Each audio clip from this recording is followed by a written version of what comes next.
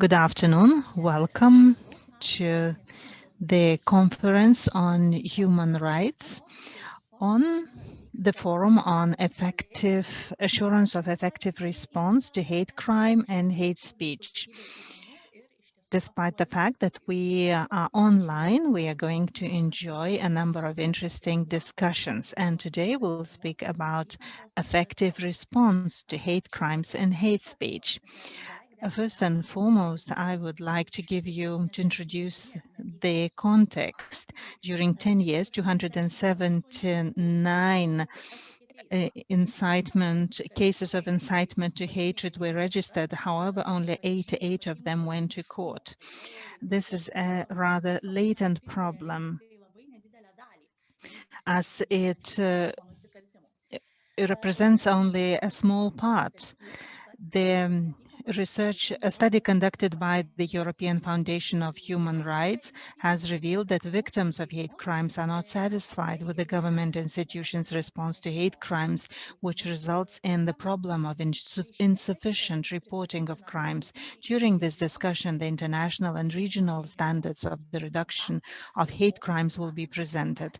While the presentation of the national report, we will review the current situation in Lithuania. Together with the discussion participants, we will talk about the changes that are required in order to efficiently respond to hate crime and hate speech, as well as about the role of each of us plays in the daily struggle against hatred.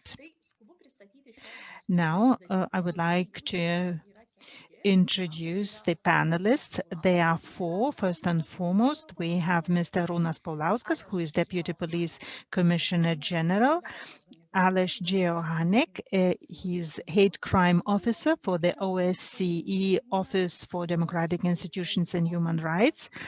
Then we have Monika Guliakaitė, lawyer, project manager of the European Foundation of Human Rights, and Birutė Sabatauskaitė, she is director of the Lithuanian Center for Human Rights, legal and advocacy expert. Allow me to say a few important things. Our discussion is being interpreted into sign language, as well as you can hear the interpretation into Lithuanian or in English. You have a special icon that you are welcome to press. This discussion is being recorded, and later on you will be able to view it again. I would like to invite all of you to participate in the discussion, and if you have any questions or comments to the panelists, could you please write them down in the chat area? I will see them, and then I will be able to read them to the panelists. We also have an opportunity to win the prize. We will give you a question, and the first three who give the correct answers will be awarded. First, we'll give the floor to our panelists. They will give us their presentations, and then we will have Q&A sessions. Now, I would like to give the floor to Monika Guliakaitė to read her presentation, which is called Hate Crime and Hate Speech, Review of Situation in Lithuania. Monika, the floor is yours.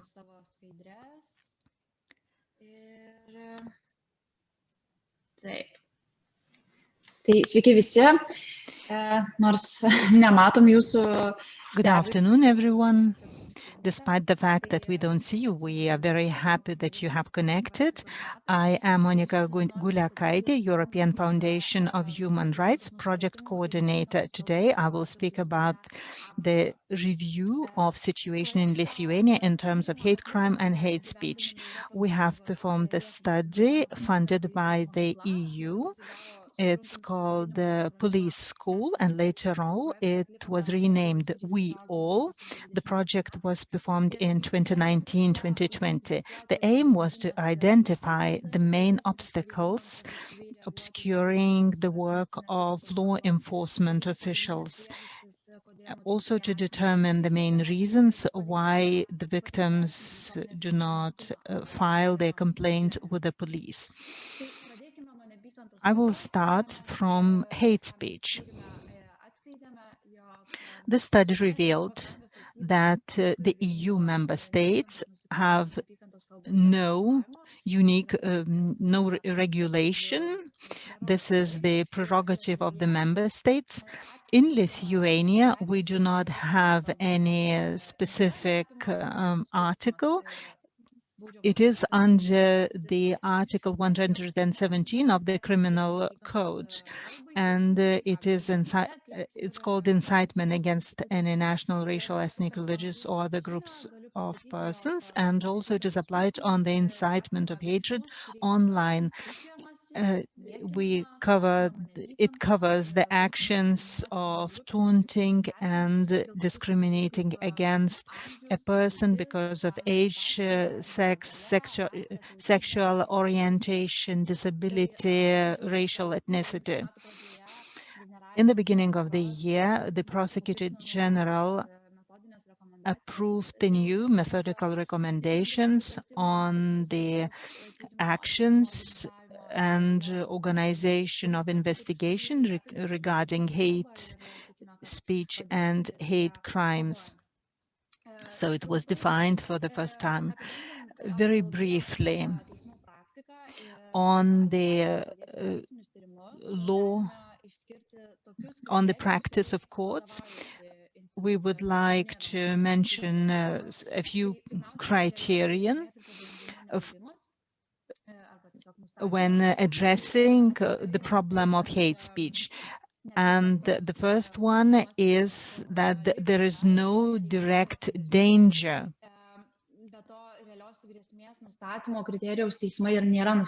And the courts do not have the criterion of determining the real threat. And this poses a problem because it is quite complicated to ascertain it.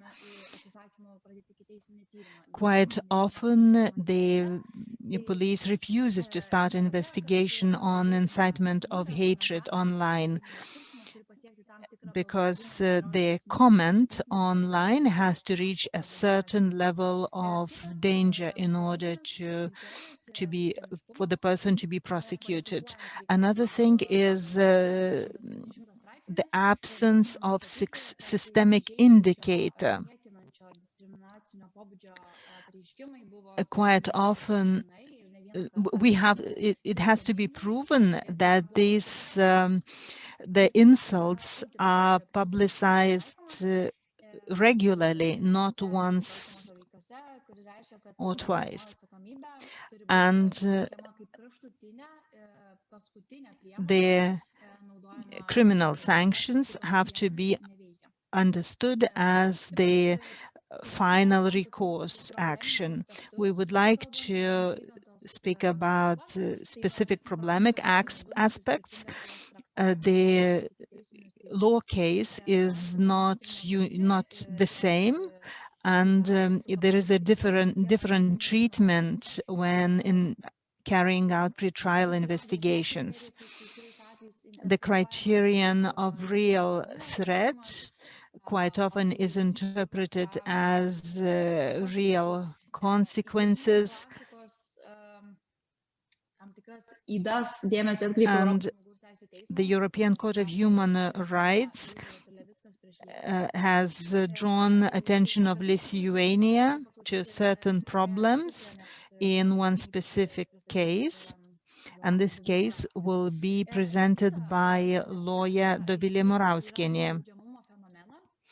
There is another problematic aspect, that is the phenomenon of impunity. We see that person inciting hatred are not punished because there's no intermediate version of addressing this crime, and these persons continue inciting hatred online. Now I would like to move on to dealing with problem of hate crimes. They are regulated in the penal code, in the criminal code of the Republic of Lithuania. I'll mention a few of them. This is incitement of hatred against certain groups of people, discrimination, establishment of groups or organizations, as well as supporting international crimes. And quite often we see that the crimes of hate are being punished according to Article 284. However, the crimes of hate are considered as aggravating circumstance.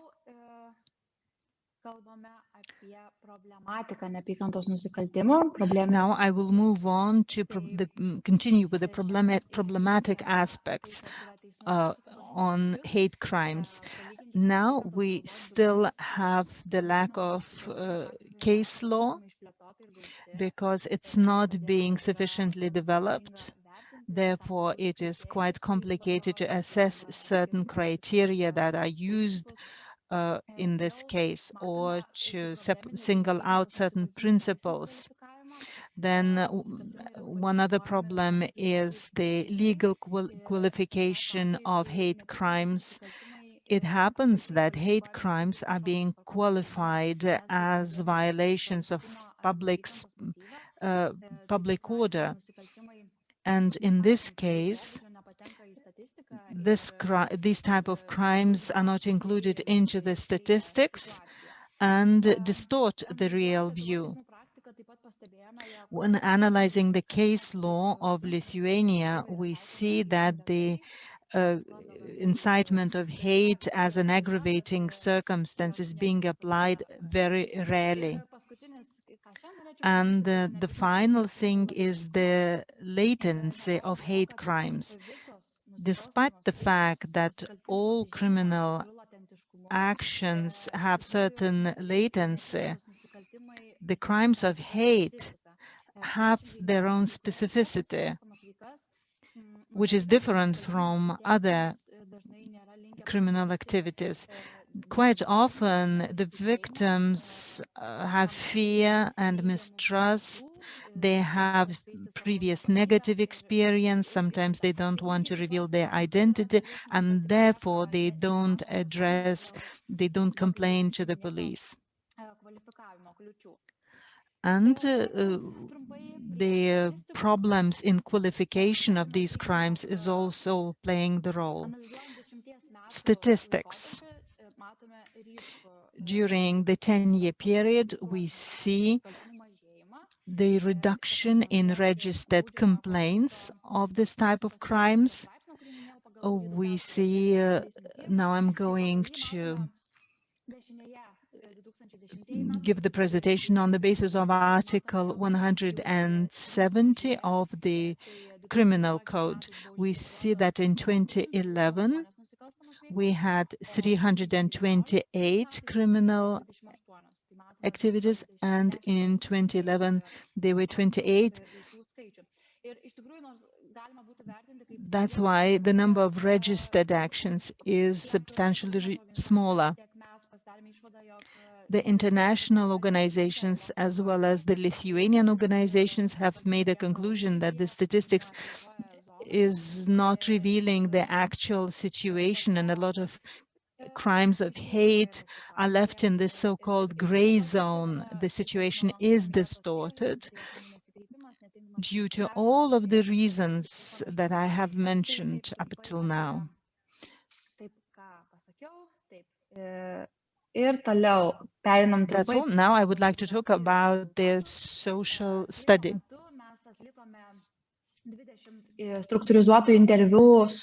During the interview, we conducted 20 targeted interviews with these representatives of vulnerable groups. We had 3 focus groups with police officials.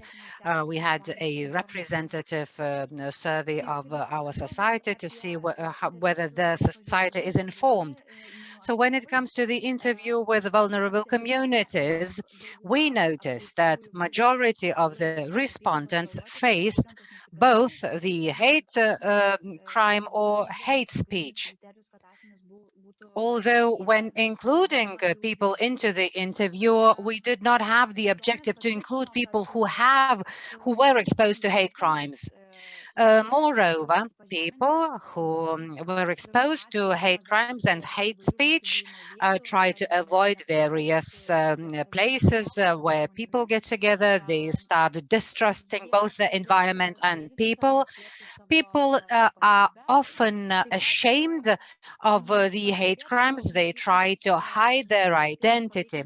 It has also been noticed that the hate crimes have an impact not only on the individual, the victim, but also on the society itself, as it hinders the integration of people into society. We have noticed that majority of people who were exposed to hate crimes have been disillusioned with a slow response of our enforcement institutions. They have become they have lack of motivation. They do not have experience in how to deal with such problems. Some victims have noted that they suffered certain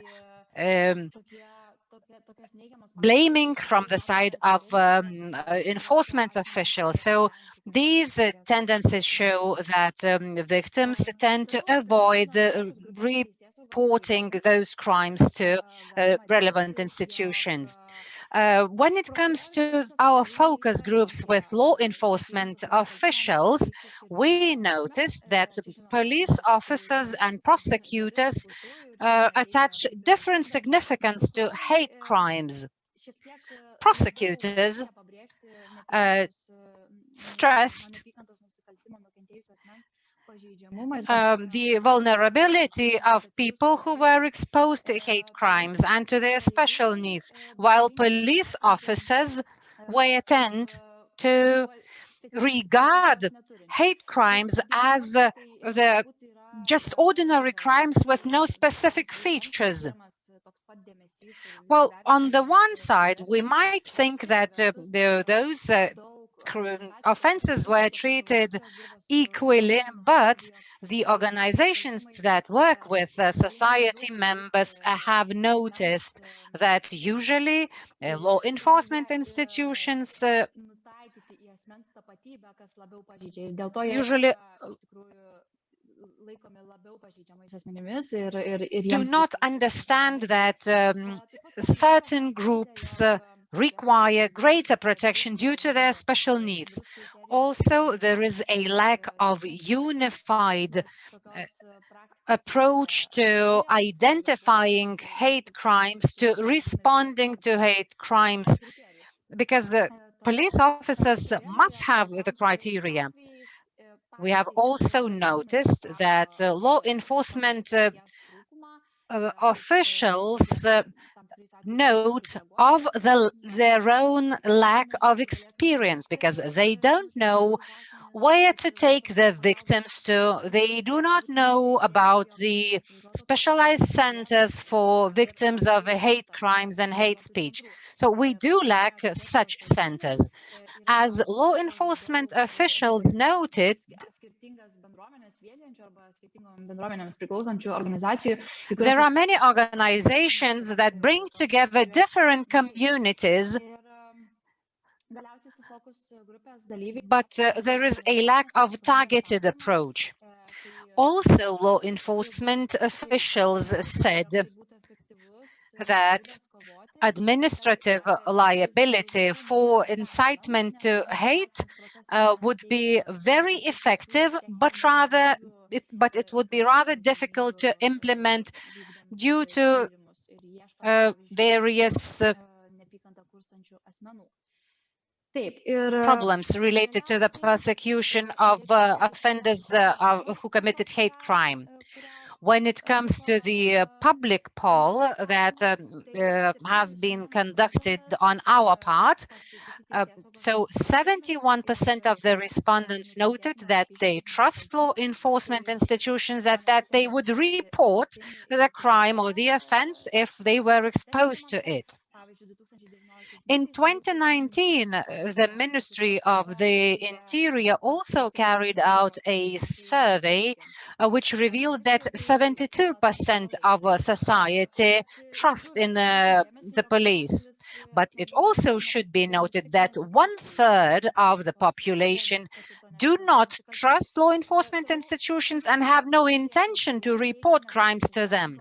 72% said that they have 32% said that they do not have enough knowledge of hate crimes and they don't know where they would have to report such offenses.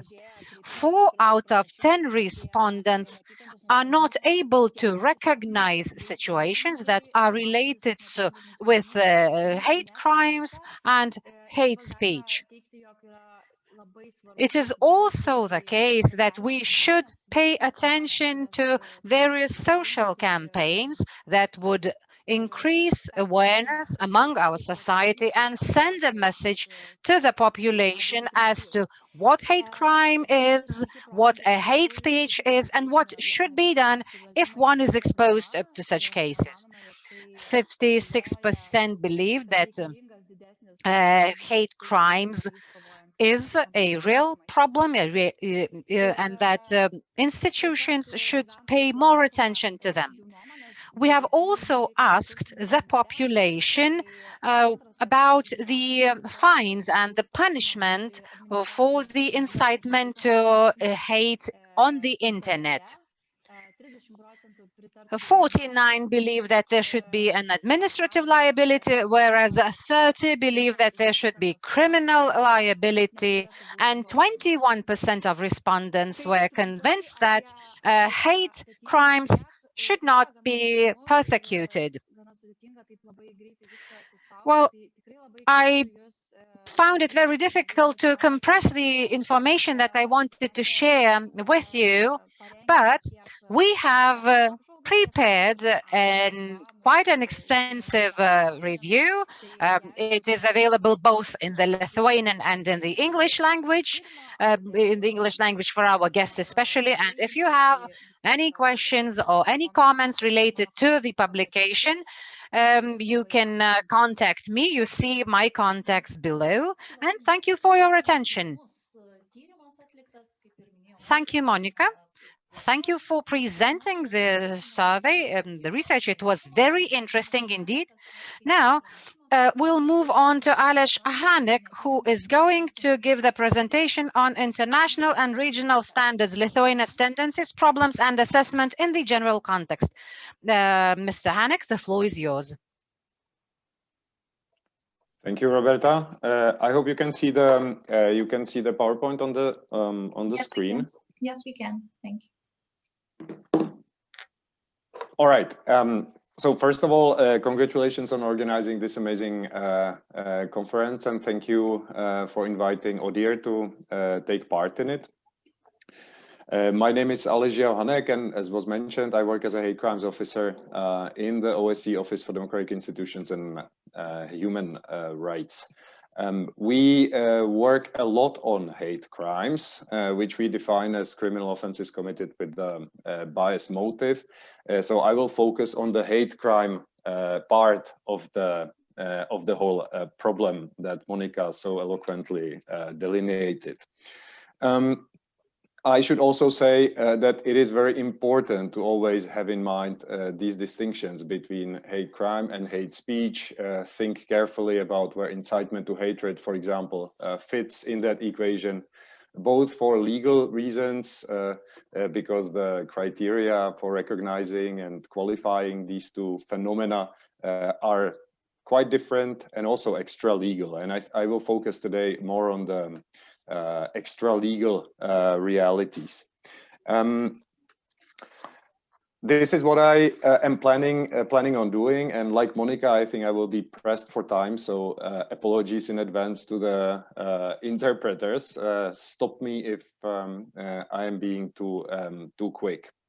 I would like to talk, because I was asked to, about international standards when it comes to hate crime, and draw the line a little bit between the sort of hard international law and the hard commitments and standards, and more soft recommendations, which I think speak more to the current Lithuanian reality than the actual hard principles in international law, which have, I think, largely been transposed or implemented into Lithuanian law. I will also touch upon what's being done in Lithuania, but would like to focus, and I will try to sort of wean it into the whole presentation, focus on what we perceive as priorities and the next steps which are needed in Lithuania. And of course, I will be mentioning where we can be of help, and I can already say now that we are always happy to help if so requested. So take this presentation also as an offer of support. For those who are not familiar with ODIHR's work on hate crime, there is really a lot. I don't want to go into too much detail. I would encourage everyone to go on hatecrime.osce.org, where we annually publish our hate crime data, which consists of reporting by civil society organizations, including the organizers of this conference, but also official numbers and statistics. We have a national point of contact on hate crime in each of our 57 participating states, including in Lithuania. Hate crime reporting is not all we do. We also do quite a lot in terms of capacity building and assistance if we get such requests. This includes, reviewing hate crime provisions in criminal codes. We do lots of trainings. We provide policy advice. We have done a few things in Lithuania in the past few years as well. Our training program for police on hate crime was implemented or is being implemented. I'm not actually sure. That program is called Tackle. We also conducted, together with EU Fundamental Rights Agency back in 2018, I think very good workshop with a bunch of very committed professionals from government and civil society alike around hate crime data collection and recording, which resulted in a report with recommendations. And I will be talking about that a little bit more in my presentation. Okay, international framework. I don't want to go too much in detail, but what I already signaled earlier is that Lithuania does not seem to have an issue with actual hard international law. EU 2008 framework decision on combating racism and xenophobia by means of criminal law has been implemented. Courts can take into consideration, the emphasis is on can take into consideration the biased motivation of perpetrators of hate crime. All relevant forms of hate speech have been criminalized as well. So the EU Victims' Rights Directive has also been transposed and is being implemented.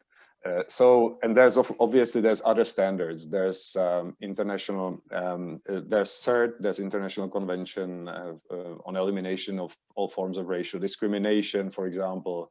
UNODC collects some information around hate crimes, etc. I'm not listing all of them here, and that's because I want to focus on the softer stuff. For example, I'm not sure to what extent everybody knows about the guidance that the European Commission is providing around hate crimes. They have issued, I think last year or 2 years ago, a guidance that interprets the framework decision and breaks it down to operational level. This is where you will find, coming from the EU Commission, you will find instructions on how this framework decision should be implemented. It's a pretty inspirational piece of reading, and Commission's DG Justice has also been issuing guidance around different thematic areas, training, victim support. This upcoming Monday, they are about to launch key guiding principles on encouraging reporting, which was also flagged as one of the problems in the previous presentation. So I wanted to just flag this, maybe have a look. My own organization, OSCE, which consists of 57 states that agree by consensus on certain commitments. These are not legally binding commitments, they are political. Nevertheless, states should be doing what they promise to do.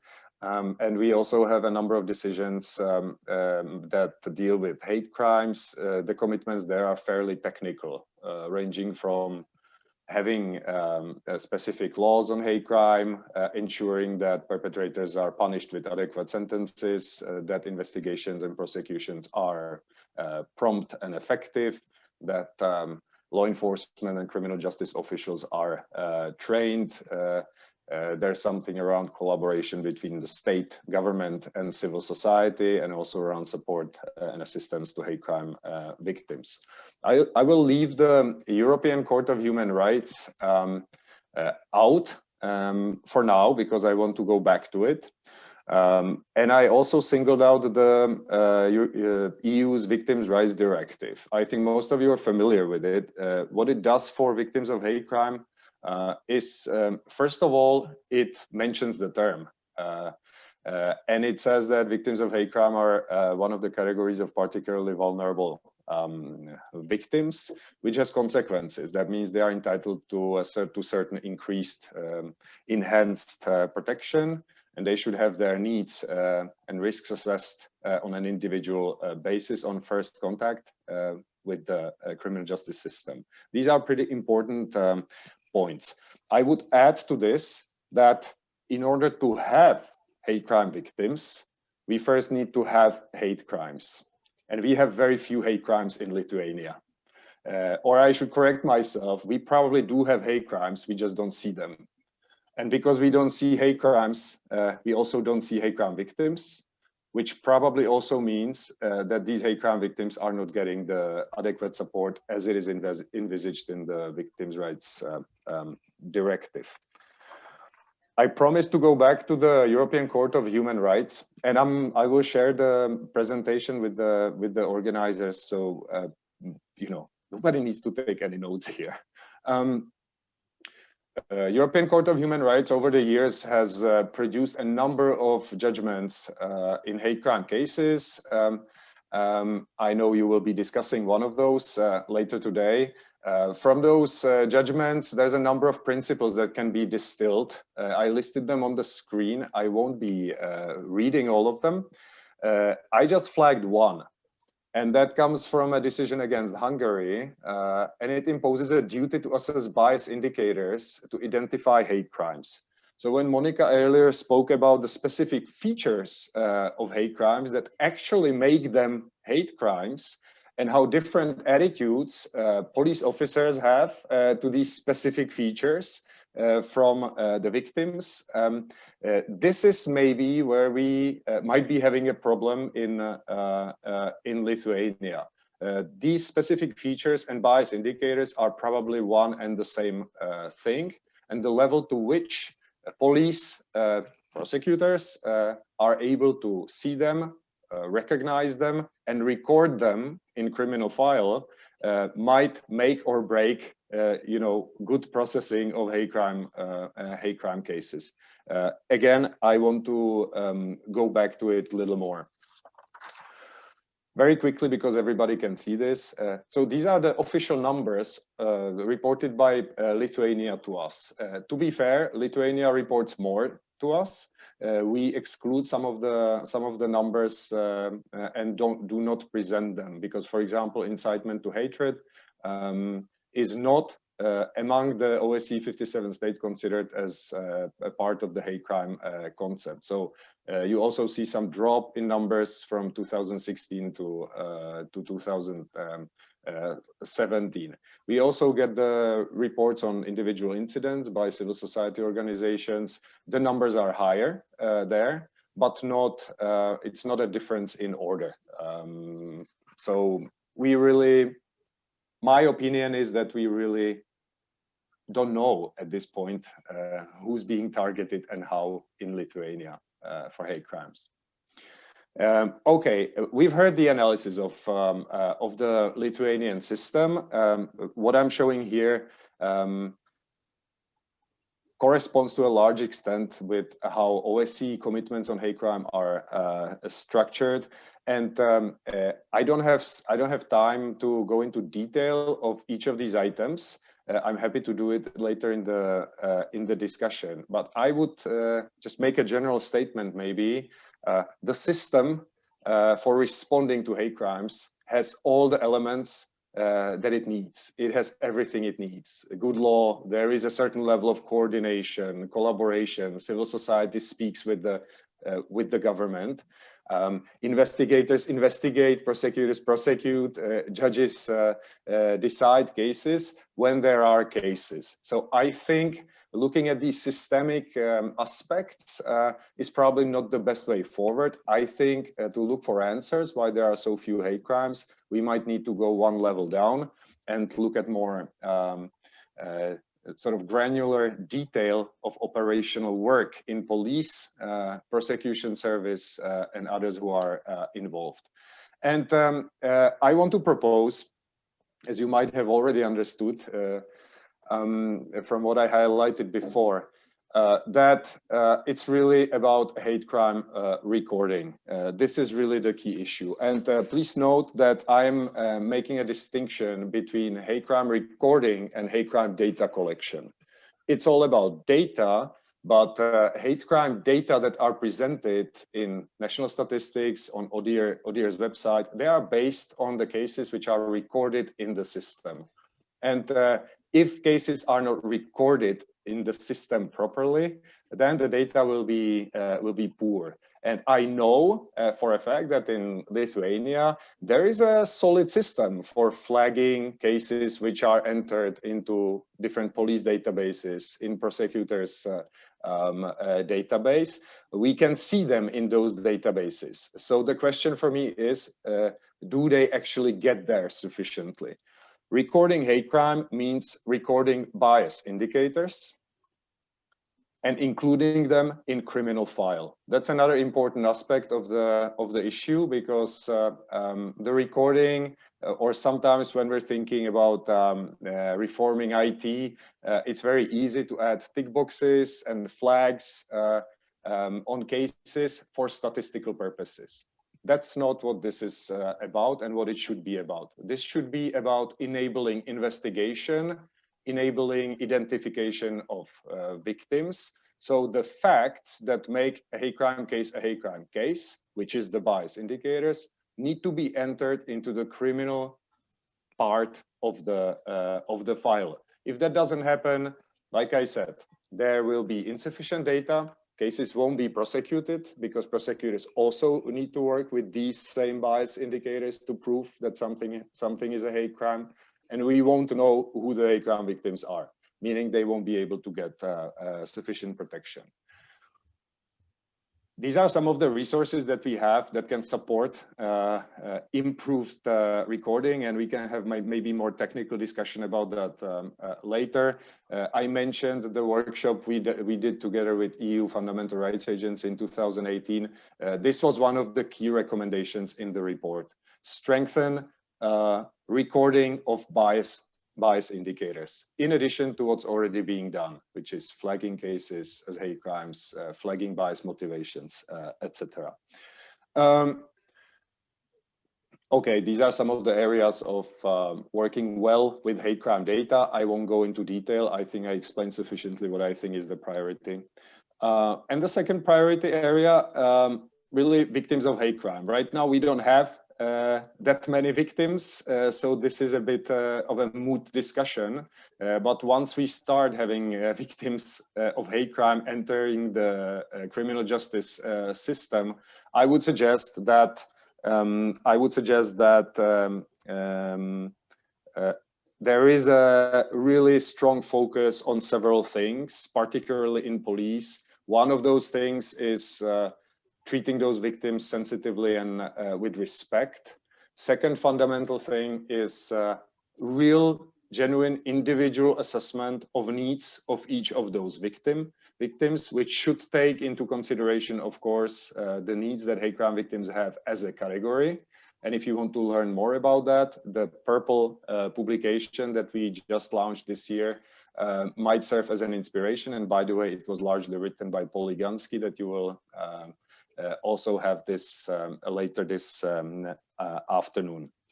And then a third element, refer the victim. After the police understood what the needs are, refer them to those who can actually answer to their needs. Of course, for that, the state, government, the police need to have an idea of who are the organizations that can actually provide such specialist support to hate crime victims. So this is all part of a very broad system of hate crime victim protection and support. What I'm doing here is just flagging some of what we consider are the priority issues. And I'm already over time, so I'll stop here. But again, I am very happy to answer all the questions.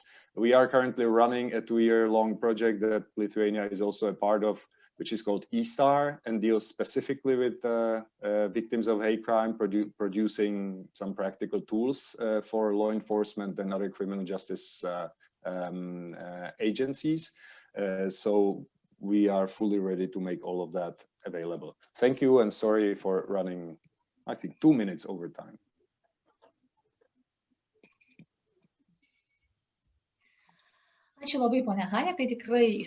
Thank you very much, Mr. Hanek, for such an exhaustive presentation. And our last presentation in this panel discussion is going to be made by Mr. Paulauskas, and it is entitled Vision of Police in Dealing with the Problem of Hate Crime. And Arūnas Paulauskas is Deputy Police Commissioner General. Thank you for this opportunity to participate in this discussion and present police's vision on how to address these and other similar crimes and violations. Let me start from the statistics. I've noted that previous presenters submitted statistical information which was different from ours. And this demonstrates the problem that we have no statistical, that our statistical data is not precise, especially those that are related to hate crimes. When collecting the data, we had a number of questions and doubts whether the numbers were exact. However, these numbers represent the trends. As of 2015, the number of pre-trial investigations regarding hate crimes went down.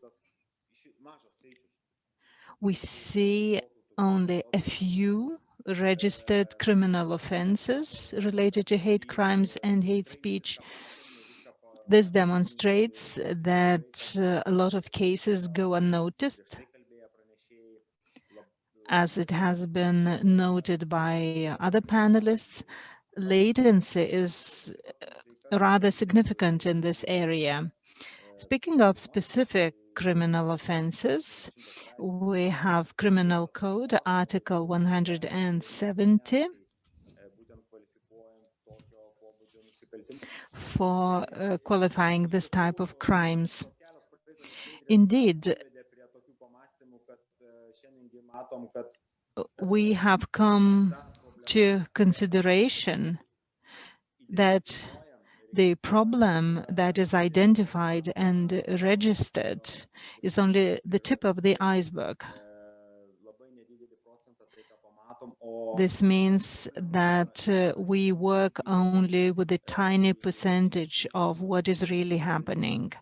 And our task today, and our task during this forum is to find ways how to raise this iceberg, how to make this problem more visible, because only after recognizing that we have it, we can take the direct route to addressing it, as well as helping victims and taking up measures in order to reduce the numbers of hate crimes. Now, here is a little bit of history. Speaking of hate crimes, it is important to note that hate crimes committed against the people who are not in the mainstream rules. Specifically, I have in mind sexual minorities, and I remember in 2010 and 2013, I had a duty to ensure the public order in Baltic Pride. In 2019, I didn't have to attend it to participate because police wasn't needed already. This demonstrates a certain progress, and this is not the credit is not to the police, but to the society that is changing and its tolerance is increasing. In 2010, we had a few hundred of participants, a few thousand of protesters, as well as a number of police officers who had to ensure the public space during the Baltic Pride. In 2013, we see in the central photograph, we see the famous politician.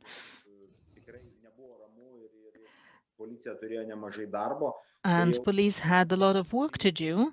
However, the last Baltic Pride was rather peaceful. There were fewer protesters.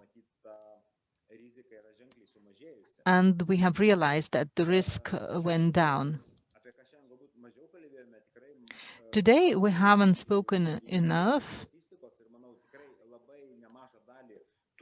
which is resembled in the statistics, is the crimes against certain religious communities and ethnic minorities. We see the profanation of cemeteries,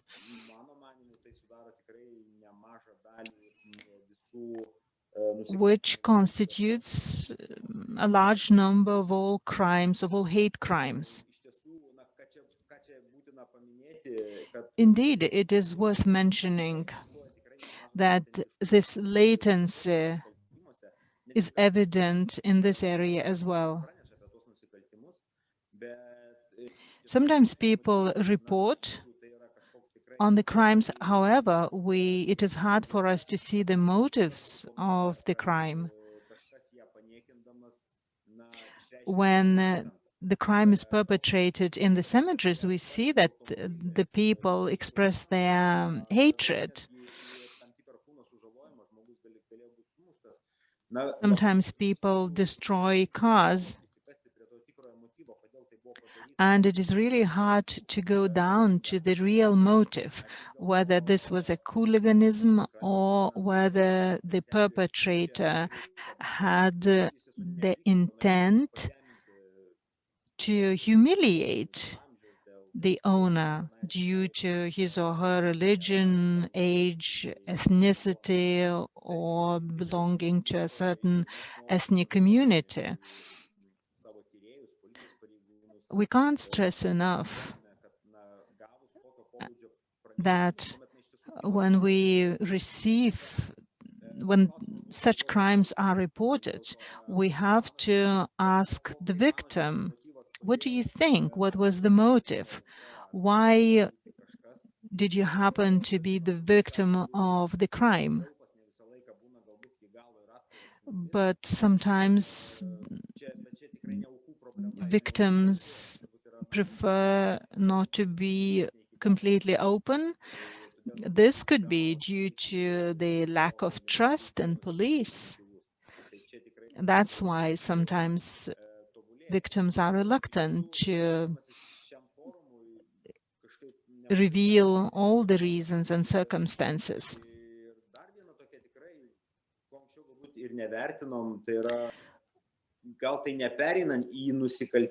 One other type of hate crime or a certain form of hate is hate directed to people who are different. Sometimes they are people with physical disability or mental disability, sometimes pensioners.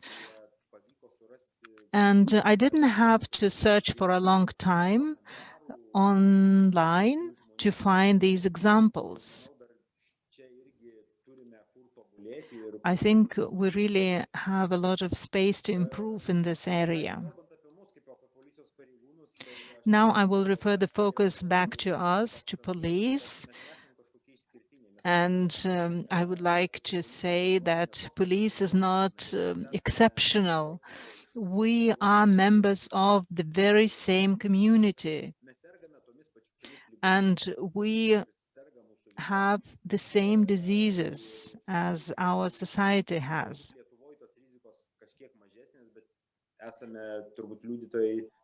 We are witnesses to a number of cases when police officers step the red lines themselves and become violators of human rights instead of being the defenders of human rights.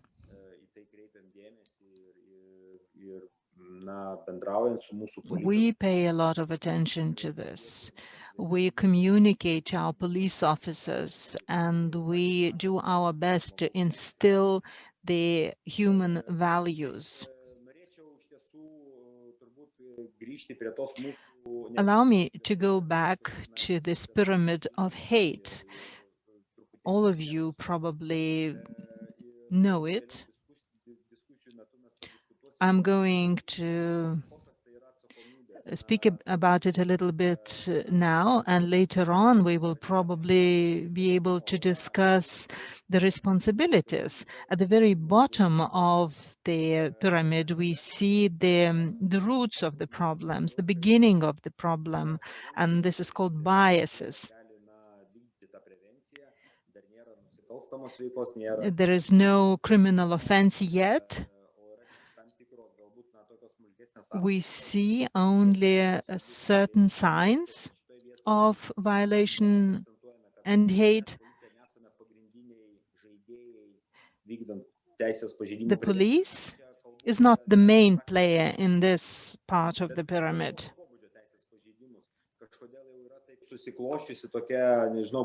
Speaking of any type of criminal offense, the people have the opinion that police is responsible for everything, but this is not the case. Here we see that educational establishments, non-governmental organizations, even the municipalities and families can and could have a huge role in preventing hate crimes. The role of the police is not the main one. We do what we can, however, we hope for bigger contribution from other players. Then the red line is crossed, the criminal offense is perpetrated, and this is already our playground. The police has to start pre-trial investigations, and we have to do everything what is in our hands for these investigations to go to court and for the perpetrators to be punished.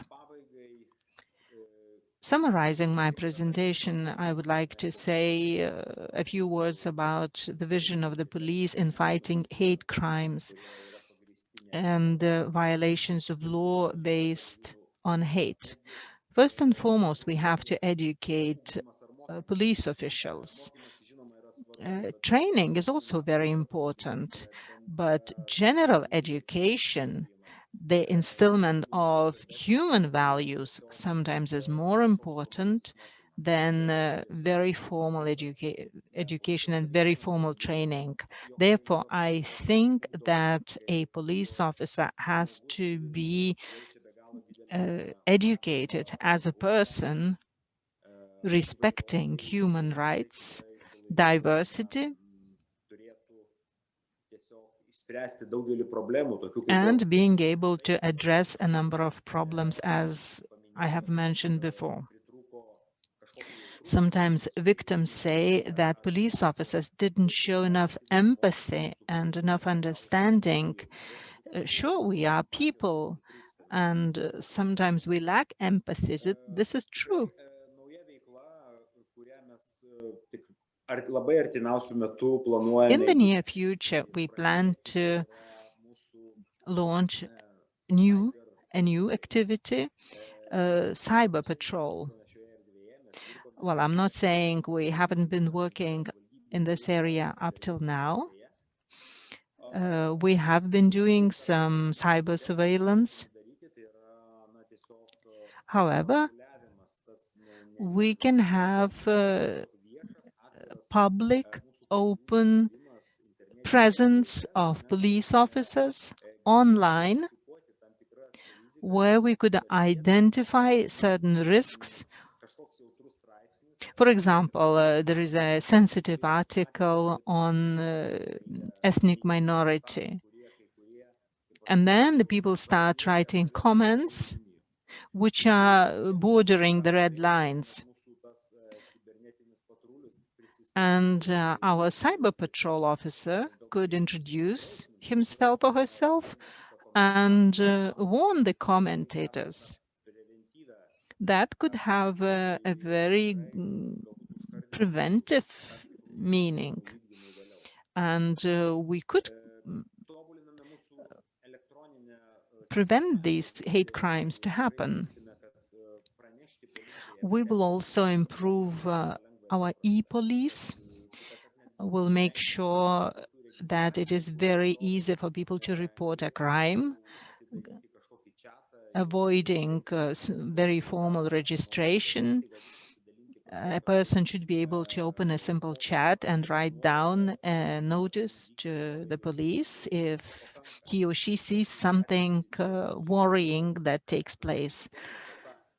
And we would like to encourage society to take advantage of e-police friendliness, user-friendliness, and report whenever something happens. It has already been mentioned that administrative responsibility is important. I think there's a gap in legislature work,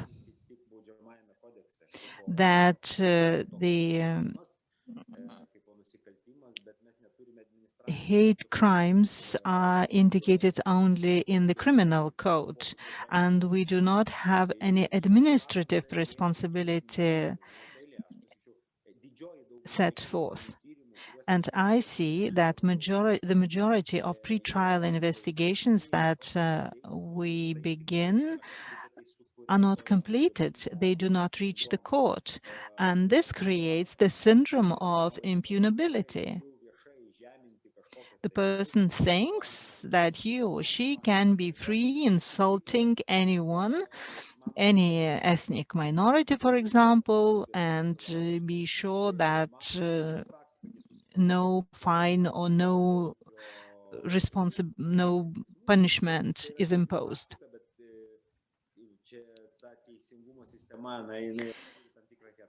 the case law and has certain hierarchy. And very often this type of cases are completed before reaching the court. And we need to find ways to discipline the perpetrators. And we are going to initiate the amendment of the administrative code for it to include certain forms of hate crimes so that we could easily punish the perpetrators. And I specifically refer to hate speech. Sometimes hate speech doesn't cause real threat, and therefore it is not considered to be as criminal offense, but it should be regarded as administrative offense.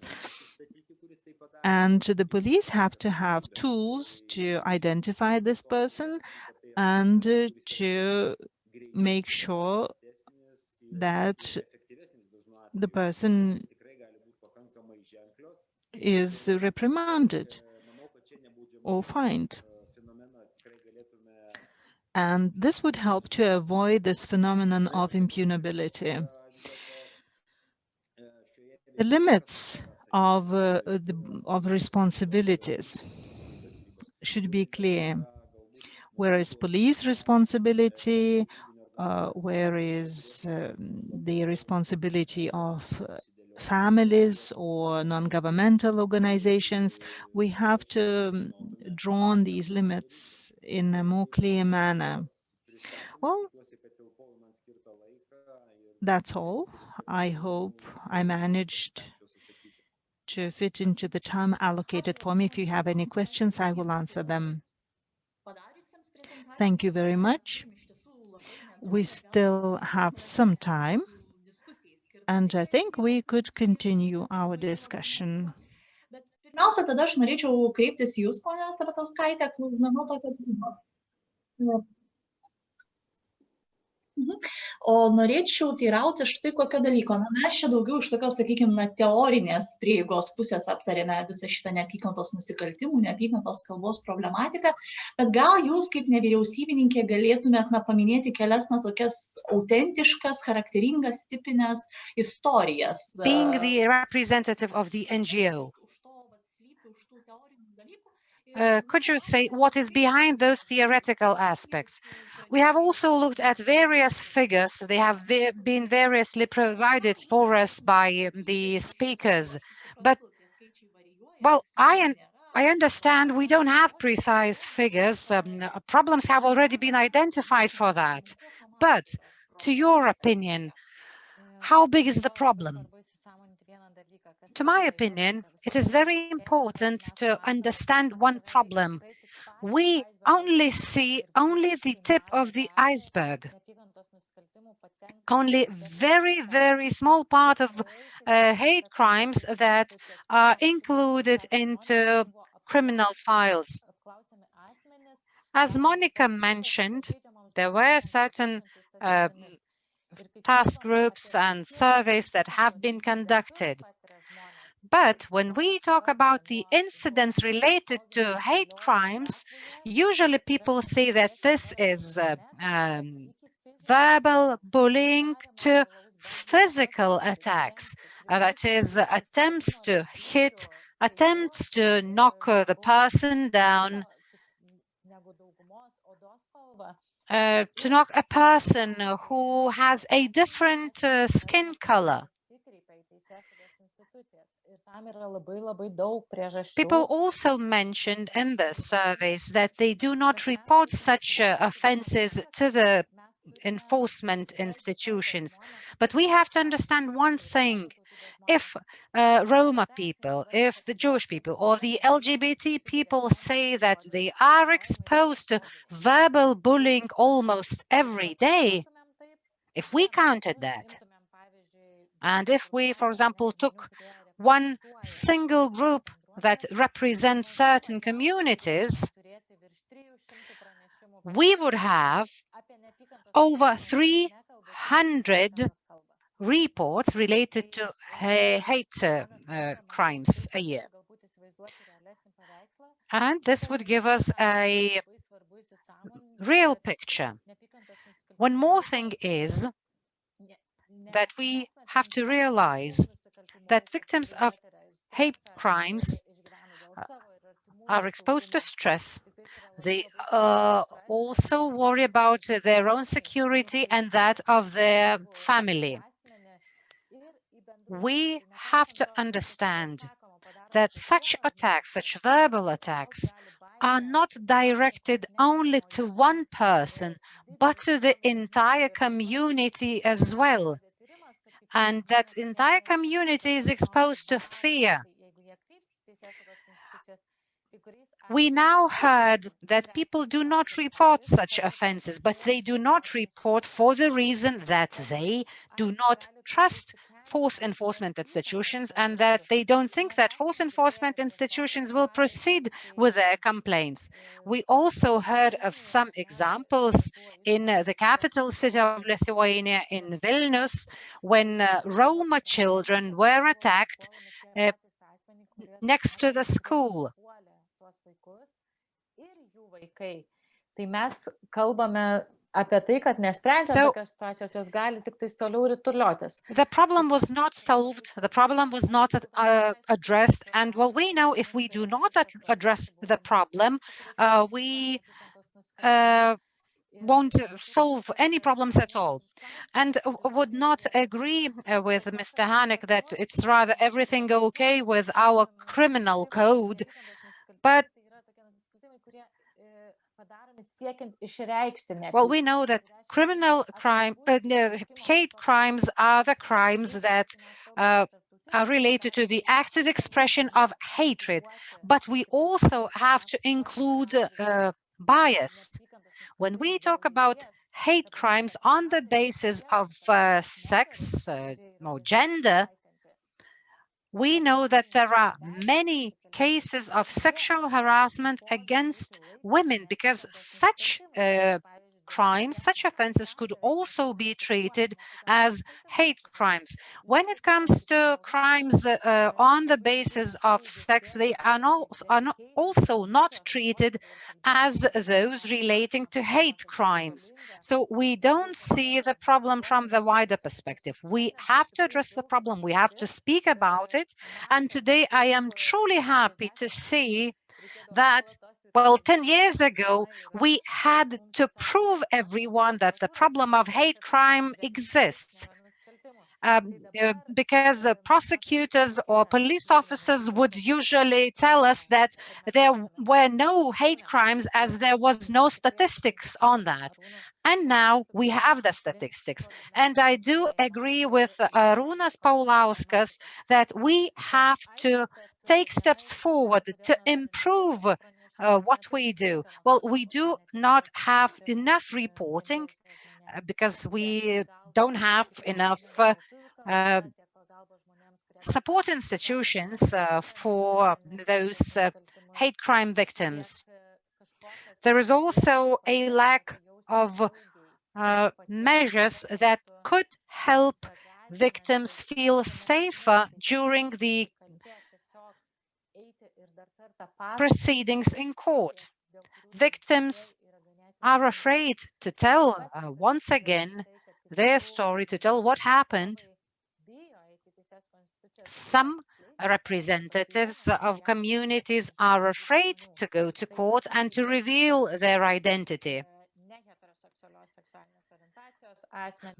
This could be said about transgender people who are afraid of their identity being revealed. They might ask for the proceedings to be closed, but they are still afraid that some bits and pieces of information on their identity might leak to the society. Well, you looked on the position of Mr. Hanek, so I have the question to Mr. Hanek from one person.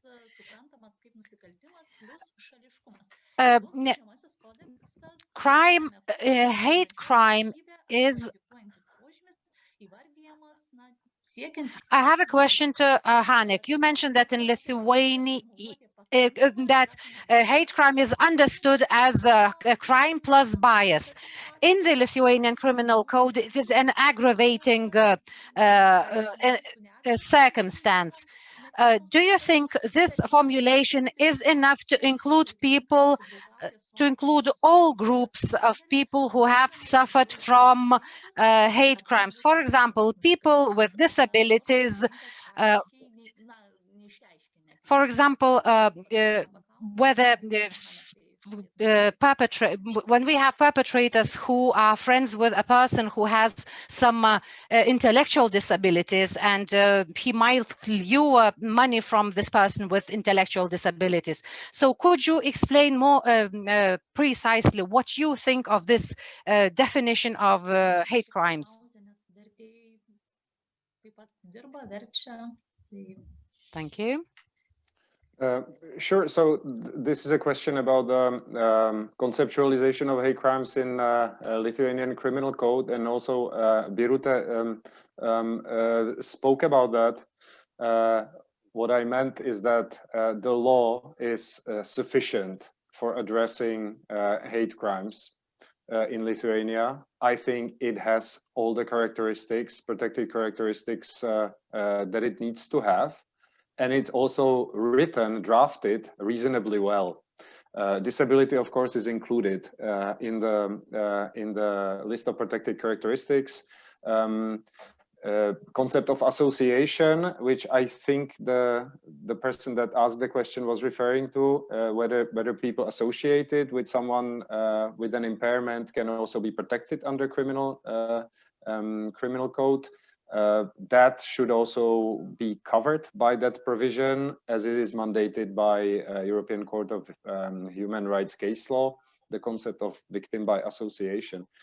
But I think, you know, and also there are other provisions, right? The aggravating circumstance provisions is not the only provision. There are also some qualified forms of specific offenses, which actually this type of legislative technique is something that ODIHR normally recommends when we are asked to comment on a country's hate crime provisions, because the aggravating circumstance provision alone very often is overlooked, not seen by the police particularly. And when police don't see that type of provision, they don't collect the relevant information. Prosecutors cannot prosecute as hate crimes, and the whole process is kind of broken. So I think you do have a good combination of types of provisions. I think what Birutė and also the person asking the question was alluding to is more about interpretation, guidance, and operationalization of these provisions. You know, questions such as what constitutes a gender-based hate crime needs probably to be translated from what's written in the criminal code into police practice or practice of prosecutors when they file charges. That issue with people with disabilities, that is exactly the same thing. And if you've noticed on my traffic light slide, there was also an item which was called guidance, operationalization, clarity of concepts. And if I'm not mistaken, that one was orange. It wasn't green. And this is precisely what I was referring to. So it's one thing to have the law on the books, and another thing to give it meaning, give it effect through operational work. And for that, that translation needs to happen. Ačiū, ponia Hanekai. Ir dar vienas klausimas iš žiūrovės. Thank you, Mr. Hanek. Now there's a question from another person. What should a person do who cannot speak or write the national language? Can such people have a mediator? Maybe Mr. Paulauskas or Madam Guliakaitė could answer the question. I'll try to answer the question. Being unable to write or not knowing the language is not the reason not to lodge a complaint and not to report the crime to the police.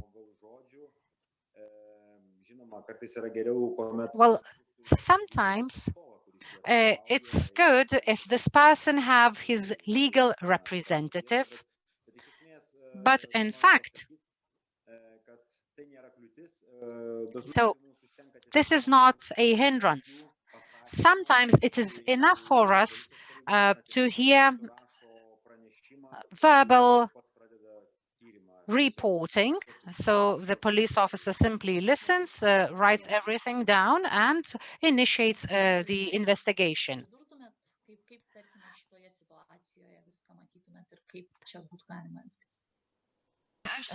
Ms. Guliakaitė, how do you see the situation?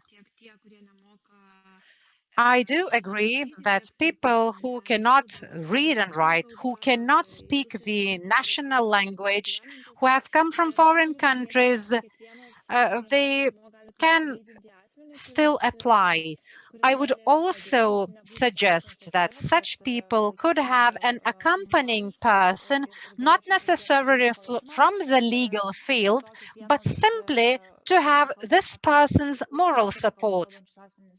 When it comes to foreigners, I have to note that foreigners have the right to interpreters, so this will not be a problem. I'd like to draw your attention to one aspect. People, well, it seems that my video has been stopped. I don't know what is happening. I wonder whether you can hear me.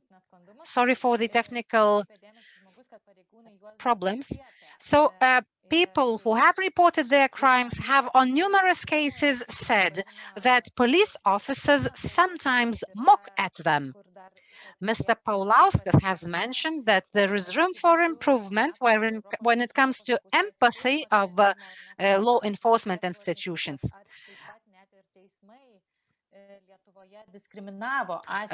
European Court of Human Rights has also ruled that the Lithuanian courts did not provide support and assistance to victims of hate crimes. And the ruling of the European Court of Human Rights in the case of Bezeras versus Lithuania, so that Lithuania was wrong not to prosecute the people for the comments, for the insulting comments that they have made on the internet. When it comes to other hate crimes, I agree with Ms.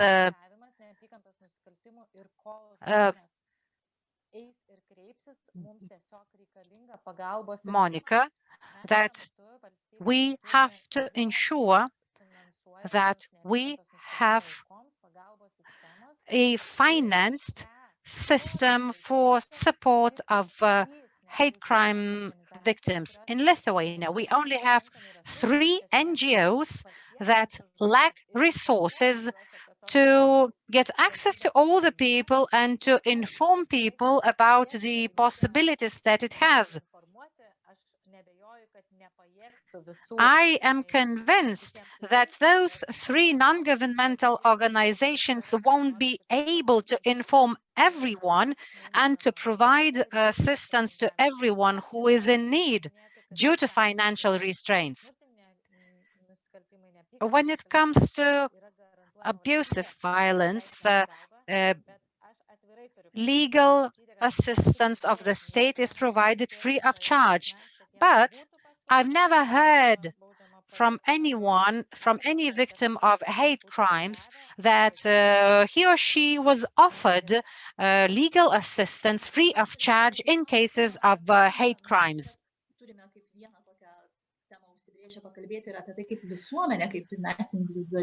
Well, I believe that we also, as a society, have to speak how can we contribute to addressing the problem. So I wonder, could anyone answer how society could identify those hate crimes? Because as it has been mentioned, the police themselves is sometimes unable to recognize them. So how can the society identify such crimes? And where is the boundary between the hate speech and freedom of speech. I understand that we understand all those aspects differently. And well, if you asked people in society about in society, they would say, well then his freedom of expression is violated. So where is that boundary? Monika Guliakaitė, the floor is yours. Well, as the survey that we have conducted has shown, majority of the people of a society does not recognize hate crimes. We do lack awareness-raising campaigns. We do lack public campaigns as to how to recognize hate crimes. I don't know whether it would be realistic to include this into education programs, but I believe that in public there should be more information on that. There are institutions in Lithuania that implement various programs. We know that one project has been launched by the Lithuanian Equal Opportunities Ombudsperson's Office. For the last recent years, there was one project that was implemented with the Office of Inspector of Journalists. It was related to the information provided on the internet. So as it has been mentioned, engagement and focus of the public institutions is of crucial importance. I am truly happy to hear today the vision of the police. We already heard a different rhetorics. This was something that we have been waiting for so many years. So it's crucial that we start talking about hate crimes and that we draw the attention of our society to hate crimes. I believe that it's not only one NGO or, let's say, other institutions have to work towards that objective. We have to include everyone. Mr. Hanek, how is this issue addressed in other European countries? How is this problem dealt in other European countries? I realize you're asking about the awareness and the societal, broader societal approaches. I don't want to answer that because I don't think that's really the priority. You know, awareness raising generally is a good thing. It is important. Society needs to have an understanding. But when it comes to a hate crime, this is a criminal offense that has been committed, and it's for the police when they see it to recognize it. And record it as such and send it further down the criminal justice process.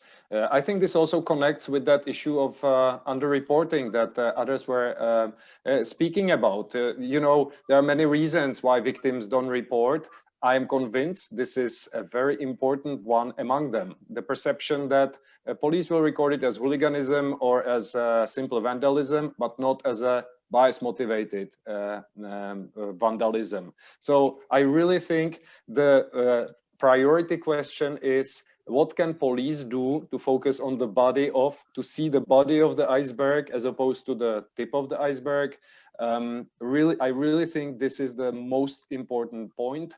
If police are able to register and make visible hate crimes, there will be more reporting, there will be more awareness in society, there will be more prosecutions.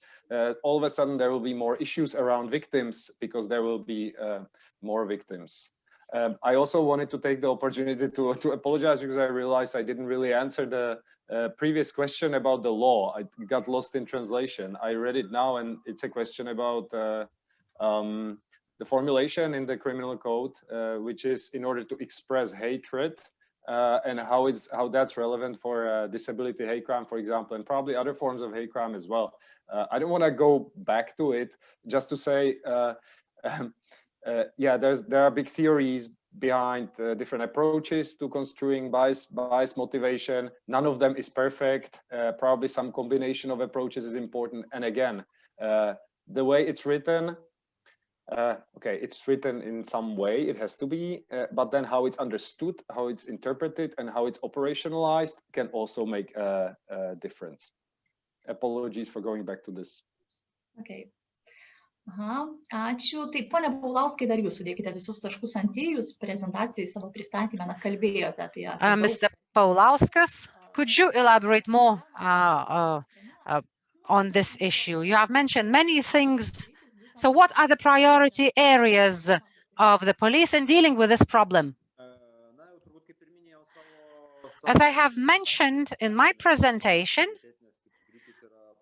priority areas are rather simple: to educate our police officers, to educate to improve their capability to identify such hate crimes, to evaluate such crimes, and to investigate them properly. So this is the priority number one.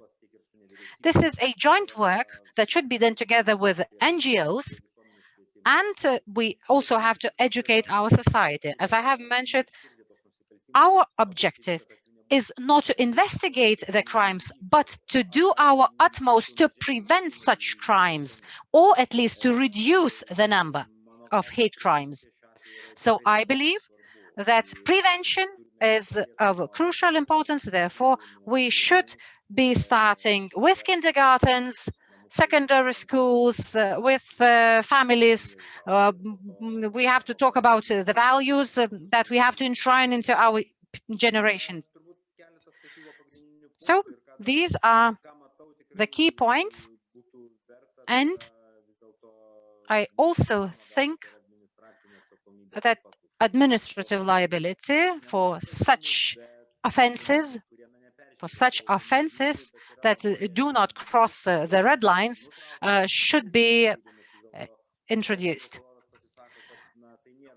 Well, a prosecutor might say that a hate crime is not an offense because, let's say, a person has only expressed his own opinion. Maybe it was not in a very correct way, but still, I believe that some administrative liability should be introduced. Jūs klausėte tiesiog apie... Ms. Sabatauskaitė, you would like to add something. As for recognition, if you have a question, what has happened to you or to your close one, whether it is a crime of hate, there is an online reporting platform.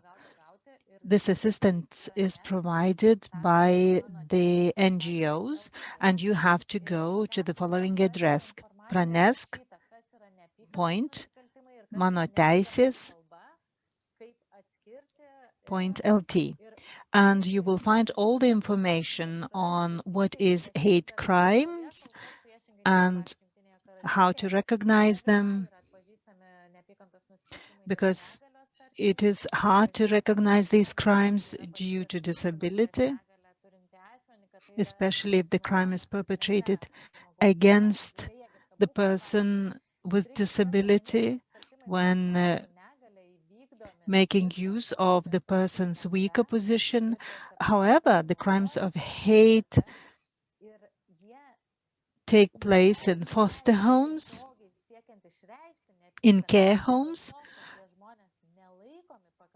and they are not clearly expressed. The problem is that these people are considered to be the weaker party, and therefore they are not respected enough.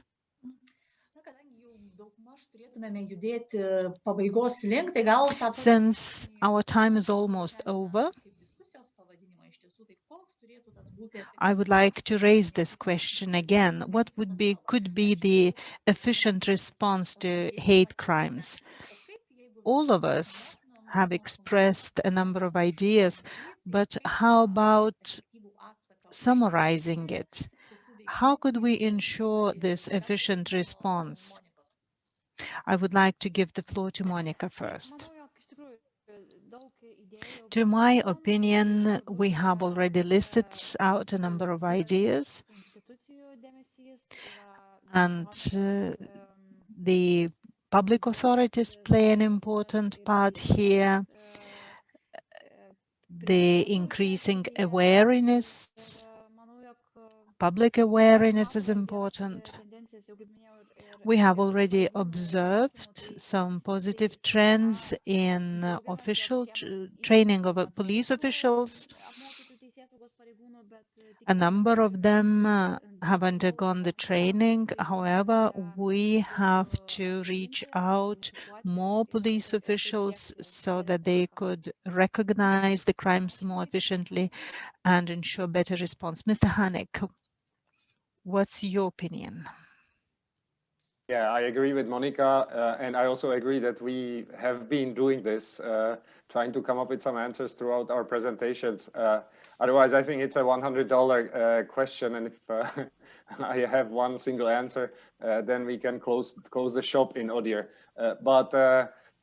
You know, again, to emphasize, lots of good things have happened, and I agree. 10 years ago, there was no awareness at all of what hate crimes are. So things are going in the right direction, and we are now talking about priorities rather than overall inexistent system for addressing hate crimes. I do want to go back, though, to the previous answer by Arūnas, and this is in no way taking aim at the police. It's just a recognition of how central the role of police is. What can be done and should be done more with and for police officers to help them recognize and register hate crimes. Training that you have been mentioning is an important part, but it's just one part. And I was also asked about good experiences or practices from elsewhere, where training is not coupled with guidance, written mandatory guidance for officers that conveys the same messages, and where it's not coupled with systems that help them or even compel the officers to record hate crimes as hate crimes, it's very unlikely that it will happen. And experience from other countries shows that, for example, where officers have to make a decision in each incident when they're sitting in front of their computer, was this a hate crime or was this not a hate crime? Is this a potential hate crime? Is this not a potential hate crime? That helps. When they tick yes, they should have to explain what makes them say that this is a potential hate crime. All these are simple IT tweaks which can produce big results in the long run, because they are guiding the officers through the line of thinking that us hate crime professionals naturally have, and many police officers don't. Ačiū, ponia Hanekai, ponia Paulauskai, jums žodis. Tai visiškai sutinku su Aleso nuomonė, iš tiesų. Yes, Aleš, I do agree with your opinion. I think that the training of police officers in order to recognize these crimes and efficient registration system, they are highly important. To my opinion, the prevention and seeing the long-term perspective of 10 and 15 years is also paramount. We speak not only about the prevention, but about educating society so that there are fewer crimes, and then it would be easier to work with them for everybody. Ms. Sabatauskaitė, indeed, you have said rightly, Aleš, it's $1 million question. It is important to have proactive contacts of police and communities. It is important to speak about different groups, different sexual orientation with children in kindergarten, so that they know about the presence of diversity in society, and the information on defending your rights when they are violated is also necessary. The political priority has to be linked with the funding that has to be aimed at educating society on what these hate crimes are, so that they could recognize them. besides that, certain groups of people are so used to crimes of hate that they already don't see anything special in that. And support has to be provided for persons who do not want to report the crime or who do not feel safe to report crimes. All of you who attend this discussion may contribute to reducing hate crimes. And I would like to urge everyone to fill in, to report the crimes on the website that I have mentioned before. I would like to thank all of you for attending the discussion, and I also have a question for you. The question is the following: what article of the criminal code is used most often for prosecuting the perpetrators of hate crimes? Thank you very much. Please follow other discussions of the forum, and as I have already mentioned, all the recordings will be found on the human rights website. Thank you, and until we meet again.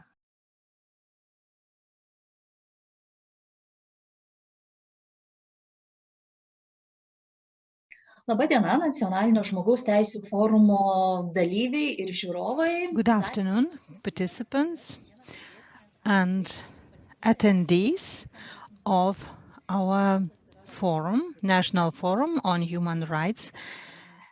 My name is Roberta Trasevičiūtė. I am a journalist at 15 Minutes LT, and I am the moderator. This year, in early 2020, the European Court of Human Rights delivered a judgment in the case of Beizaras and Levickis versus Lithuania, in which it not only concluded that the Republic of Lithuania discriminated against the applications on grounds of their sexual orientation, but also criticized the established practice on the courts and law enforcement institutions related to the criteria of threat and systematic nature when investigating hate crime. The aim of this session is to discuss the obstacles that are faced during the pre-trial investigation and the legal proceedings, and what the government institutions can do to improve their response to hate crime. Moreover, answers will be sought how the principles and criticism specified in the ECHR's ruling will change the law enforcement institutions' view and on reaction to hate crime and hate speech. During the discussion, we have 7 panelists, and allow me to present them. Dovilė Murauskienė is a lawyer, lecturer at MIU Law School. Viktor Kundrak, hate crime officer for the OSCE Office for Democratic Institutions and Human Rights. Mr. Aurelijus Gutauskas, chairman of the Criminal Division of Supreme Court of Lithuania. Judge Jurga Zeniūtė is prosecutor at the Prosecutor General's Office of the Republic of Lithuania, and Pijus Beizaras is LGBT community representative, human rights activist. And police will be represented by Aušra Sadauskienė and Giedrius Kanapys. Before starting the discussion, I would like to introduce the cause of it and to establish some house rules.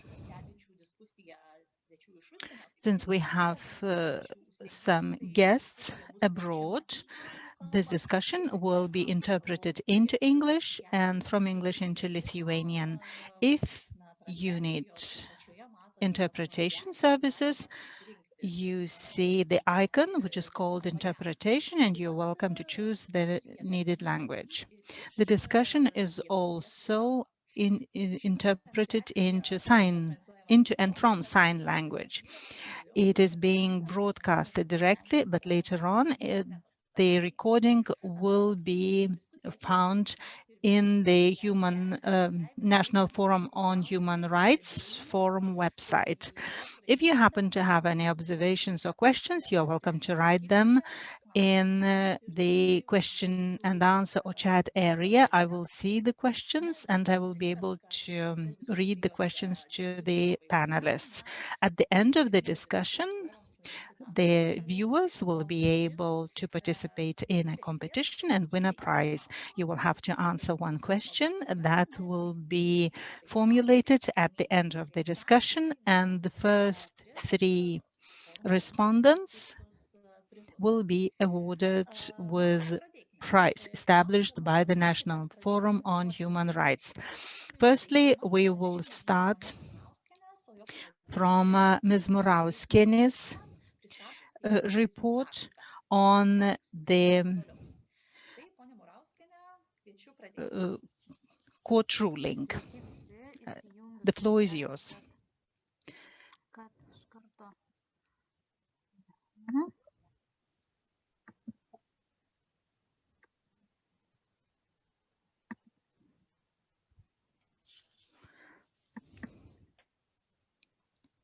Taip, ar viskas tvarkoja? Skaidrės matomos?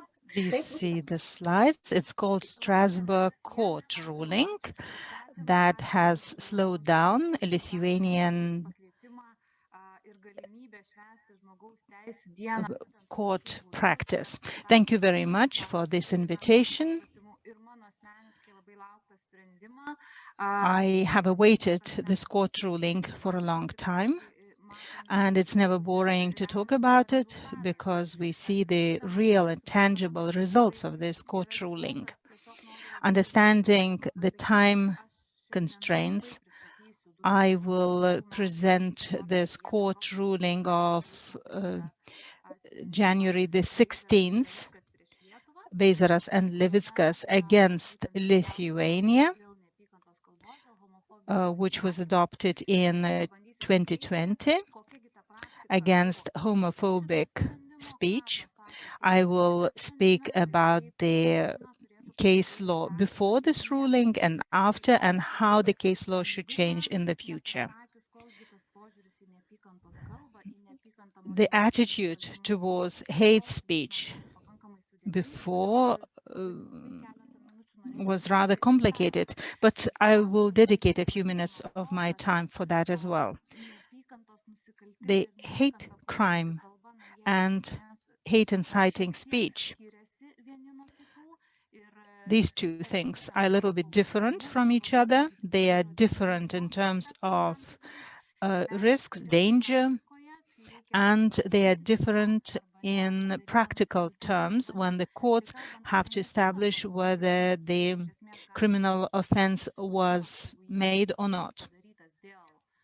If the crime was made due to hate towards a certain group, then this criminal offense is being proved in a simple manner, and it's easier to adopt the decision. However, hate speech,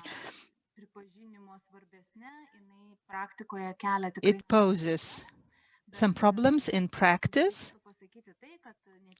and it is worth saying that criminalization of hate speech is indicated in one article of the Criminal Code, and this is Article 170.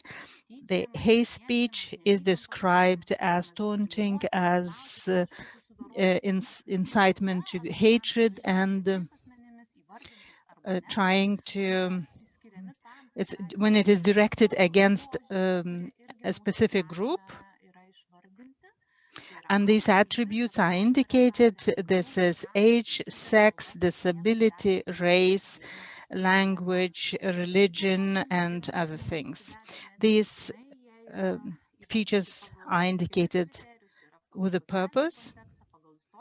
They encompass social context and historical context.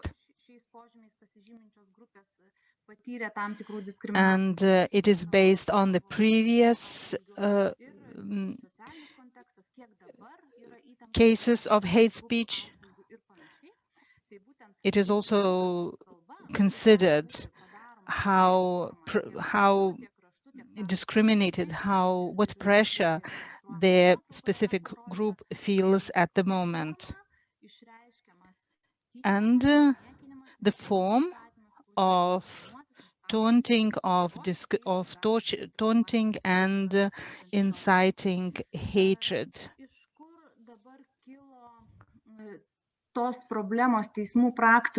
These problems in case law that were specified by the European Court of Human Rights in its court ruling came from the fact that hate speech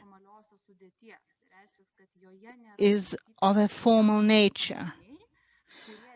The consequences allowing to differentiate when it is considered a crime and when it is not considered a crime are not there.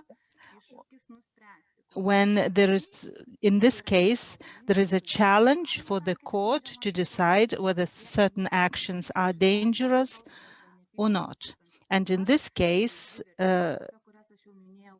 two values are important, and this is the right of expression and a right to equal treatment and a right to non-discrimination. The self-expression, the right to self-expression is the same freedom as the freedom to equality. And these problems are being addressed in the following case. Our case law is being formed by ultima ratio doctrine, which means that the criminal responsibility has to be imposed only for those criminal offenses that are really dangerous and cause dangerous consequences. Ultima ratio doctrine in the Lithuanian case law has come from old age, and it was first mentioned in the 17th century, which was said that the last shot of a king will be ultima ratio. And this means that the last word of the court is the one to be considered. Therefore, this ultima ratio principle is useful in deciding which actions and which speech of hate is dangerous in that sense that it should be considered as criminal offense and the perpetrator should be prosecuted. The hate speech was being criminalized, and by January 2020, the courts had certain criteria by which it used to decide whether a certain comment met this criterion of being dangerous. Here we have three groups of circumstances. The first one is the way of information dissemination. And there is a rule that the message spread online is more dangerous than other message because it reaches more readers. It can be kept there for a longer time. And this rule has been mentioned by the European Court of Human Rights in its ruling Beizaras against Lithuania. The second criterion, which poses most of the problems, is system consistency. And this consistency is the criterion, which basically means that if there was one comment written online, it doesn't mean that this person intentionally spread hate speech and that his or her actions are that dangerous, so as the criminal responsibility should be, so that the person should be prosecuted. And I will come back to this circumstance. And the third group of circumstances, it was taken over from the European Court of Human Rights, and it is called context. It means that each message should be assessed not only by its content, but also having in mind the context in which it was expressed. This means that if the situation in that particular group is tense, then this comment is regarded more dangerous. For example, if homophobia is a very dangerous phenomenon in a certain state, then it means that in that state, homophobic statements are regarded more serious than in other states. And this criterion is also very important. It allows assessing the level of danger of hate speech. It has also been mentioned in the case of Beizaras Levickas against Lithuania. And in January 2020, the courts had clear guidance, but it happened that the decision was taken, and this decision was rather strict. There were 3 articles of conventions violated by Lithuania. And now I am going to mention some circumstances. And basically, this court ruling is about a kiss. 2 boys downloaded a photograph of their kiss, and then the situation was commented, and 32 comments were clearly interrelated to incitement to hatred, urge to kill them. Therefore, the NGO applied to court and asked to start the pre-trial investigation. However, the prosecutors refused to do that, having in mind the consistency criterion, and therefore the first ruling remained enforced. The NGO challenged this decision, and it went to other courts, and these courts, they expressed their opinion even in a larger sense. They expressed their arguments and provided the argument. Besides the argument of consistency, they also stated that the men who publicized this photograph, they didn't realize that the reactions will be so dramatic, and therefore pre-trial investigation was not started, and finally it reached the Court of European Human Rights Court. 3 articles were violated, Article 8 and Article 14. This is a right to private life, respect for private life, and the court repeated its earlier case law, and they said that private life is a very important part of life, and when there is a danger to specific aspects of one's life, then the penal measures have to be introduced, and the state, when the state refused to start the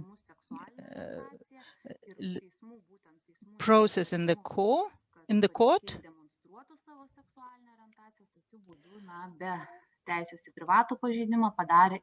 they violated another article which prohibits discrimination.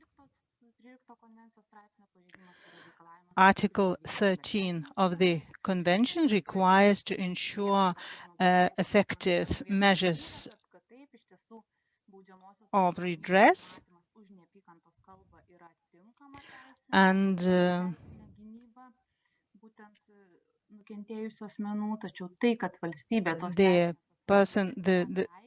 the victims had appropriate reaction. However, the courts violated Article 13 by refusing to start the case. And there were some arguments presented. Some of them were related to content, some of them were related to the process, and one of the most important aspects were the following: that the hate speech should be interrelated to the content of the speech rather than the formal aspect of it. And the number of comments could be the circumstance that demonstrates the higher level of danger or the penal responsibility. But this is not criminal offense as indicated in the Criminal Code, Article 170.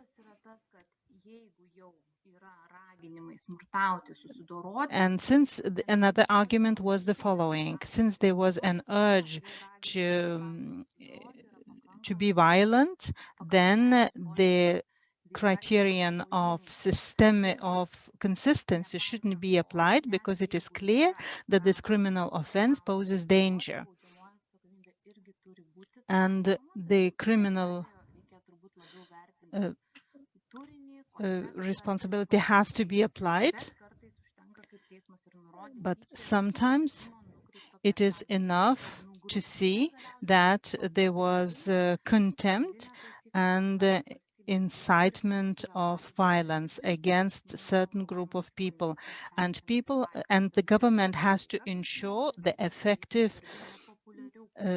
use of the convention.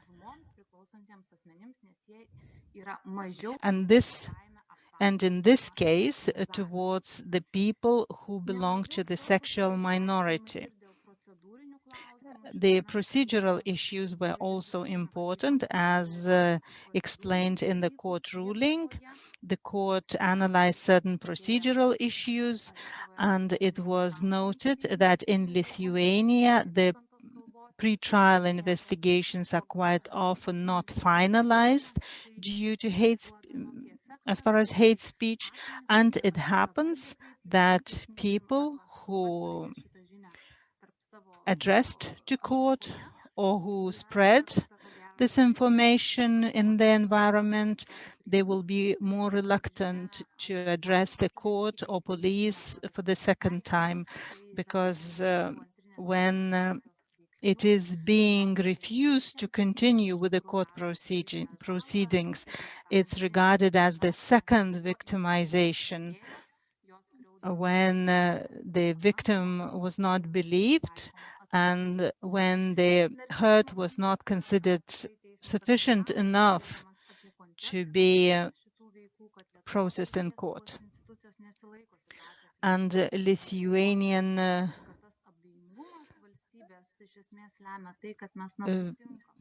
law enforcement authorities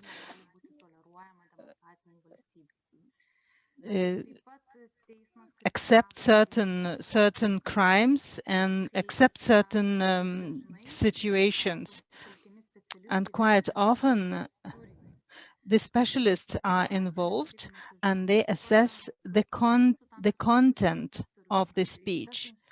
Sometimes the journalists have to explain what this content meant.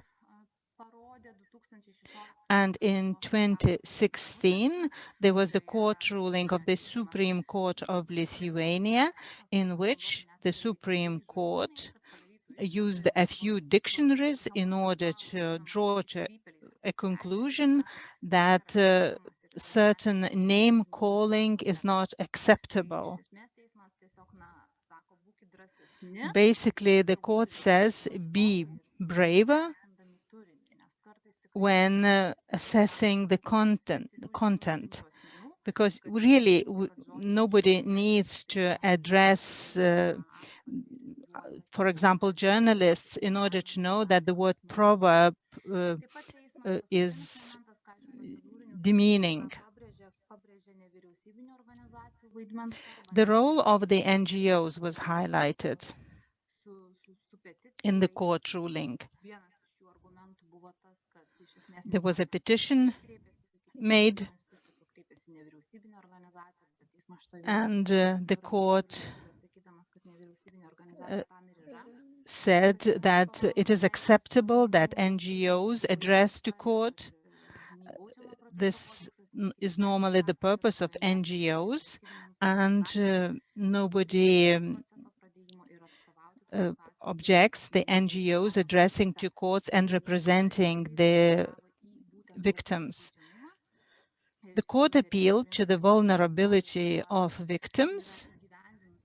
Lithuania has implemented the directive of the European Council on Victims. When the vulnerable victims are considered to be more vulnerable, and this means that the state has to ensure additional guarantees, and the participation of the NGO in the process was considered to be that support provided to the victim. And this has to be taken into consideration. These were the main conclusions, and now I would like to speak a bit about one other case, Lilian against Iceland, which was adopted after the court ruling of Beizaras and Levickas against Lithuania, which was basically the continuation of the ideas in the court ruling Beizaras and Levickas against Lithuania. In Iceland, the petition was submitted by the person who was sentenced for homophobic speech. And in this speech, he indicated only one comment. He didn't urge to kill or to injure. He just expressed his disapproval for the sexual education at school. And the court, in his ruling, stated that the complaint was acceptable. And this was related to the 210 article of the convention, and the court stated that the right of self-expression does not include the right to hate speech, because if your speech is considered to be hate speech, then your freedom to the right of expression ends there. The Court of the Human Rights made a step which limited the discretion of the state in deciding which actions should be considered the actions of hate and which aren't. The formal and artificial features cannot be considered as criteria for refusing to defend the people. Thank you very much for your attention. I will be looking forward to your questions and will participate in the discussion. Thank you, Madam Murauskienė, for the presentation. Our next speaker will take an even wider approach, and this will be Viktor Kundrak from the Hate Crime Officer for the OSCE Office for Democratic Institutions and Human Rights. So, Mr. Kundrak, the floor is yours.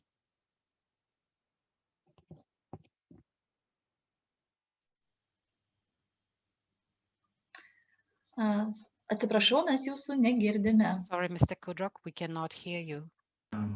Sorry, always happens. Hello, dear colleagues. Sorry for this technical issue. It always happens. First of all, let me thank the organizers for inviting OSCE, ODIHR, and myself to speak at this fantastic and inspiring event. All the presentations were I've been eagerly listening and watching. My name is Viktor Kundrak, and I work at ODIHR as a hate crimes officer, similarly as my colleague Aleš Hanek, who's spoken in the previous panel. As you already probably know, ODIHR stands for Office for Democratic Institutions and Human Rights, and I will try not to use any more abbreviations today. Our mandate is to support states in meeting their human dimension commitments. My colleague Aleš has elaborated on what such support can look like if the state authorities approach us with a request for assistance. Now let's go to the point and address the topic of my presentation, the issue of verbal hate crimes. We're addressing the area in the particular context of a Lithuanian case adjudicated by the European Court of Human Rights concerning acts which for some are hate speech and for others verbal hate crimes. One may say, does it matter whether we call it an act of a hate crime or hate speech if it's already criminalized by national legislation? My response is yes, it does. The Bezaras and Levitskas case represents a great example how confusions around what is hate speech, what is a protected speech, and what constitutes a hate crime have a direct impact on the case, on whether police takes the case further, what would be the prosecutor's stake, and whether and how a case would be adjudicated. And the confusions exist among experts, international and national, and among different regional and universal IGOs. While there is intergovernmental organizations, obviously, while there is no universally adopted definition of hate speech, we may find several of them intersecting and overlapping, each of them missing or adding elements vis-a-vis another. OSCE, the organization I represent, on the other hand, as mentioned by my colleague earlier, provides an internationally agreed open definition of hate crime, which is then sometimes, however, misinterpreted on the national level. For the OSCE participating states, which is 57 states, including North America, Europe, and Central Asia, hate crime is a criminal offense committed with a biased motivation. Now, does this also comprise hate speech offenses committed with a particular biased motivation? Not all, but some do. Written or verbal threats, as well as incitement to violence, constitute so-called verbally committed hate crimes. And one needs to understand the context and consider the OSCE, that OSCE encompasses a wide range of states, not all of which agree with criminalization of, say, incitement to hatred. And there is a good reason for it. If one looks into the European Court of Human Rights case law, one notices a clear difference between two branches of case law. First, there's been a strong branch on the positive obligation to conduct an effective investigation of hate crimes under Article 2 and 3 in combination with Article 14 of the Convention. These are cases of physical violence affecting one's physical integrity. The case is Nachova versus Bulgaria, Škorjanec versus Croatia, Balázs versus Hungary, Identuba, and others versus Georgia, and I could name many more, represents those. These obligations, the obligation on effective investigation of hate crime, means literally to unmask any potential bias, be it racist, homophobic, anti-religious, or similar. And how? With the use of bias indicators. And if someone is interested more or would like to explore more on that, I would welcome, I would encourage everyone to visit ODIHR's work on that. So we have in our publications.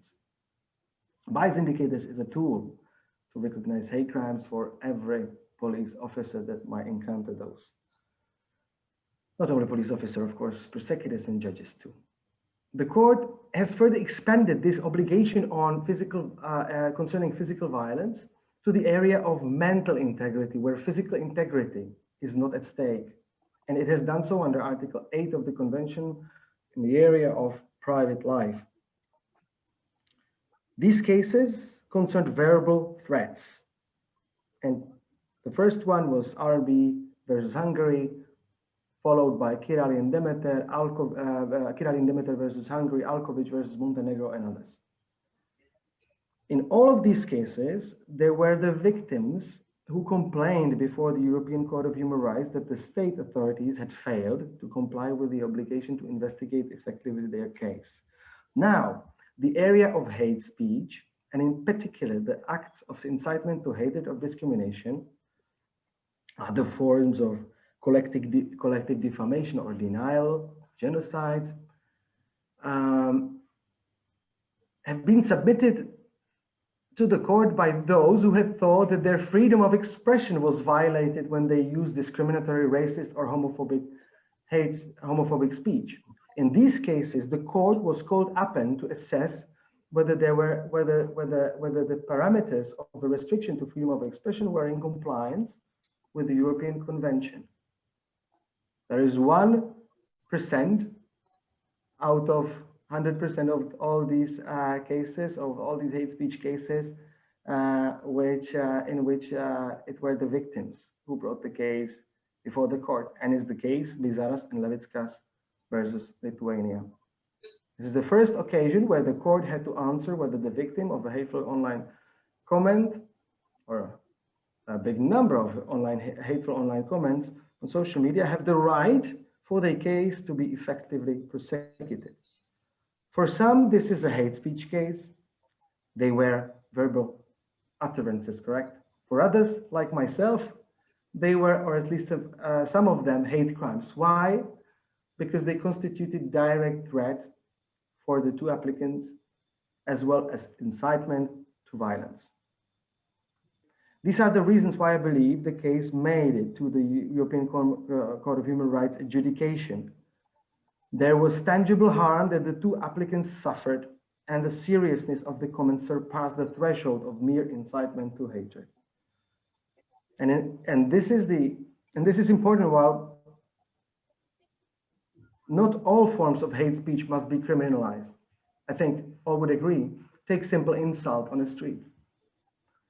But all hate crimes, on the other hand, should be criminalized without a single exception. No balancing exercise is at stake to weigh protection from discrimination against freedom of expression. Thus, what I see as the main failure of the practitioners, including those who were in charge of the Bizaras and Levickas case,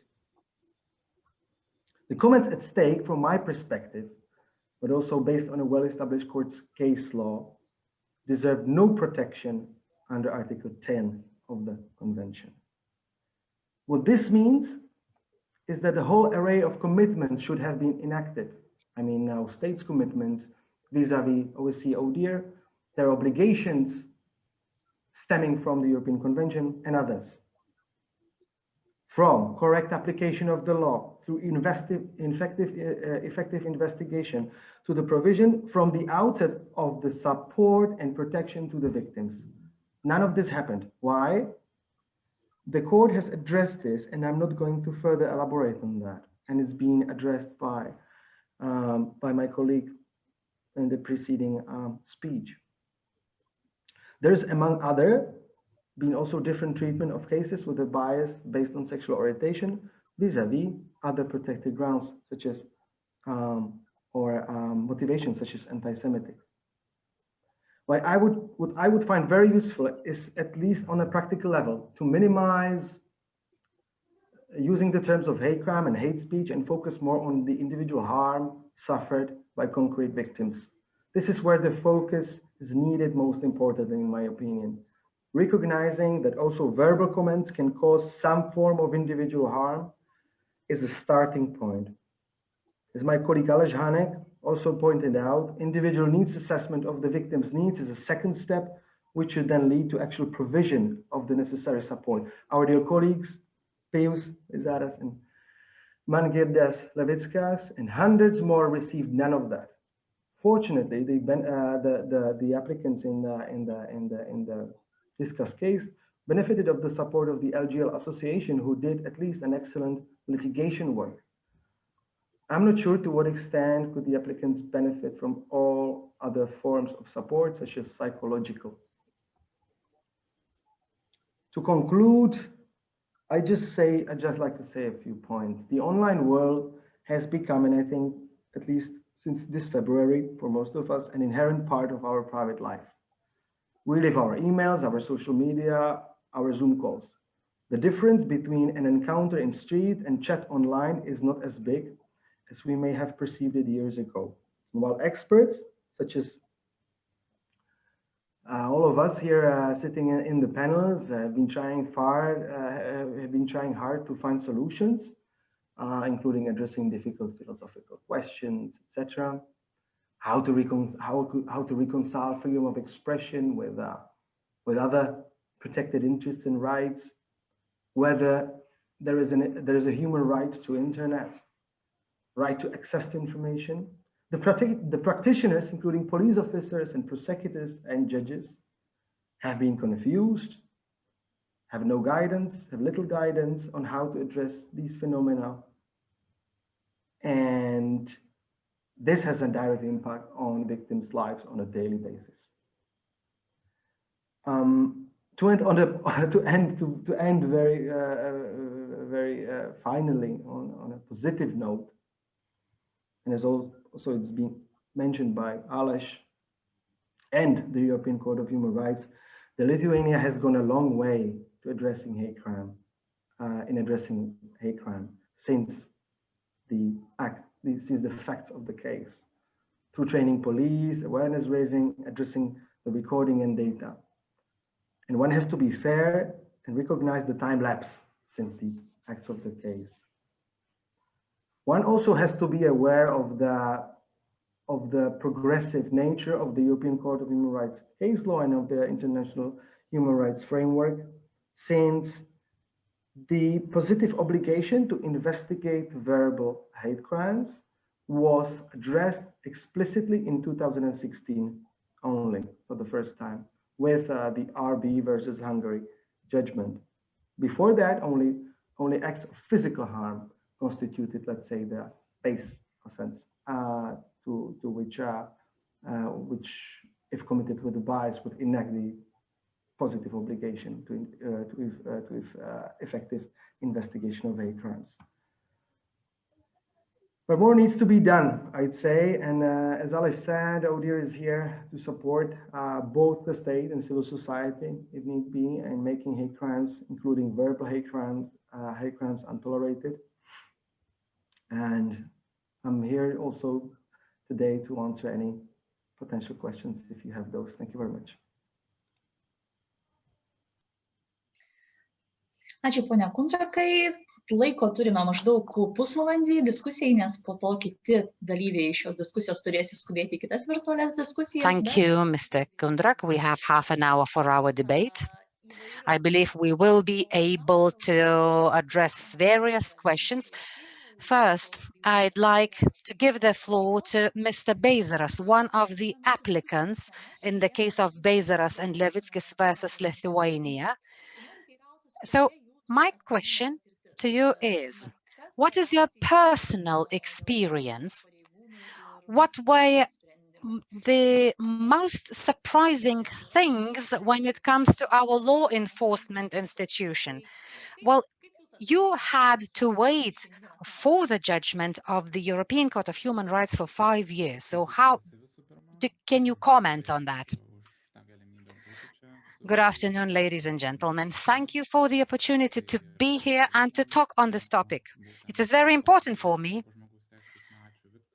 And I'm grateful to Viktor Kundrak. I am grateful to Dovilė for their presentation and for the way they described all those situations.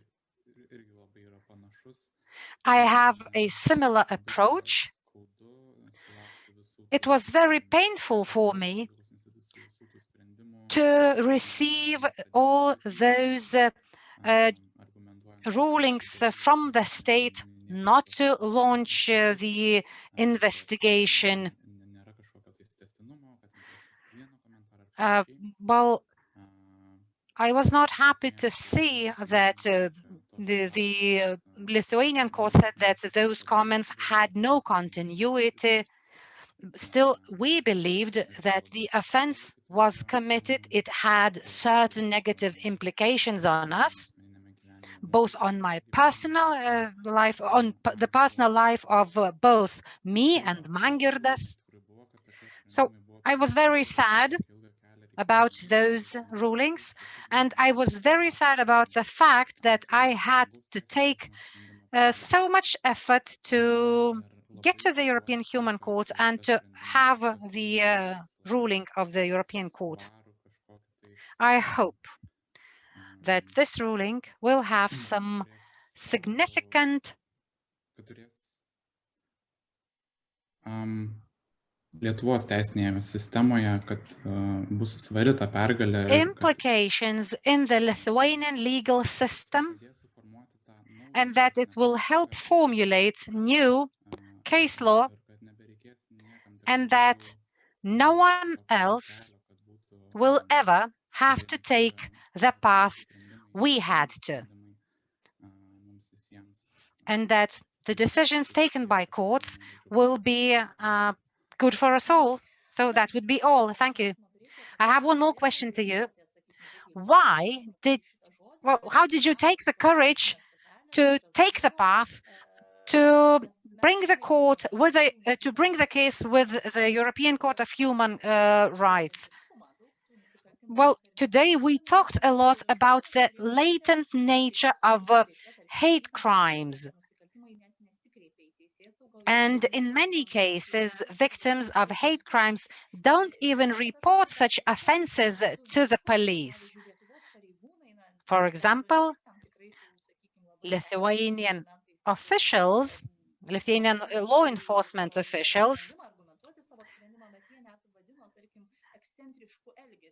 called those photographs as an example of eccentric behavior that was intended to raise negative approaches within the people who had different attitudes. Some other blamed you for violating family values. Tai visų pirma, man diskutuojant iš tikrųjų yra tekę dažnai girdėti, kad Lietuvoje labai mažai yra. Too often I heard that the number of hate crimes in Lithuania is very low, but I believe that these figures are distorted. They are not correct. People do not report hate crimes because they see the inactivity of law enforcement institutions. They see the negative attitudes of law enforcement officials. They have a fear to report because they have already seen certain examples from previous cases where one or another offender was not convicted for the hate crimes or for the hate speech. So people are simply afraid and they do not want to waste their time. Aš šiek tiek minčių esu užsirašęs apie tai. Taip, tai viena dar labai didelė problema yra tikriausiai ta. There's yet another problem. The decisions that were taken by Lithuanian courts were guided by personal prejudices rather than legal arguments. Well, you mentioned eccentric behavior and that we were ourselves guilty for posting those pictures. I think that law enforcement officers should not be using such arguments because these arguments are of personal nature, and such arguments, being biased, should not be included in court rulings. Decisions of the court should be based on legal provisions. Thank you, Mr. Bezeras.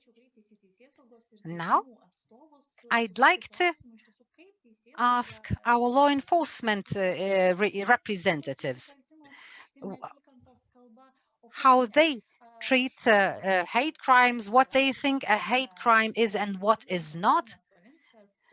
A previous speaker, Arūnas Valinskas, Speaker of the Lithuanian Parliament, said that, I will quote, Tomaszewskis is a Colorado Beetle, and he is against the state. Such people should be shot, one every year.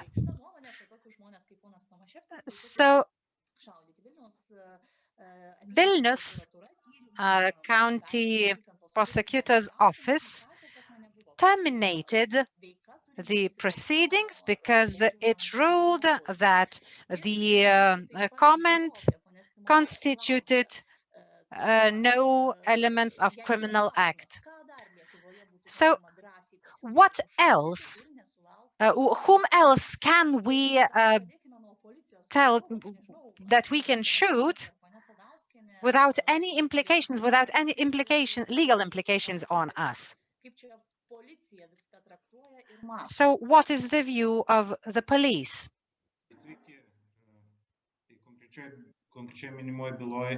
In the specific case that you have mentioned, the decision of the court is not effective yet, so I'm not going to comment on it. But how does the law enforcement officials treat hate speeches? What they think is and what is not examples of hate speech? Well, in principle, hate crimes are the crimes that are defined in articles, in separate articles of the Criminal Code of Lithuania, and that are based on certain prejudices or bias. In the previous discussion, it was mentioned that police officers sometimes fail to identify hate crimes. Don't you think this is a problem? Well, yes, I think it is a problem, but we have various training and education programs in place. We are trying to teach our officials how to identify hate crimes, how to identify the motives behind one or another comment. Thank you. Now, I'd like to give the floor to Jurga Zeniūtė. I have the same question. How do you identify, how do you treat what a hate speech is and what is not? Good afternoon. First and foremost, let me thank you for a very interesting discussion and to congratulate all the panelists and participants on this very interesting conference. The debate has a very interesting format. We have many well-known experts dealing with the area of hate crimes.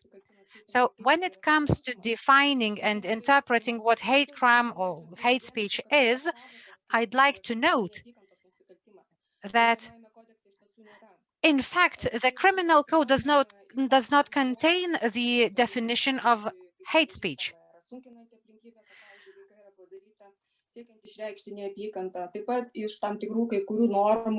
Certain provisions do define that if the person was murdered due to on the grounds of, let's say, some characteristics, this crime may be defined as the crime which was conducted on the basis of hate.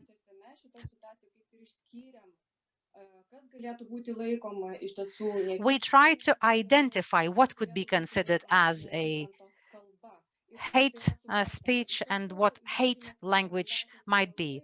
There are several methodological recommendations. Some of the provisions of the criminal code have been taken, and I believe that hate crimes cover the offences that are included in Article 170 of the Criminal Code.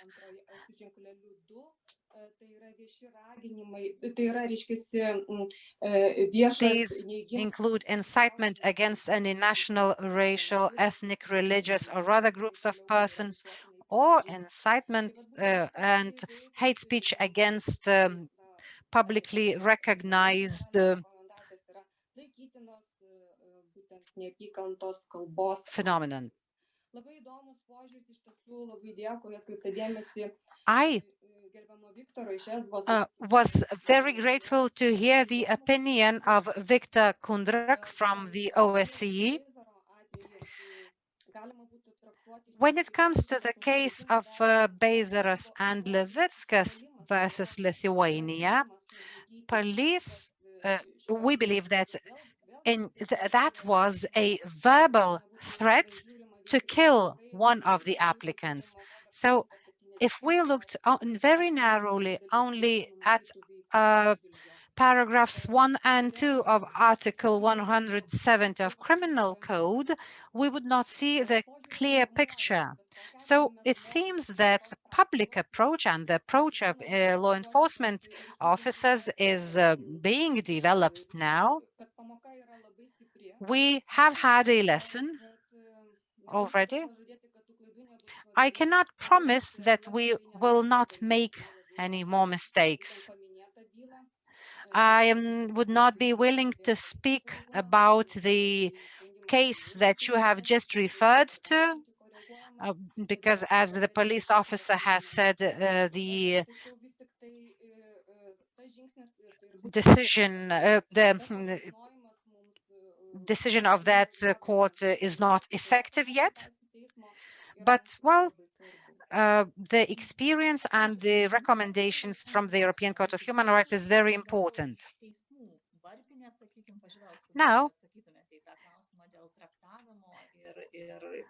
I have a question to Giedrius Kanapinis.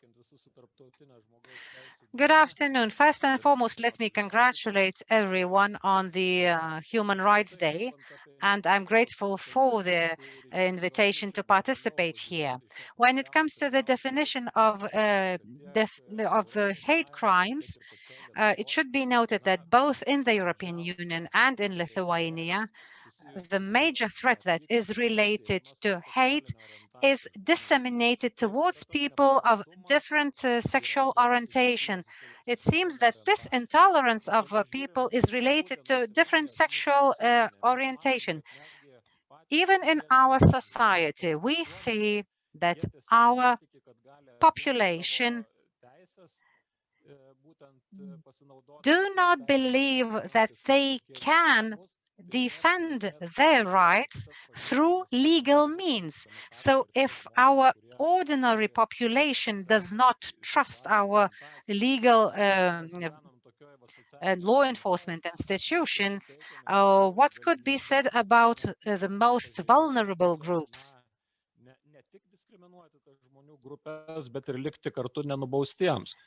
Therefore, those offenders have an incentive to further commit offences of the kind.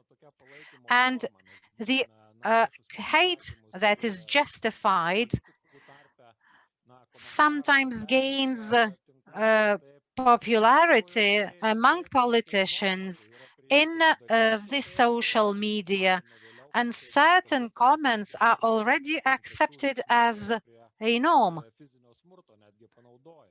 So I'd like to draw your attention to the fact that certain people feel very vulnerable, they feel abused, and they feel that their dignity and honor are being undermined.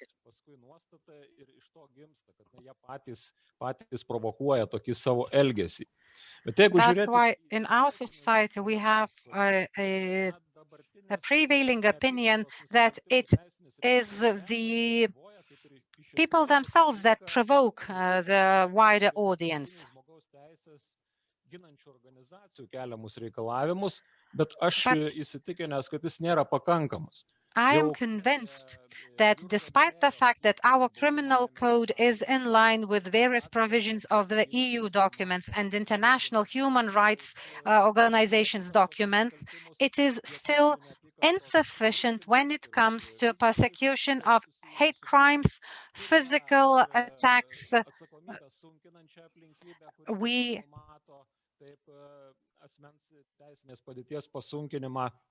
jeigu tai susiję su būtent neapykantos skatinimu, taip. Galiausiai mes we know that incitement to hate is an aggravating circumstance, and the person might be convicted to up to 3 years in prison for disseminating hatred. Well, we do have the Administrative Offences Code, and this code contains a separate chapter that covers administrative offences related to the inviolability of persons' private life, but it does not embrace the hate crimes in the sense that we are referring to.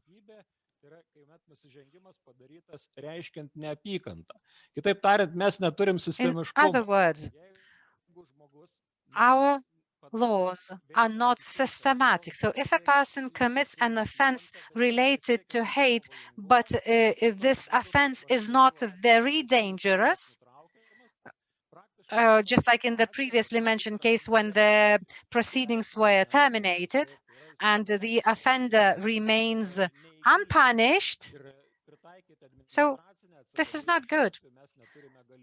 And we don't have the possibility to apply administrative liability for hate crimes, which means that the Administrative Offences Code should include a separate chapter on the liability for hate crimes.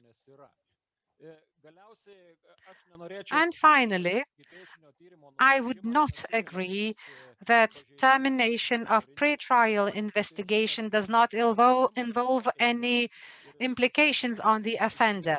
The proceedings themselves inflict certain implications on the offender, but, well, the offender himself is made to think his actions over.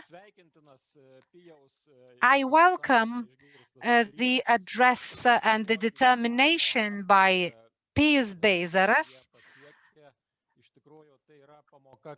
I congratulate them on their victory, on what they have achieved in the European Court of Human Rights.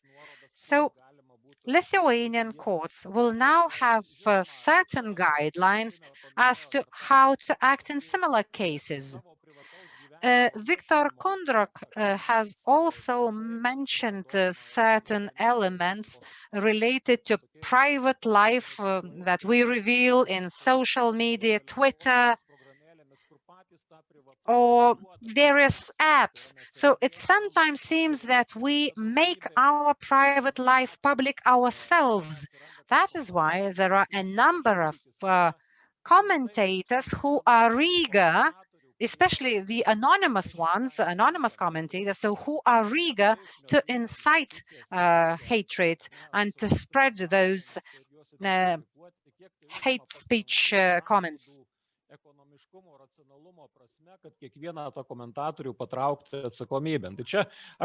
And I think it would require huge resources to prosecute each and every offender.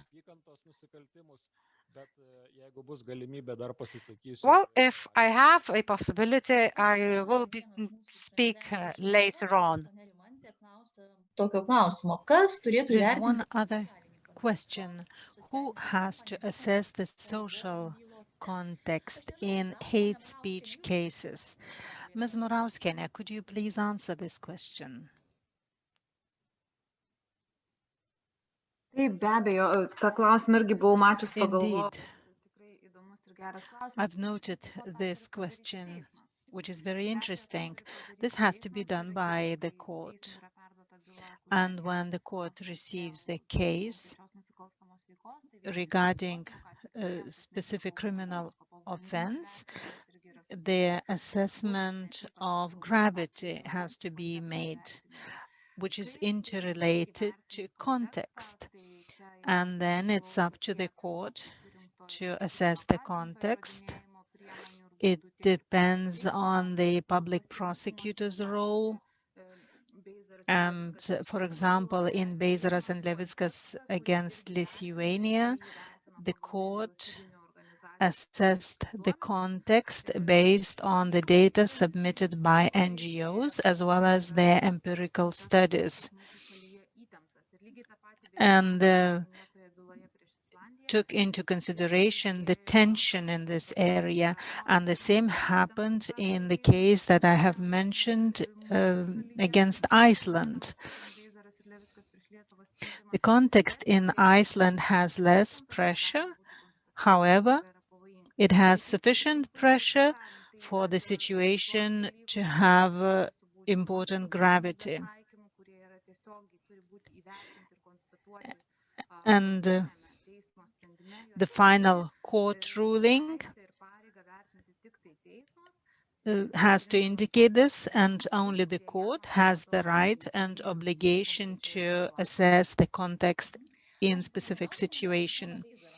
Thank you, Ms. Murauskienė. Now I would like to address Mr. Beizaras. You have said that you enjoyed the victory. However, the decision is not into effect yet. And in your Facebook, you share the similar stories of other people. They do not have the efficient legal protection in Lithuania.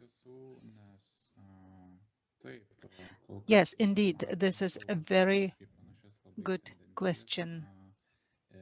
We observe very similar trends in Lithuania. Quite recently, I reported a hate speech against me to police.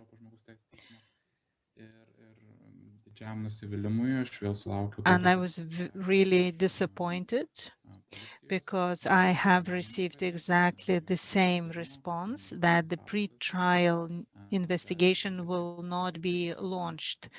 However, it is hopeful that when I addressed the prosecutor's office, when I challenged this decision, the prosecutor's office decided to start the pre-trial investigation. So I see the light in the tunnel. However, it is disappointing that it is not possible or hard to impossible to address these problems at the first instance. Well, I think the change is taking place and it will take time. It will not happen in one night. But our victory with the Court of the Human Rights should have a significant contribution. I would like to ask you, what changes seem to you the most important? How would you regard this thing if you were just an outsider? Well, I think that hate speech, hate crimes have to be regarded seriously, because up until now, they were not considered to be serious enough. And Mr. Gutauskas has mentioned that a lot of resources are needed in order to find all of these people, but police has the means. And I don't think that this could be used as an argument for not failing to start the investigation. And I would like things like that to be regarded more seriously. So far, we need it and we lack it. Thank you, Mr. Beizaras. And now I have the last question for all the panelists. What do you think about the court ruling? How it could influence the attitude and reaction towards hate speech and hate crimes by the Lithuanian courts? What could the ideal situation look like? How could the courts regard the hate crimes in the future? And I will give the floor to Mr. Kundrotas. Okay, thank you, Roberta, for the question. Yes, thank you for the question. To start with, I'd like, if I may, just very quickly comment on two points. First of all, is our colleague, Mr. Gutauskas, made the difference between the online world, the issue of private sector that we actually publish online, as opposed to, I would guess, a living room, right? A physical living room. So, like this is a phenomena that we're observing in the past decades. Situation has enormously changed. And there has been a very interesting constitutional court decision in the Czech Republic concerning a very similar case, actually, to Bezaras and Levitskas. It concerned them, and maybe it will be addressed by our Czech speaker in another panel. But it was a case of a Roma singer that went public with some very strong opinion against, let's say, a neo-Nazi band, and got some 4,000 hateful comments on his wall. The criminal justice system, police, prosecutors dealt with it as also under a similar provision as in the Bezaras and Levitskas case, incitement to hatred, or sort of a hate speech, classical hate speech provision. And because of that, they didn't recognize the existence of a victim, because these offenses do not target, in terms of criminal law jargon, do not target physical well-being of individuals, but sort of well-being of a society, right? And they did not recognize the existence and status of a victim. Therefore, again, the victim was excluded of all the support necessary. And the Constitutional Court said one important thing, that nowadays, hateful comments on somebody's Facebook or other social media wall are comparable to graffiti on the wall of Jewish shops during the Kristallnacht during the events of '39. The private sector we're exposing to the public has become a new normal. What is the real difference between a graffiti on my house or on my window and hateful comments on my own Facebook wall? Who has the right to slander me with a racist language? And I won't speak about the nature of internet and how these can be replicated, and these utterances can be replicated and stay forever on the internet. While you can clean the graffiti, you cannot clean all these comments very often. So that's just one point. Second point on context versus content.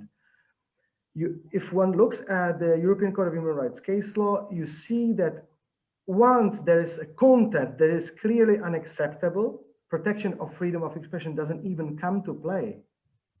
And these comments, at least some of them that were dealt with in the Bezaras and Levitskas case, they were unprotected speech. And these include incitement to brutal violence and threats, right? These are not protected speech.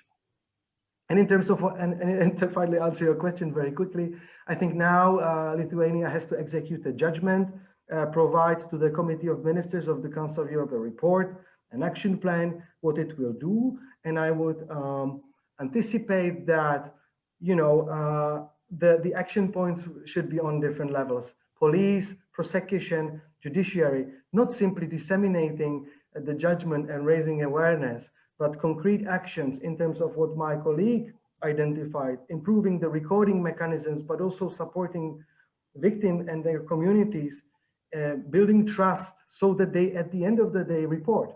Because to recall, and this has been mentioned on many occasions, 90% of all hate crimes are never reported to the state authorities. So there's a lot of work to be done on a daily basis at different levels when it comes to, when you have legislation, Lithuania has legislation.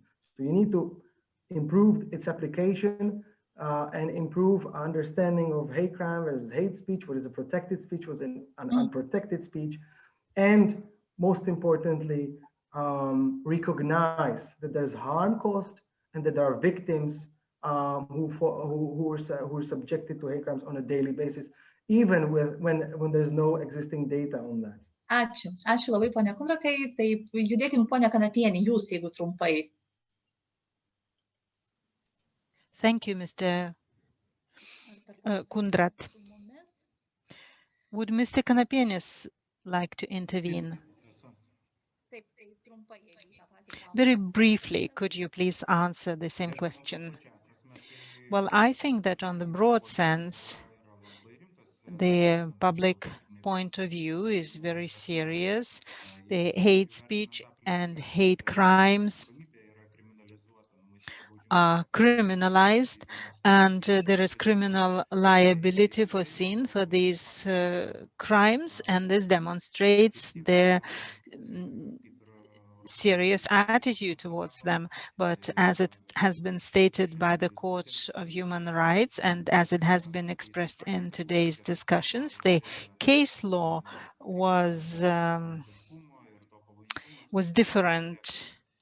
It needed more social context and consistency. Therefore, I hope that the ruling in Beizras and Levicka's case will mark the new beginning in the new case law. It will take some time, but we can already see the results even now. During the last 11 months, there were more criminal offenses registered as compared to the same time last year. So we already on good track. We see some positive shifts in fighting against hate speech and hate crimes. Thank you. And Ms. Zeniute, in implementing the ruling of the Court of Human Rights, certain measures are implemented. Speaking of individual measures, I think that the pre-trial investigation has been started and is being performed. I will have in mind the prosecutor's office, what actions have been taken and what is being done at the moment. I think that we started working on it even before the court ruling was issued. We started addressing these crimes and taking into consideration different aspects. As for the implementation of this court ruling, we have really studied it thoroughly. We have invited the specialists, the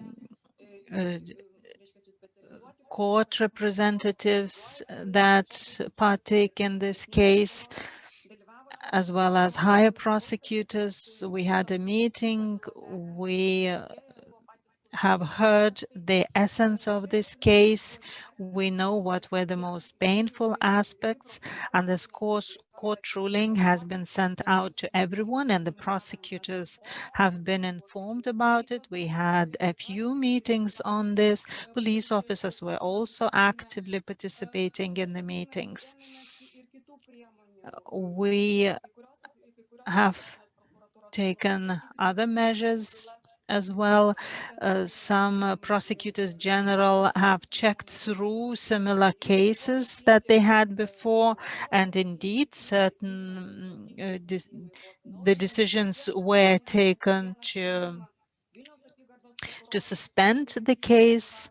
Vilnius prosecutors are very actively taking part in the process, and the prosecutor's office has initiated the amendments in collecting statistical data so that it becomes easier to collect similar data. And the amendment incorporates things like what aspects could signalize the hate crime or the hate speech. I would like to highlight and to draw your attention to communication aspect. The prosecutors have to engage in communication with NGOs and victims.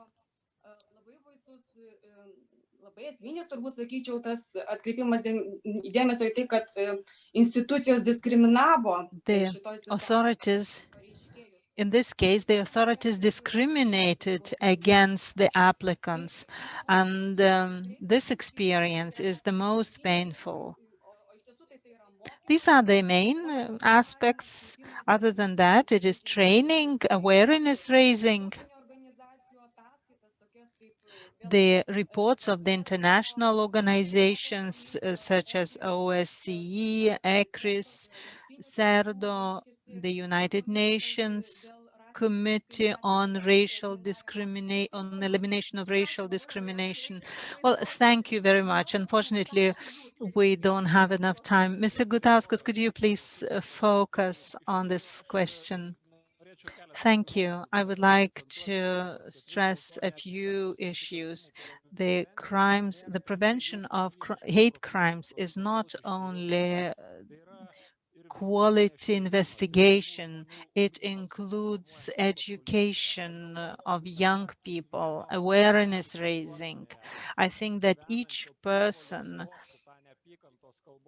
has to understand, has to know how to understand the concept of hate crime. We need to change the attitude of society. The support to the perpetrators was more evident than support of the victims. Basically, the victims were victimized. And some time ago, we didn't know how to investigate similar crimes. I hope that now, after this court ruling and the criteria that have been formulated, we will be able to work better.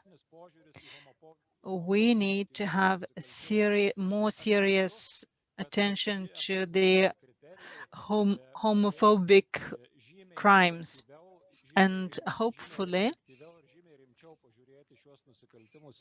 we'll be able to regard these crimes with more seriousness. And I hope that the perpetrators will not avoid criminal liability. I would like to address the other panelists. Ms. Murauskienė. I would like to demonstrate with my personal example that the situation has been changing.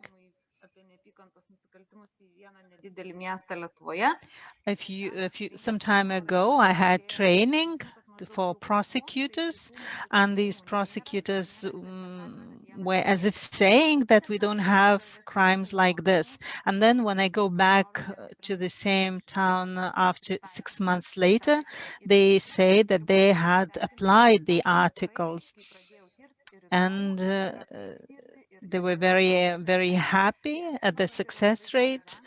And I think that this is an excellent sign that education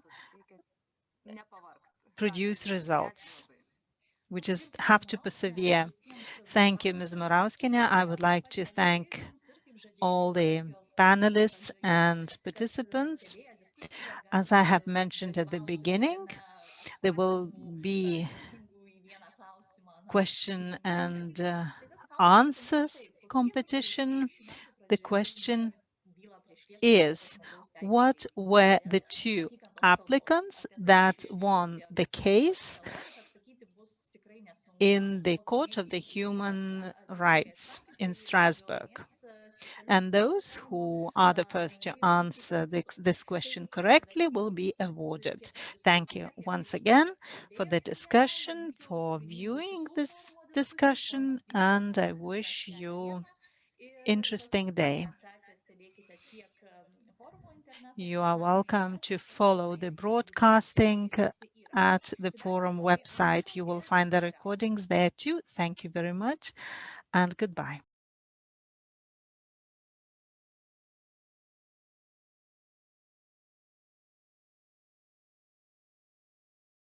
Tai laba diena visiems, 15:30. Good afternoon, ladies and gentlemen. It's 3:30 and we begin with our session. I'm very happy to see you here, very active. We're going to speak about hate crime today from the perspective of victims. This is the following structure. We'll see a video presentations and a debate in which you will be able to participate. The presentations will take place in English. If you wish to hear interpretation, please join the debate and choose by Zoom the interpretation channel. You need to be in Zoom in order to hear the interpretation. It's not enough to be on the website of the forum. It's also not sufficient for you to be on the forum if you want to win a prize. At the end of the debate, you will hear a question and you will hear the answer soon if you listen to everything we're saying in the session. You will receive either a jumper or a thermal cup. You can also pose questions to participants of the debate via Zoom. You need to join the debate by clicking on it and to write a question. And if you don't want to participate in the prize in the quiz nor ask questions, you can just view us on the website NZTF, this means cipher.lt. Let me remind you that the debate will be available online after it happens, and let me present to you the video, which is very meaningful for our debate related to hate crime. Many most vulnerable groups face hate crime. It's quite difficult for them to talk about their experience. You will see the videos and you will hear about traumatizing events of some people. Three courageous people, Mr. Kęstutis Rudzinskas, Mr. Fabian Sanchez, and Rasma Pažemeckaitė, openly spoke about their experiences, and thus they contribute to our understanding on hate crime and the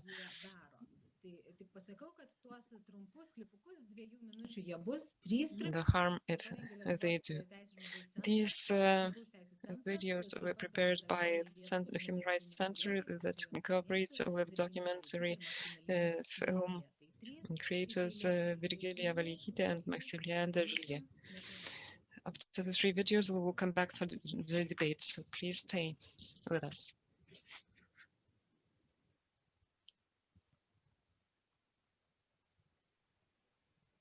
Bet va, 4 stygas, bet nieko, kalinka gerai yra.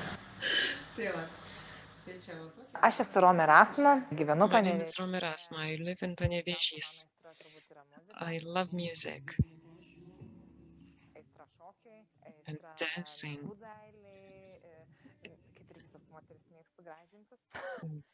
And I adore beauty and beauty procedures. At school, I was beaten up very harshly.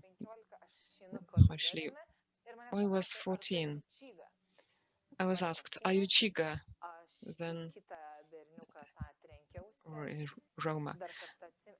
I remember I was hit on my head and I didn't remember anything anymore. I had to learn many things anew. I have to lie to the father of my children that I am from Moldova, because he had written that Roma people need to be killed. I did this in order to avoid the experience of having to learn to read and write anew again.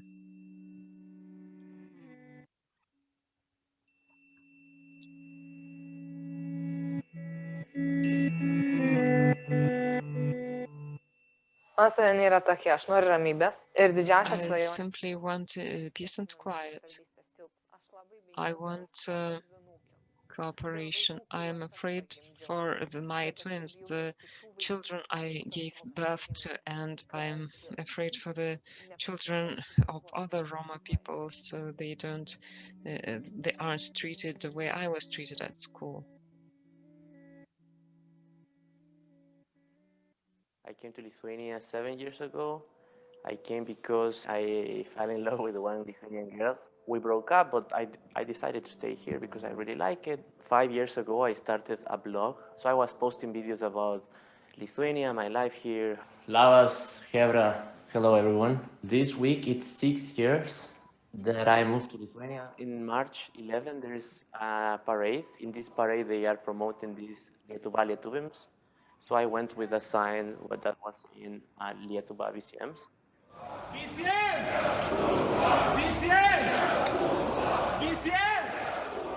To understand that this is not what is like what represents Lithuania, you know.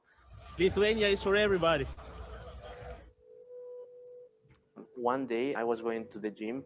I went out from the bus in the bus stop and I saw these two guys that I think they were waiting there because I was always going to that way. Suddenly they just came to me and start beating me, and then they run away to that direction. When they were punching me, they were saying Lietuva Lietuviams.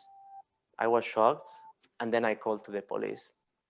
They didn't guide me through what should I do in this process, you know, they just told me that they cannot do anything. And then I was thinking, I want to post this in social media, maybe someone knows who did this. This post got viral, actually. Someone contacted me and told me I know who they are. That's how later on the police found them. I found myself here. I found out who I am, who I want to be. Right now, I see myself living here and perhaps having a family in the future, you know. I love you guys, and thanks for being my new home now. Visagar.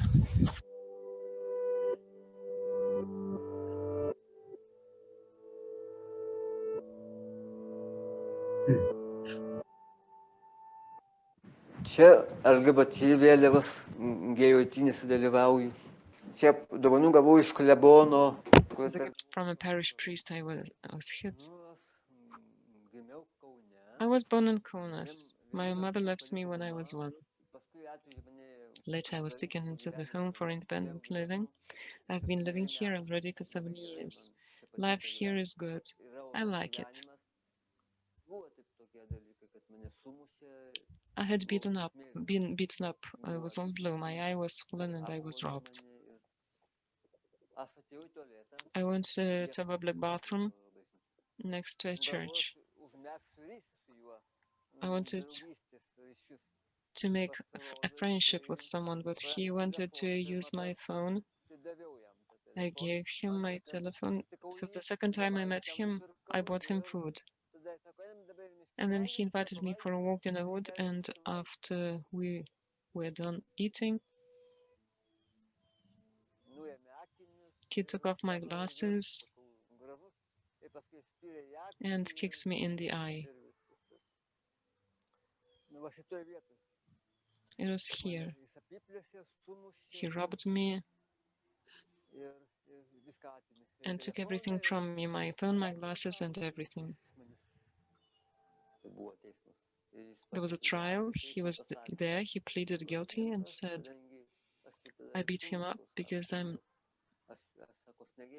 not gay.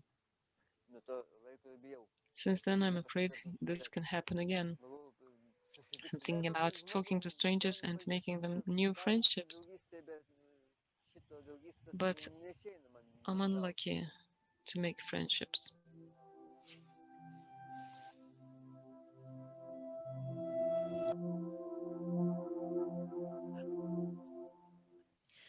This was it. I hope this has given some food for thought to all of us. We'll be able to discuss and reflect on them later in the discussion part.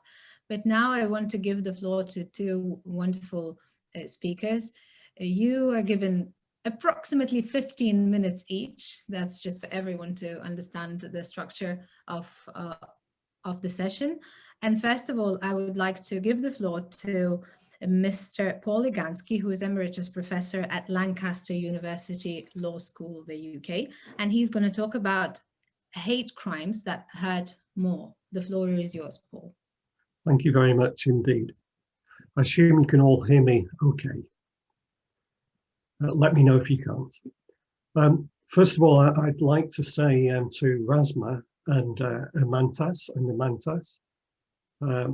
that I'm truly sorry to hear about your experience. And this testimonial experience, these testimonial accounts are very powerful indeed and much needed. Although I'm sure they can be painful for you to, to recall and relive these things. So thank you for offering them. In my presentation in 15 minutes, I'm going to talk to some of the scientific evidence, and I think that nicely complements the testimony that you've provided. Next, I'd like to say just very quickly, thank you to the organisers, and it's been a great session so far, highly interesting, highly valuable. Thank you very much for the opportunity for me to contribute my thinking. I'll see if you thank me at the end of it, if you like my contribution. And one last thing before I get going is apologies for my dressings here. I haven't been beaten up. I had an accident on Tuesday, followed by some minor surgery. All I can say is my bicycle is in a worse condition than I am. So it looks worse than it actually is. Okay. So on to my presentation, and I look forward to any questions that you might have. I'm just going to pull up the presentation now. Okay. So I was asked to speak about my work on the impacts of hate crime. This morning, in this morning's session, one of the presenters mentioned that 10 years ago, not a lot of people across Europe had heard about the notion of hate crime, the idea of hate crime. Of course, hate crimes have been going on, as long as we can remember across the generations, but the legal recognition of them and the criminal justice recognition of them across Europe is a relatively new phenomenon within the last decade and a half, let's say. And across this time, I've been researching the impacts and consequences of hate crime. And what started me off on that, I think it's relevant to say, is I thought, and I still think, well, what is it about hate crimes that somehow make them feel more reprehensible to us? What is it about hate crimes that bring people like us together? And what is it that over the last decade and more has triggered a criminal justice response? Is it simply that we find them abhorrent and detestable, the expression of these values, particular values and acts of hate crime, or is it something else? And I began to discover early on, talking with people who've been on the receiving end of hate crime, like our three contributors in the videos, people like them, talking to counsellors working with hate crime victims, that yes, there is something else going on. And this is why criminal justice systems and people like ourselves should be particularly concerned with them. And the issue essentially is more than abhorrence about them. It's about the hurts and the impacts. The bottom line is that when we compare hate crimes to otherwise identical, but otherwise motivated crimes, hate crimes on average hurt more. I don't necessarily mean in terms of physical injuries, but I think in terms of other injuries. And this is what I'm going to discuss in my presentation. Now, I'm just hoping that my screen will move on. Forgive me. For this, I just have a lock. Let me turn to that one and see if, no, I beg your pardon. Okay. Can you see the next screen there? Fabian, would you nod? I can see you if you can see my second screen. Thank you very much. Okay, so a decade ago, I had senior police officers saying to me at conferences, but the jury is out about whether hate crimes hurt more. And therefore, along with colleagues internationally, working in the field, a number of us began to put together social scientific evidence, quantitative evidence that would convince the skeptics. Convince those skeptics who say, well, personal testimony is very powerful and important, but it doesn't provide a persuasive case for why hate crimes should be treated differently. Let's put that objection aside. But what we started to do was to try and gather social scientific evidence that would convince the hardest skeptics. And a decade on, I think many of those skeptics are convinced. So, hate crimes hurt more, and the additional hurts for victims of hate crime, as I say in my slide here, have been established to scientific standards. I've got 3 headlines here, and I'm going to go into some of these in a little more detail. But please don't worry, I'm going to try not to bore the socks off you with statistics. First of all, how do they hurt? Well, we can think of what we might call social emotional distress experienced by people on the receiving end of hate crimes. The research evidence clearly shows that hate crime victims compared to victims of otherwise identical crime are more likely to report in crime surveys problems at work, problems at school, more arguments with family members or friends, being less trusting and less close with people. We might call these symptoms of social emotional distress. Secondly, very powerfully, there are symptoms of psychological distress.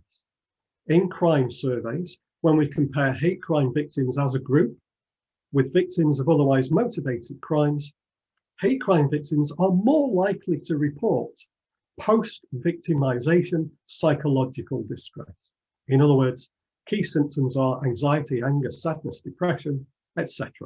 All of those that I've listed there on the slide. And even more, we can think of the physical manifestations of that psychological distress in psychosomatic symptoms. In crime surveys, hate crime victims are more likely to report these psychosomatic symptoms: headaches, trouble sleeping, changes in eating, drinking habits, fatigue, muscle tension, back pain, etc., and more symptoms that I've listed there. And I'm going to dip down into some of the evidence, but let me give you a health warning about this chart. You're not meant to, you could do this afterwards if you like, just look closely at all the data. It's the overall picture that I'd like you to see. I'm referring here to a very recent survey that was commissioned by the OSCE mission to Skopje to carry out, a hate crime victimization survey, the first ever in the Republic of North Macedonia. In total, 2,500 people were interviewed in a sample representative of the population across the whole country. And people were asked, as they are in crime victimisation surveys, have you been a victim of crime? And if they say yes, have you been a victim of crime in the last 12 months? If you say yes, then they're asked a whole range of other questions. Now, the purpose of that survey was to compare the responses from people who said they've been victim of hate crimes with victims of other crimes. In this chart, to see the big picture, the black bars are percentages for hate crime victims, the grey bars are percentages for victims of otherwise motivated crimes. What this picture simply shows, if you step back and look at it, is that hate crime victims, for every single symptom of psychological distress, were more likely, in other words, higher percentages of hate crime victims reported these symptoms when they were asked in the survey. How do you experience these types of things?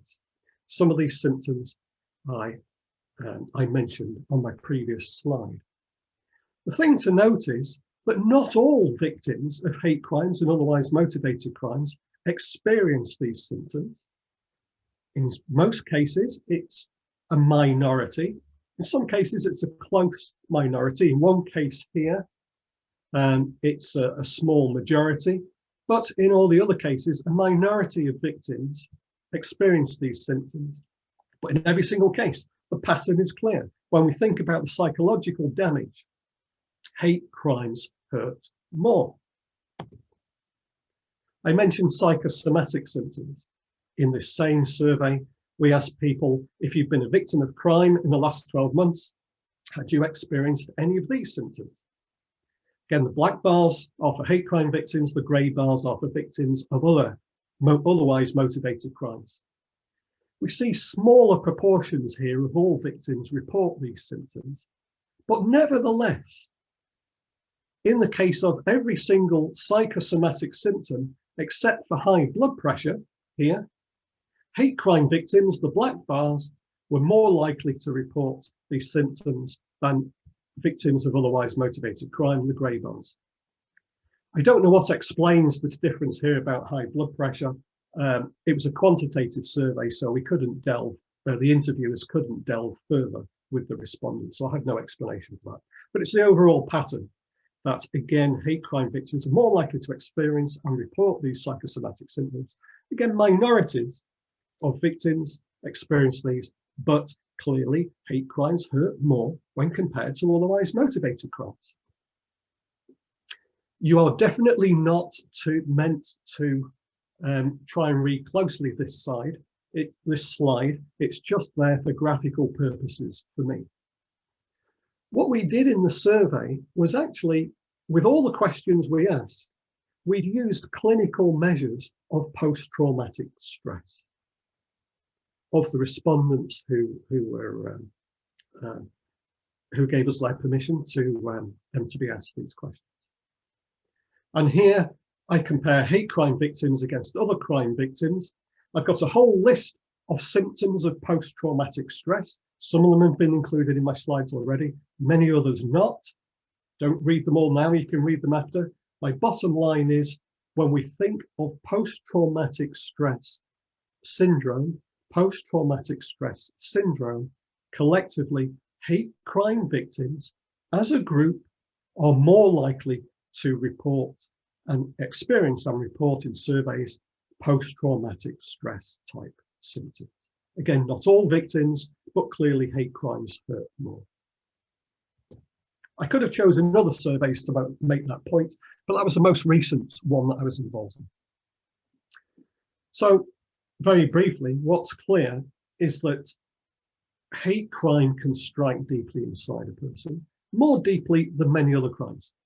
In case there are any skeptics out there, to save you, and I don't have the time to go into all the data, read the reports yourself if you want to, but we compare crime against crime, because some people say, well, the type of crime makes a difference, doesn't it? Well, obviously we thought about that as analysts, so we compare crime against crime, the same type of crime against the same type of crime.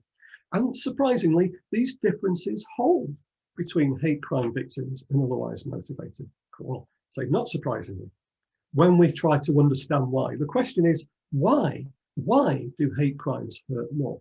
this is a very important question for people working with hate crime victims and for those people who are on the receiving end to think through themselves and work through it themselves, because they are the most important people in this process. They can strike more deeply inside than other crimes. Why? Because hate crime victims perceive the attack as being an attack on their identity, which it is. And it's very hard to articulate, but when I've spoken to people about this who've been on the receiving end, some people have said to me, it's like the core of my being that's attacked.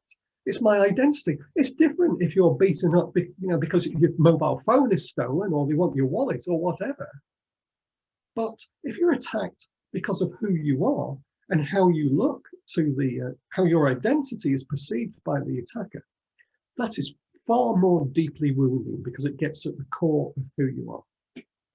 Furthermore, people on the receiving end, injured parties, I don't like using the word victims, but it's commonly used, I'm using alternatives here, injured parties, tell me that there's a message, hate crimes send a message, whether the perpetrator intends it or not. Often the perpetrators do, sometimes they don't, but the message felt by the person on the receiving end is that they are unwelcome, devalued, denigrated, and despised. And that hurts. And that marks out hate crimes from other crimes. So, trying to make the point that hate crimes are different in this way when compared with other crimes. In fact, the message sent to the victim is an exclusionary message, if you think about it. This is how hate crimes are different. It's an act of marginalization, an act of social exclusion.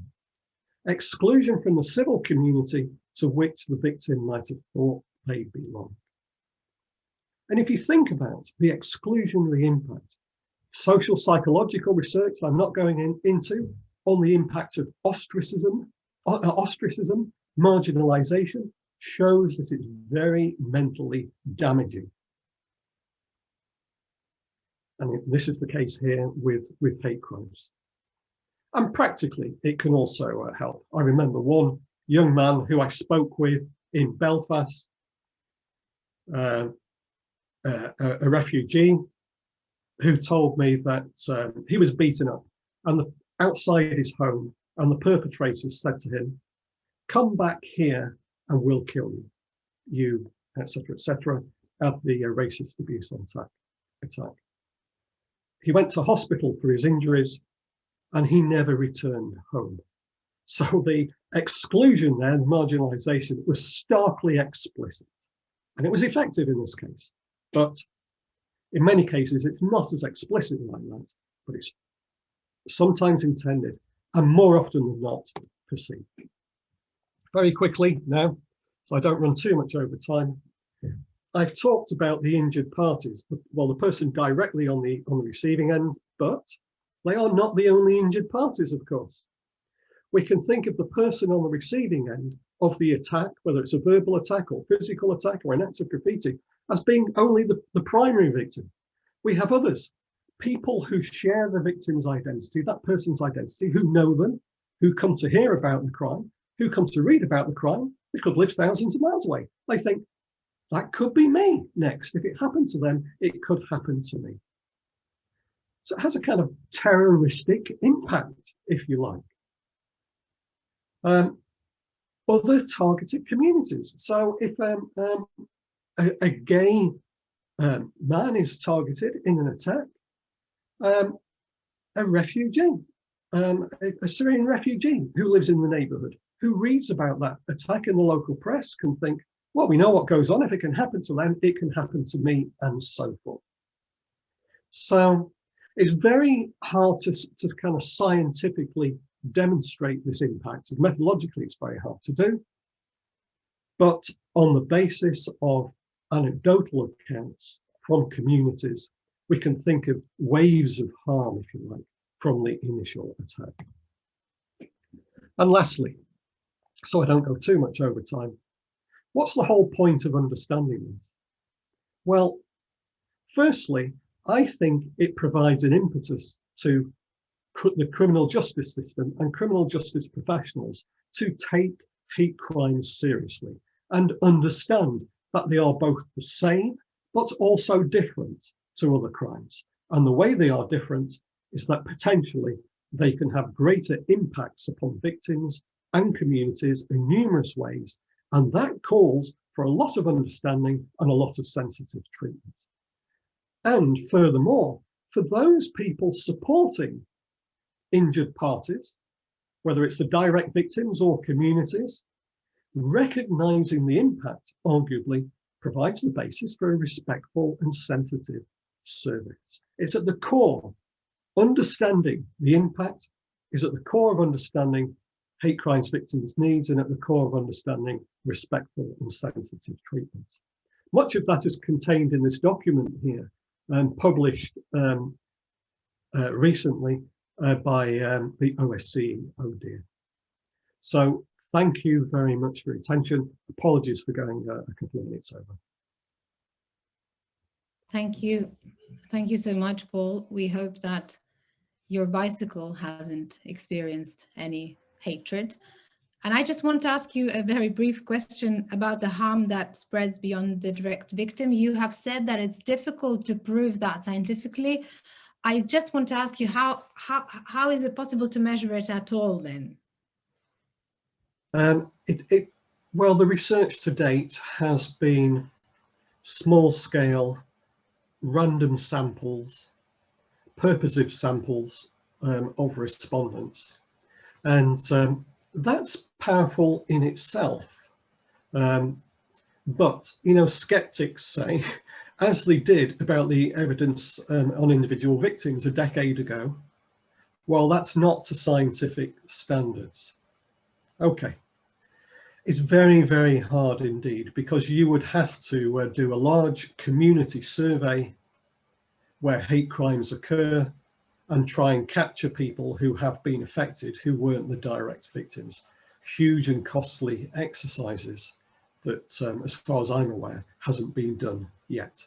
But there is a mass of anecdotal testimonial evidence there, which strongly supports you know, this community-wide impact. Thank you so much. We will move to the next presentation, the second one, Victims' Rights and Secondary Victimization, and that's going to be delivered by Petra Vytejčková, who is a lawyer and head of the legal program at In IUSTITIA. I hope I'm pronouncing this right, the Czech Counseling Center for Hate Crime Victims. Petra, the floor is yours. Thank you. Thank you. It's a great honor to have the opportunity to deliver you a brief presentation on the rights of victims and secondary victimization. I was wondering about my presentation, and I decided that instead of speaking about victim rights in general, I will speak specifically about Czech national legislation, because I think it can give us a very good understanding about victim needs and hate crime victim rights. Very briefly about me, my name is Petra Vytejčková. I am an attorney. I specialize in criminal law, human rights, and especially victim rights. And in my legal practice, I focus mainly on representing hate crime victims and domestic violence victims in the court of law. I work very closely with In IUSTITIA.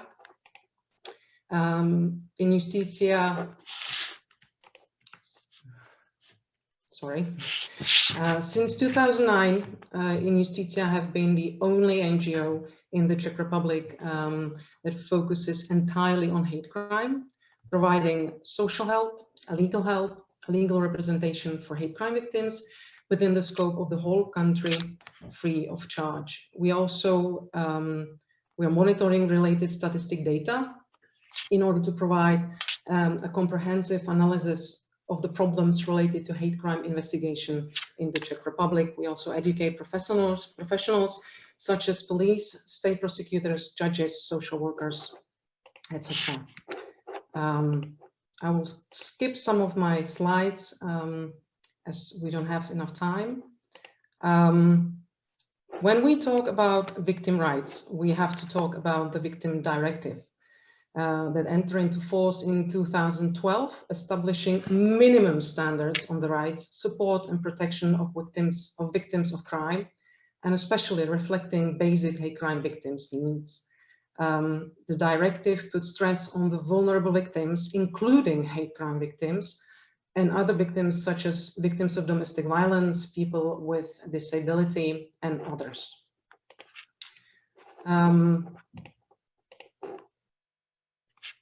The Victim Rights Directive imposed an obligation of the member states to implement its content in national legislation. In the Czech Republic, it resulted in an introduction of Act on Victim of Crimes that actually in Czech Republic went beyond the directive in some of the aspects. We will talk about them later. Before we go through all the individual victim rights, I'd like to have a look at this slide. The list before you is describing some of the very basic needs of my clients: hate crime victims, domestic violence victims as well, but especially hate crime victims. If you look at the slide, you may see words like recognition. We have talked about recognition a lot today.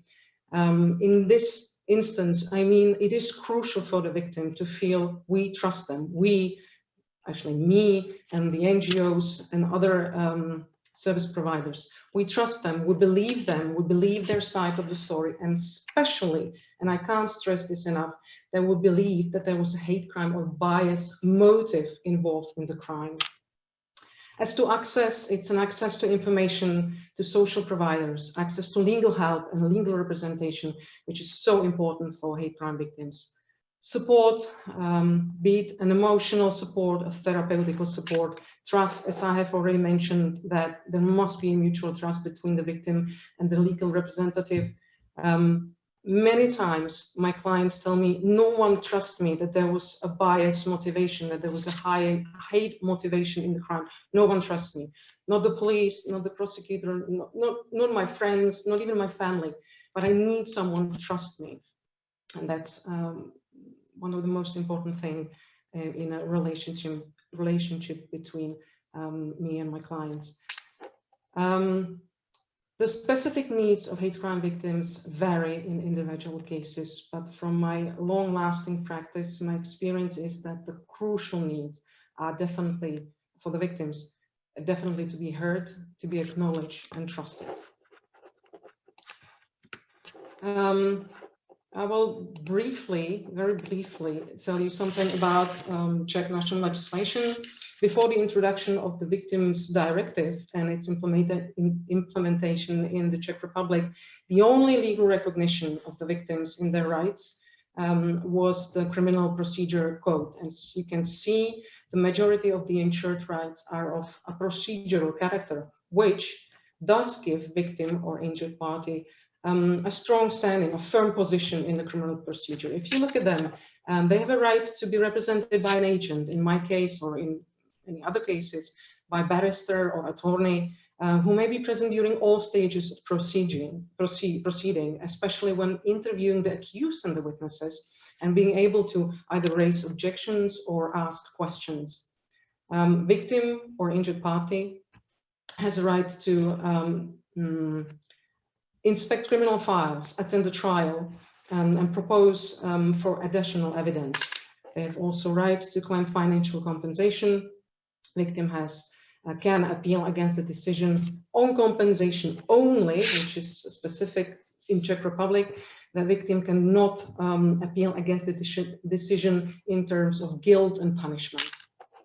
I wanted to talk about compensation claims, but let's skip this slide and focus on victim rights as they were implemented from the directive in the Czech Republic. We have a definition of victim is, I will not go through that definition as it is long, but let's have a look at the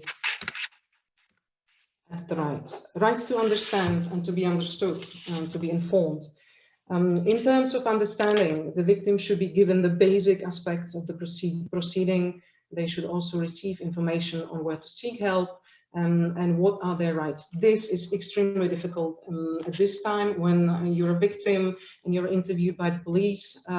You're given 5 pages of your rights. It's a transcript of rights, and actually no one takes the time to go through them, as it is 5 pages long.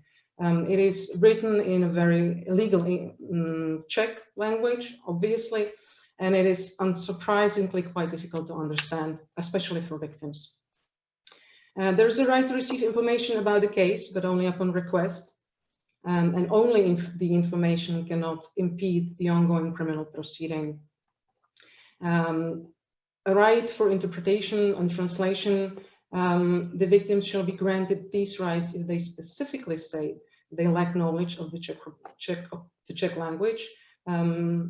However, they can actually choose what language they want to have all the things translated to. Victim support services. Czech Republic has a relatively large network, NGOs. There's a generic state support, probation and mediation service. I have this experience that police inform the victims about the specialized services providers, not on many occasions, let's say. Their knowledge usually ends with the probation and mediation service, so they do not refer the victim to the specific service providers. Right to be heard. Victims are entitled to be heard and sometimes legally required to give explanation or testimony.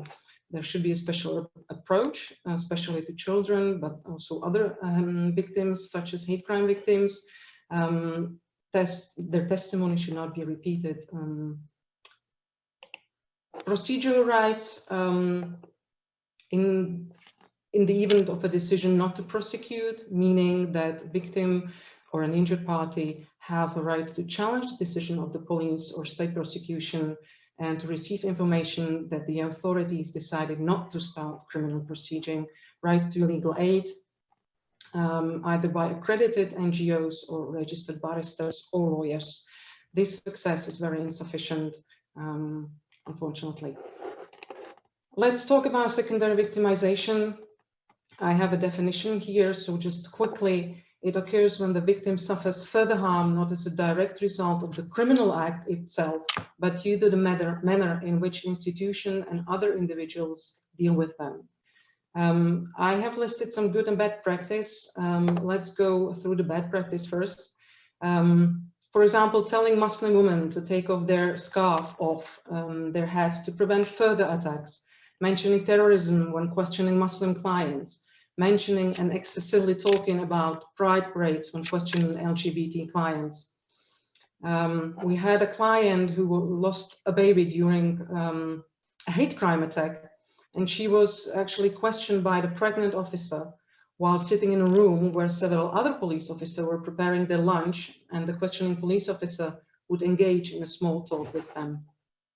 As for a good practice example, it's calling a transgender victim by their preferred name and pronouns. As I don't have enough time to go through all the other rights, I'll just skip through them, but let's just a second stop at the secondary victimization. Those are rights designed to minimize the secondary victimization. Rights to protection. It's various types of interim measures in order to protect life, health, freedom, and dignity. Right to avoid contact with the perpetrator in all stages of proceeding. Right to protect privacy, which is actually one of the most important things, and that's the possibility to remove the personal information from the case file, even though name, date of birth, nationality, and ID number will always remain in the file. I have 1 last minute, so I will skip to examples of good practice in my legal practice. In Prague, we have a special counterterrorism and anti-extremism department, police department. There is very good cooperation with them in terms of good communication and willingness to prevent secondary victimization. In some cases, there is a financial support funded by the state for the NGO that provides social services and legal information. However, I have to also mention several examples of bad practice. As for the police, lack of education in terms of victim rights, in terms of hate crime, what hate crime is, and what hate crime victims need. There's also a problem with insensitiveness and sometimes even ignorance towards some minorities, especially Roma people and LGBT community. As for the prosecutors, unfortunately, a lot of them are not willing to investigate and prosecute the bias motive of the offenders. And for the courts and the judicial practice in Czech Republic, lack of knowledge about bias indicators that actually helps the authorities to prosecute hate crimes. Sorry for going so fast. I apologize to translators, but I didn't want to take too much time. So thank you very much for having me. Thank you so much for your presentation. I just have one follow-up question. I understand that the answer to that may be Czech Republic specific, but I just want to ask you, would you say that the victims are more and more aware of their rights, or does it not have that sort of dynamics? It is getting much better because we are, not only us, but the police is being educated, especially the police is being educated about the victim rights in general, not only hate crime victims, but victims in general. And there are several programs that are actually focusing on educating the police more and more. And it starts there. It starts with educating the police so that they actually can tell the victims about their rights and refer them to specific NGOs and others. Thank you so much, Petra. I invite everyone to join the discussion, and I remind our listeners that they can join in too by sending in writing their questions to us, whether it be in Lithuanian, English, or whatever you prefer. But we have roughly 20 minutes and we can begin the discussion. Ir aš pirmiausia noriu jūs, Rasma, kreiptis, nes jūs... First of all, I'd like to address you, Rasma, because we saw this video clip about you and we felt emotions very well, although this is a virtual conference, but we could feel that you were very emotional while watching video clips about other people. You even shed a tear. So your story is quite dramatic, and I was surprised to learn that you even didn't reveal your true origin to the father of your children, out of being afraid of being victimized because of your origin. So why is it so difficult to speak about those crimes from the perspective of a victim?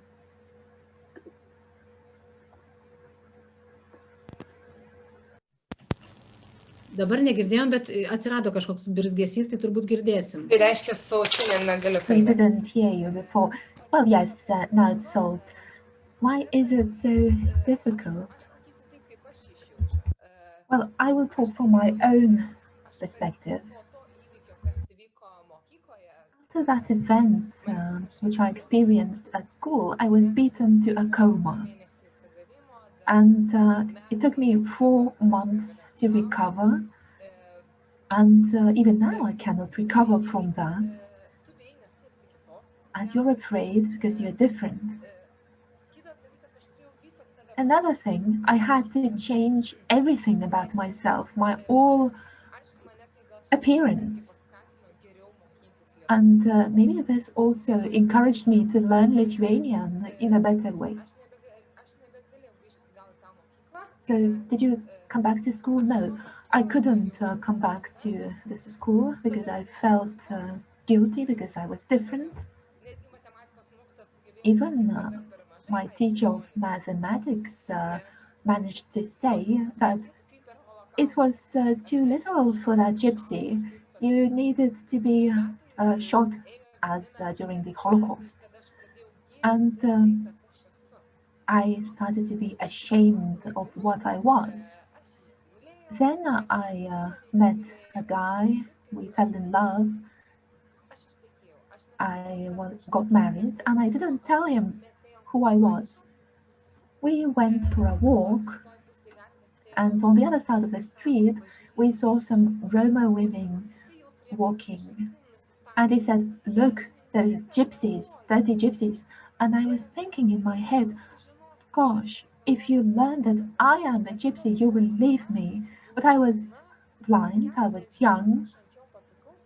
I was angry at him for a couple of days. I didn't talk to him, but I was very vulnerable because of these differences in cultures. I will be very open with you. I was afraid to drop him because he was my first guy. And you know, in our traditions, when you start living with a guy, you have to continue staying with him. So I couldn't just leave him. And with time, we left for Ireland. We moved to Ireland, and I lived in the Lithuanian community there. But I tried to conceal everything about myself. And when I get to thinking about this now, I felt as if I was in a prison. I suffocated, and I felt that they were just speaking against everybody who were not in their ethnic community. They were against everybody who were different as them. And I myself have my best friends in the LGBT community, for instance. But as for them, they can conceal everything about that. But I cannot conceal my color of my skin, for example. Although now I don't look that dark as earlier on, I managed to conceal my ethnicity. But there was greater tolerance in Ireland, or not? Yes, they were more tolerant. But I also was a witness to a racist attack there as well.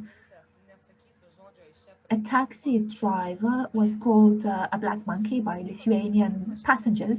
He sued against them in court. I was a witness. Then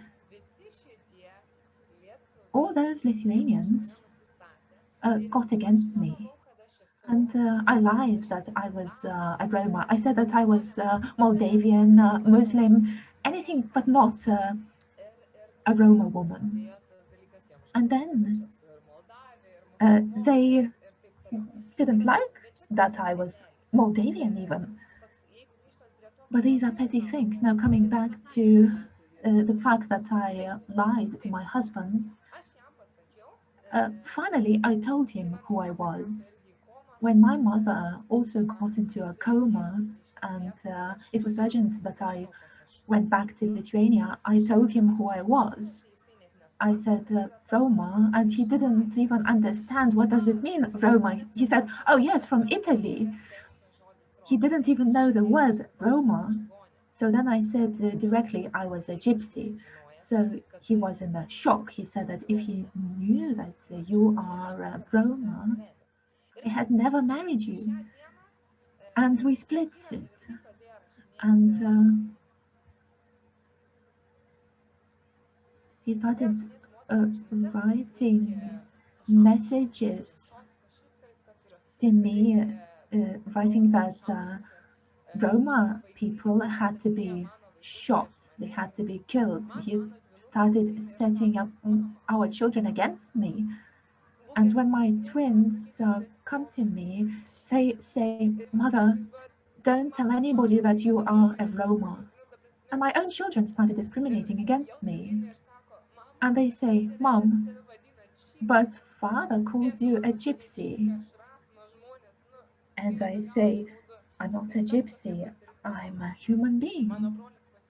This is very sensitive. My brother hung himself up with that as a result of not being able to bear this hate speech against him. I don't have my brother now. My other brother left his home because he got missing. And what about your children? Do they speak with their father? Yes, I have this obligation. This is a law. I applied to children's rights institutions, and nobody can protect me as a mother, and nobody can protect me as a Roma. And this is very, very painful, because you can't live when your own children say, "Mom, please don't tell anybody." Well, how can I not tell? It is obvious I'm dark. I say, "My little ones, it's impossible for me to lie. My features are different. Of course, I changed the way I dress. But why? Only because you love me and recognize me. But maybe I want to have my own dress code. But I can't, because everybody would call me a gypsy." Another event happened. I wanted to open up my business, but I couldn't because I was told because I would be insolvent. That was this preliminary judgment. They said, "Go away, you gypsy." Another thing happened. They racketeered me. I had a lot of evidence to prove this. My neighbors were major witnesses in the case.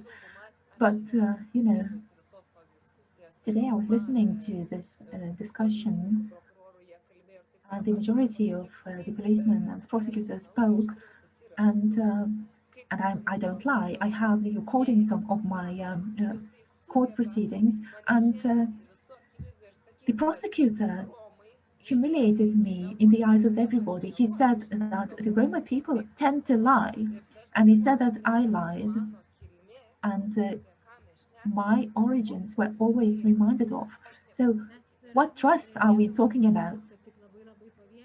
Rasma, let us hope that these are individual single cases among those police officers. Well, today I am strong. It doesn't matter that I cry. I go and help other Roma people voluntarily and freely, but I can tell you how Roma children are being persecuted at schools. I'm really thankful to the Center of the Lithuanian Human Rights. I always write to them. I discuss often, and I can have Monika, Birutė, Jūratė there. I always ask if something is not clear for me, and I try to encourage other Roma to engage in something. But you know, I always am against this wall. So let us speak about the Roma, but there's also this cross-examination when Roma have disabled children, and when a teacher is able to call a child, and it's very painful for me, who says that your small gypsy is a monkey, he suffers from Down syndrome. So, you know, I speak as a voice of my own nation because Roma are silent. Rasma, it is very important that you speak. However, it is very sad that we have so little time, and I feel really bad that I have to cut you. Everything is all right, yes. And if we still have time, we will come back to you. I'm really so sorry that we have to interrupt you, and thank you for being so sincere, that you are so open and show your emotions. And we could speak with you for a couple of hours, but now I'd like to address Diana, that is Fabian. He is from Ecuador, living in Lithuania, and there was a specific case related to radical march in Lithuania, which is called Lithuania for Lithuanians. And you, Fabian, were attacked when you went to take part in that march and you said Lithuania for everybody. So please tell us, why is it so difficult to speak about that? Or maybe it's on the contrary, it's not that difficult for you to speak about that. Okay, I'm gonna speak in English, okay? I still need to improve my Lithuanian, but I'm getting there. So basically, for me, to be honest with you, it was not that hard after the incident because it's not that I've been like attacked for a long time. It was just one time, and you know, everything went really viral in Lithuania, and I got a lot of help from a lot of people. So I felt supported, and in general, this didn't change my life at all. To be honest with you, in a way that I was still following my same schedule every day. I just maybe tried to change the time for a couple of weeks of when I was going to the gym, because I know that those guys were living in that area. But apart from that, I really felt that there was a lot of people supporting there in social media. But of course, you know, there is always people that was writing me saying that it's a lie, that why I'm saying this, that I'm just trying to get attention. But I was always getting these negative messages from the beginning when I started my YouTube blog, because I had some videos that got viral as well here before, you know, I'm sharing my life through YouTube. So there is always people commenting negatively, racist messages, but you know, these things are not possible to avoid, maybe because even in videos where I was sharing how happy I'm in Lithuania, and there were negative comments, but of course also positive ones. So from all of this process, what I took is I made good friends actually after all of this process, because I had support from the human rights organization. I got a lawyer as well, Evelina, which is actually right now the Ministry of Justice. So that's really good. She was supporting me all the time from the beginning. Also, other people, you know. The justice. Sorry? The candidate to be the Minister of Justice. Yeah, actually, I read today in the news. I just read it today that it was already. So anyway, everything was really nice when in this process, when they were helping me, because when I was going to the police, to be honest, I didn't feel the support from the police. Like when I was going to the police, I was feeling that they were trying to find a mistake in my declaration. So then I didn't feel support. I felt that they were against me, and this was really stressing. So probably that was the hardest part, not feeling safe where I should feel safe, not feeling supported where I should feel supported, which is the police. And so that was very, very disappointing, in a way that, you know, even when we went to court later, one of those police officers that was in the court, he made a declaration kind of like that I was lying. Like, even though the police department made a public statement that they are apologizing, this other guy was still not accepting the mistake.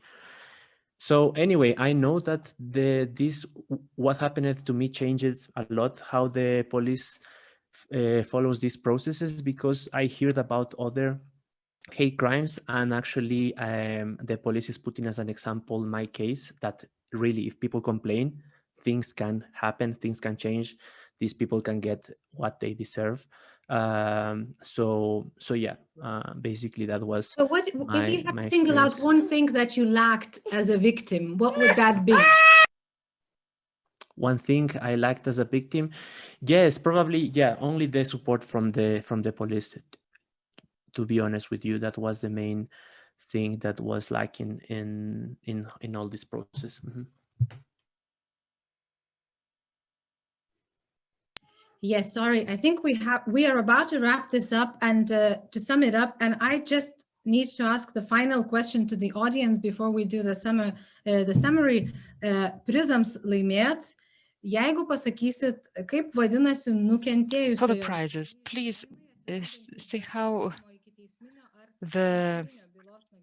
what's the name, the word we use for the feelings of victims of crimes. We heard this answer truly during the session, so please put forward the response in writing, and the third three ones will receive prizes. You think it's so difficult for victims from your perspective to talk about these things, and what could we as society do to actually make it easier for them? It is difficult for the victims.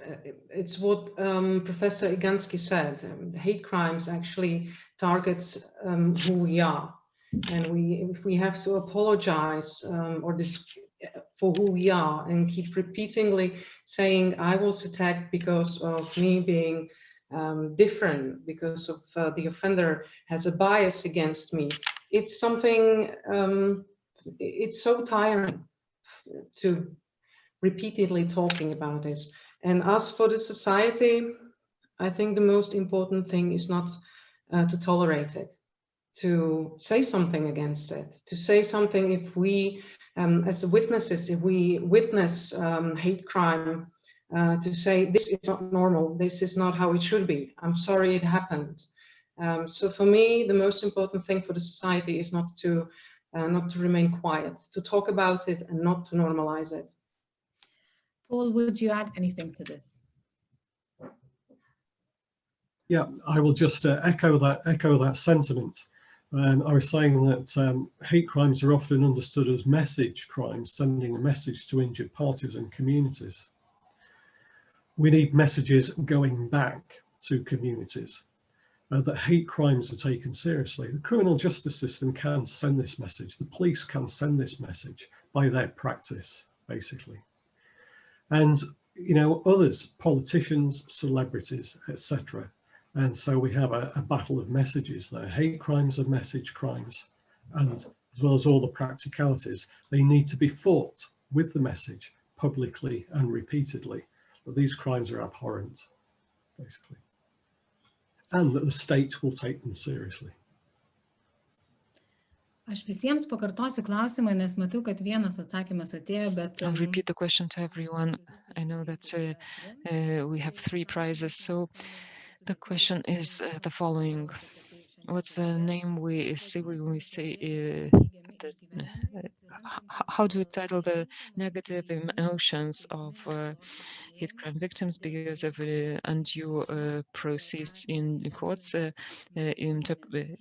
engagement of the media, medical inspection of undue quality, and so on. Please write your response, and we're looking forward to hearing from you. There are many things we want to debate, but unfortunately our time is up. I'm sorry I had to disappear for a second because my 2-month-old baby needed my attention. We have to not tolerate matters that are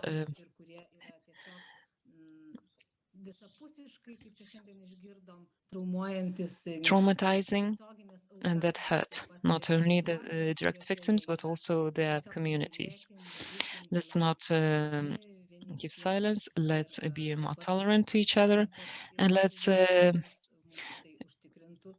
make sure that states and countries ensure this is tackled with.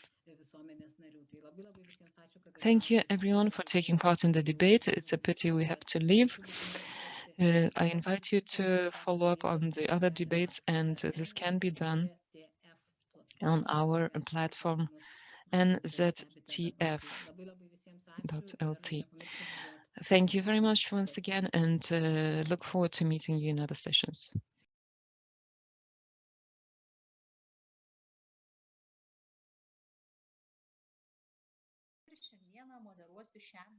To moderate the debate.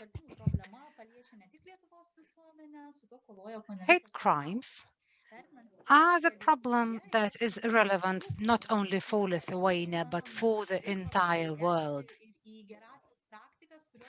Therefore, we should look at the best practices not only in Lithuania, but also across the world. There are special platforms to address hate crimes. There are special police units that are in place. We also have to look at the cooperation of various NGOs and so on. During this part, we will hear about the measures that are applied by Ireland and Sweden. We will try to answer to find out whether some initiatives could be applied here in Lithuania and whether the situation with regard to the hate speech and hate crime changes. Today we're going to have 5 panelists. I will soon introduce them. First and foremost, it's my pleasure to introduce to you Göran Stanton, an inspector of hate crimes division within the Stockholm Police, founder of the Swedish LGBT Police Association. Also, we have Shane O'Curry, who is a community development and human rights worker who has developed community-based hate crime monitoring since 1998. We also have Agne Guliakaitė, who is the head of the Community Officers Activity Division of Kaunas County Police Headquarters.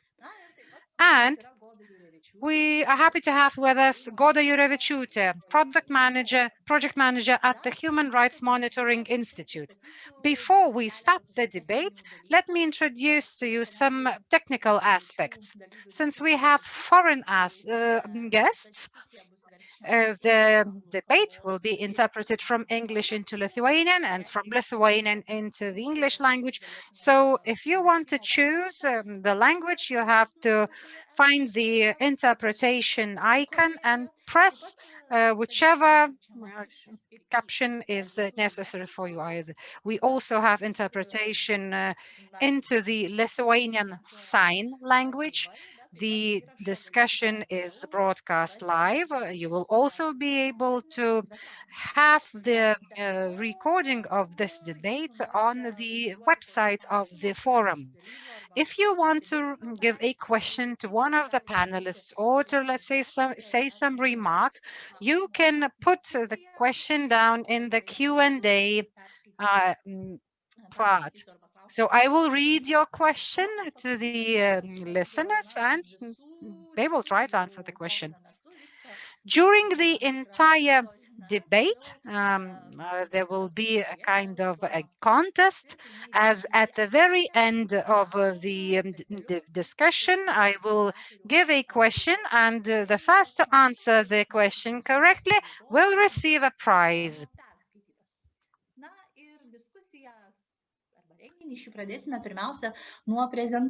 So first we will start this discussion with a presentation, and I'd like to give the floor to Mr. Göran Stanton on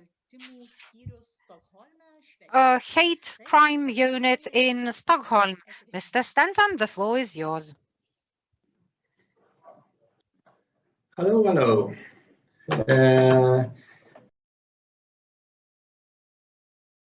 Okay,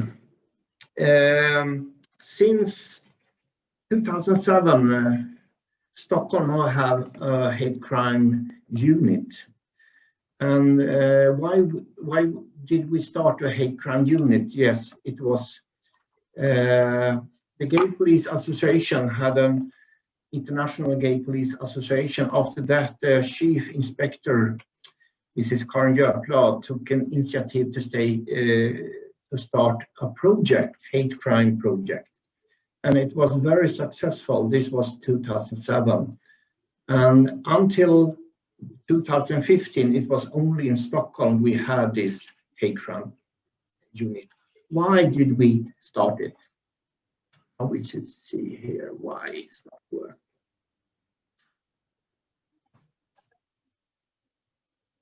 Let's see.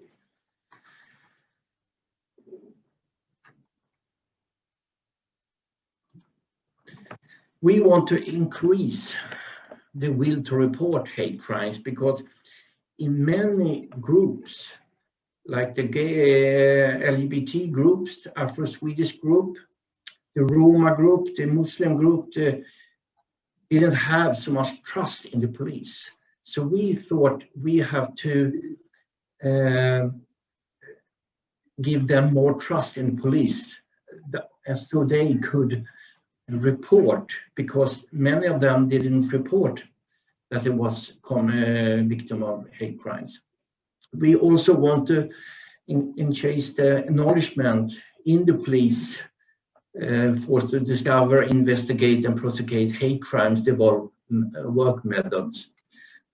Also, increase the credibility in the police within minority groups, and monitor follow-up contact for the police officer community. And we take the next. And we don't have anything in the penal code whose hate crime is aggravating circumstances. In 1994, they put it in the penal code, this as aggravating circumstance for judgment and sentence if one of the motive for the crime is to violate the person because of ethnicity, race, skin color, religious beliefs, sexual orientation, gender identity, and gender expression. It should be aggravating circumstances. And investigations focus on the investigations. But from the beginning in 2007, 2015, it was only in Stockholm we had special investigators who investigate the hate crimes. But since 2015, they decided that all the three big cities, Stockholm, Gothenburg, and Malmö, should have hate crime units. And in Sweden, we have now 7 regions. And the 4 regions who don't have a hate crimes unit, they should have appointed investigator who investigate the hate crimes. Also, internal education feedback. We have to give them what we need, so we should success in the investigation, so we could prosecute this and we could go to court and win in the court also. And also external lecture information to other groups we cooperated with. And here we can say 2018, we have this crime prevention council who take hate crime reports. They did it every year, but since 2016 it's only every second year. This is the last now we have is coming in for I think a week ago, and you can see that mostly of the hate crime is xenophobic, racial, 69%, 11% is homophobic, and you can see Islamophobic 8%, Christophobic and other anti-religious 8%, 4% is anti-Semitic, and 1% is transphobic crimes. And you can also see which crime it is. Mostly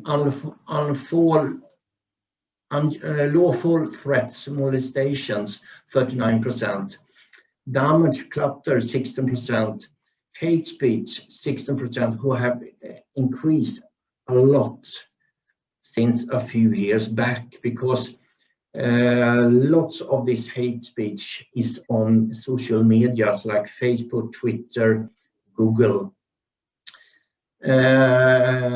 Violent crime is 11%. Then we have unlawful discrimination 1%, defamations 1%, 12%, and other crime who is not in these crimes is about 4%. Why do they not report hate crimes? Because like in the Muslim group, about 90% who is a victim of hate crime don't report it to the police. So why do they report it? They don't define the event as a hate or as a crime. They are normalized of the situation that it is like this.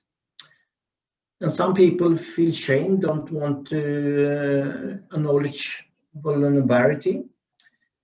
Also, some maybe the neighbor do this to you, you are afraid of the neighbor, and you get reprisals from the perpetrator. That's why you don't report it. Fear of secondary victimizations, that the police shouldn't believe you. The police think that it's not so serious crime, and for all victims, all crime is very serious. And many say, we have reported before, and you put it down before we left the police station. Why should we report it again? Because we don't have any witness, we don't have any other who can prove that the crime. And if you're not open with your sexual orientation, maybe you live with very religious parents, family, if they found out that you are LGBT, then it could be very dangerous for you. And if you are not illegal refugee, then you also can't report it, because then the police would send you out. And what is successful in Sweden? The government prioritized hate crime, homophobic, between 2000 and 2007, and from we had a new government 2014. Role of increase 70 punishment 94. Before we didn't have this punishment, aggravating circumstances for hate crimes. Dedicated persons in the national, like our RFSL is our LGBT group, and in the police. Dedicated, engaged chief commissioner in police, joined conferences for the police at these gay organizations, Stockholm Pride, the Swedish Gay Police Association, cooperation with Jewish, Muslim, Afro-Swedish and religious group. And then we also have what is not so good. What could happen? Swedish government didn't prioritize hate crimes since 2007, 2014. We can have another government and they say it's not so important for these issues anymore. Then they can change it. It's small units, and if some hard to find people who want to work, and if we are allowed to have bigger units, few dedicated persons, no national policy education definitions, organizationally placed under a crime investigations, like we have lots of murders and everything, and we have to help other groups with the investigations, so our investigation have to wait until we have time. Dedicated chiefs commissioner. That's a little bit about the Swedish. But then I think you want to also ask some questions later. So I give the words to my Irish colleague.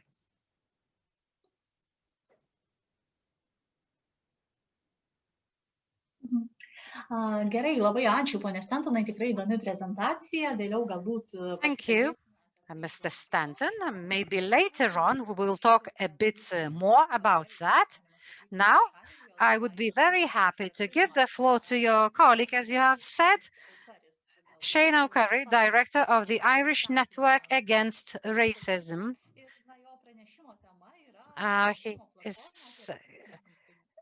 He is going to speak about racist incidents.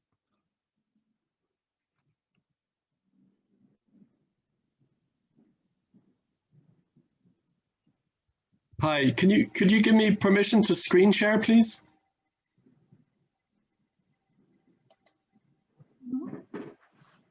Pone Stantonai, čia jums, matyt, turėtumėte išjungti savo prezentaciją. I think Göran... Mr. Göran, can you switch off the screen sharing? Yeah. Hello, everybody, it's really a great honor to be here, and thank you everybody for inviting me and organizing this. And I'm really looking forward to this discussion, and I'm wondering if people can see now. People can see the presentation? We can see. Yes, okay. We can. Curry, I'm the director of INR, the Irish Network Against Racism. I'll try and get through this as quickly as I can to give us time for a discussion.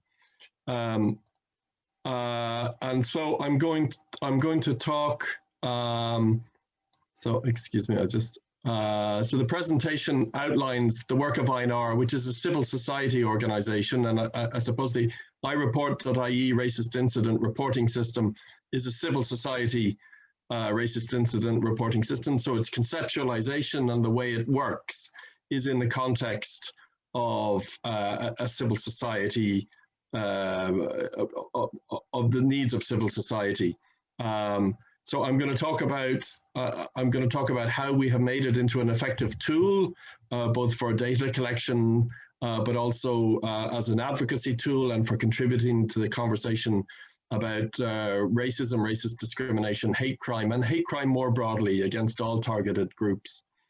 I'll talk a little bit about some of the challenges that we've had in establishing it, and our work using strategic alliances and partnerships and our civil society network to overcome that. And I'll share some of our headline findings and achievements and some speculation about where we might go in the future.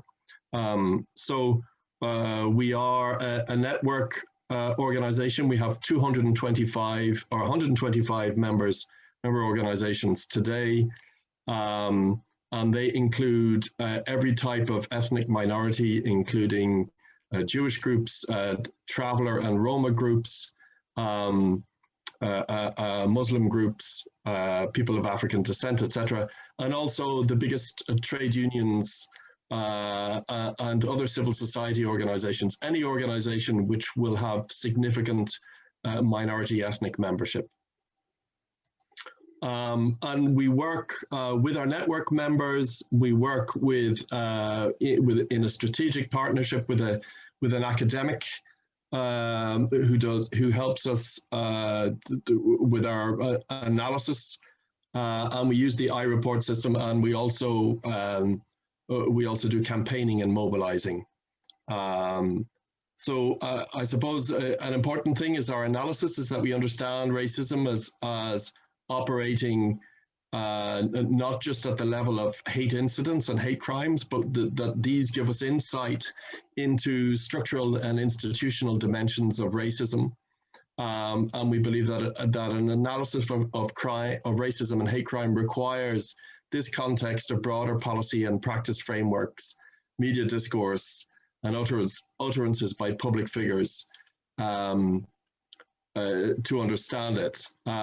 We have a victim-centered approach, so this means that the analysis of racism and hate crime must include an analysis of the impacts of all incidents, as well as the institutional responses to racist incidents, and that these are in practice inseparable, the impact on the victim and the institutional response. So it's important to get information on that. And so that's something that I would like to stress. So what is the need for iReport.ie? So the first year since we launched in 2013, we had the first year that we had a full year's data was 2014, and in that year we recorded 350. We took 350 reports, which included multiple incidents. Within that, we estimated 122 racist incidents that would meet the hate crime criteria, whereas the police in that year recorded just 43. I think some of the problems are very similar to the problems that Göran just outlined for the Swedish police, in that there was no national understanding of hate crime. There was no working definition within the police. And a lot of systems were not in place within the police for investigating, following up, and recording hate crime. And you can see that in the years preceding 2014, you can see a decay in police figures, such that police figures, such that the Central Statistics Office in Ireland in 2017 decided that police figures were not reliable enough to publish. And so we're now in that situation. Now this year things are beginning to change, and they're changing in a very promising way, and they promise to change very radically as new systems have been brought in place by the Irish police. But I'll tell you a little more about that later. So the rationale for iReport.ie is the need to overcome this problem of widespread underreporting, which leads to a silence on racism, as we call it, and on what is called racism, and which leads to a racism denial in our institutions, in our policymakers, in public discourse, etc., such that minority ethnic experiences of racism and discrimination go unrecognized, so that minority ethnic people are in a way re-victimized by this non-recognition, and so we have two radically different experiences of the same society depending on what your identity is. So that was the need. It was the need to speak into the silence and to break that silence on racism. And so we established iReport.ie in 2013. And the idea was that it should be, I very honestly say that it's an independent system owned by civil society, that there would be a collective and coordinated approach among civil society actors, so that it's conducive to a coalition forming among NGOs, that we should produce data that is comparable and credible for reporting. In other words, data that would allow us to hold the state to account, and that is collected in such a way that gives it credibility. Most importantly, from our point of view, is that people's voices should be used, and people tell their stories in their own voice and be believed. The system also gives a role to allies from the majority community to show solidarity.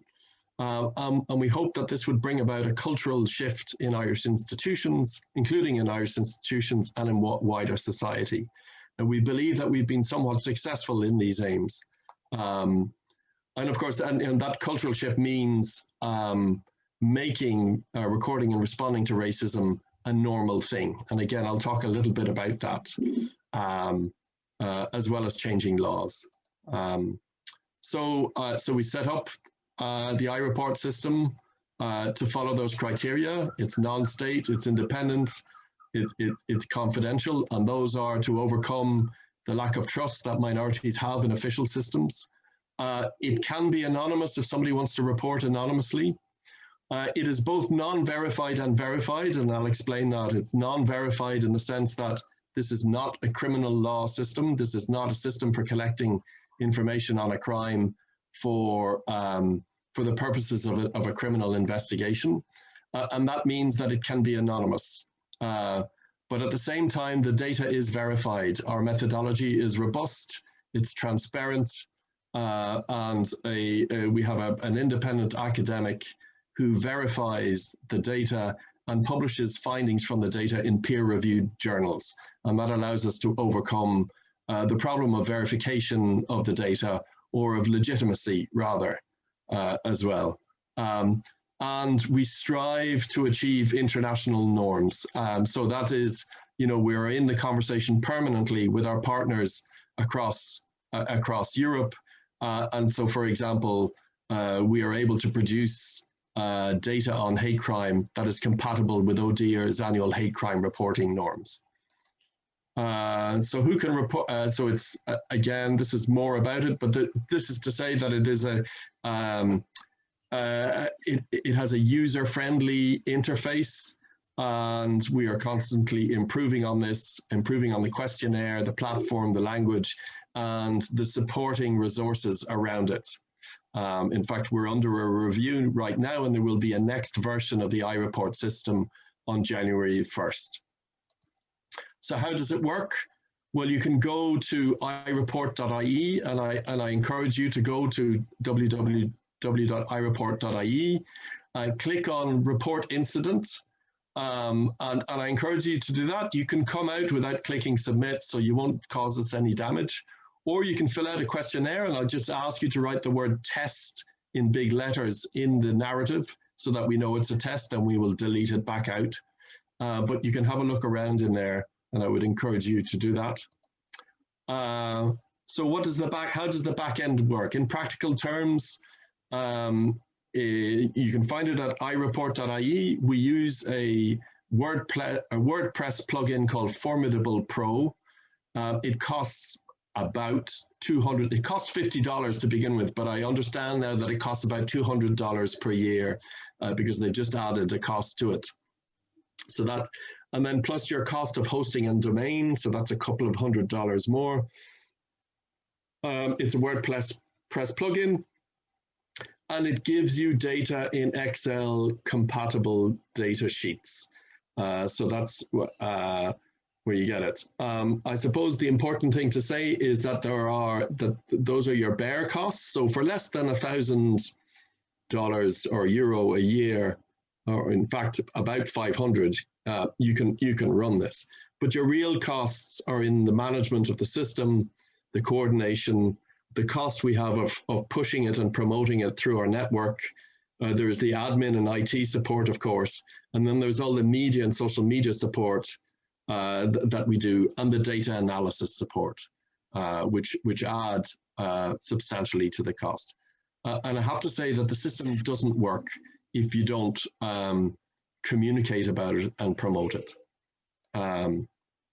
So how does it work in society? So anybody can report any type of discriminatory incident, including a hate crime, and anybody who witnesses it or anybody who's supporting someone who has experienced it can report it. So you can report it online.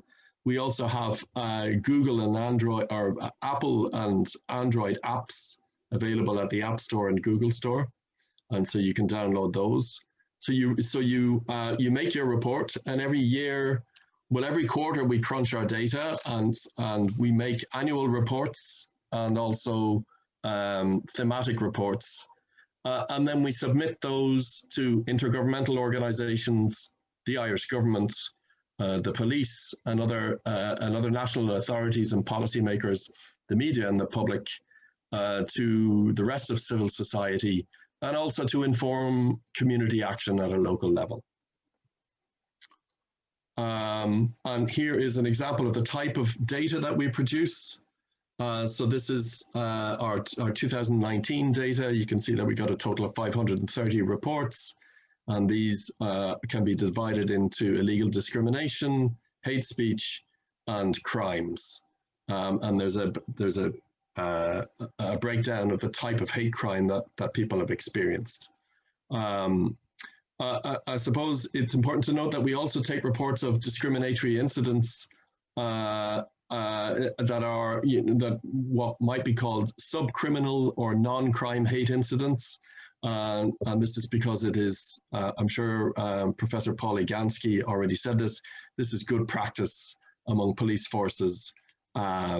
And it's also useful for us. It's also, it makes it easier for us to encourage people to report to us.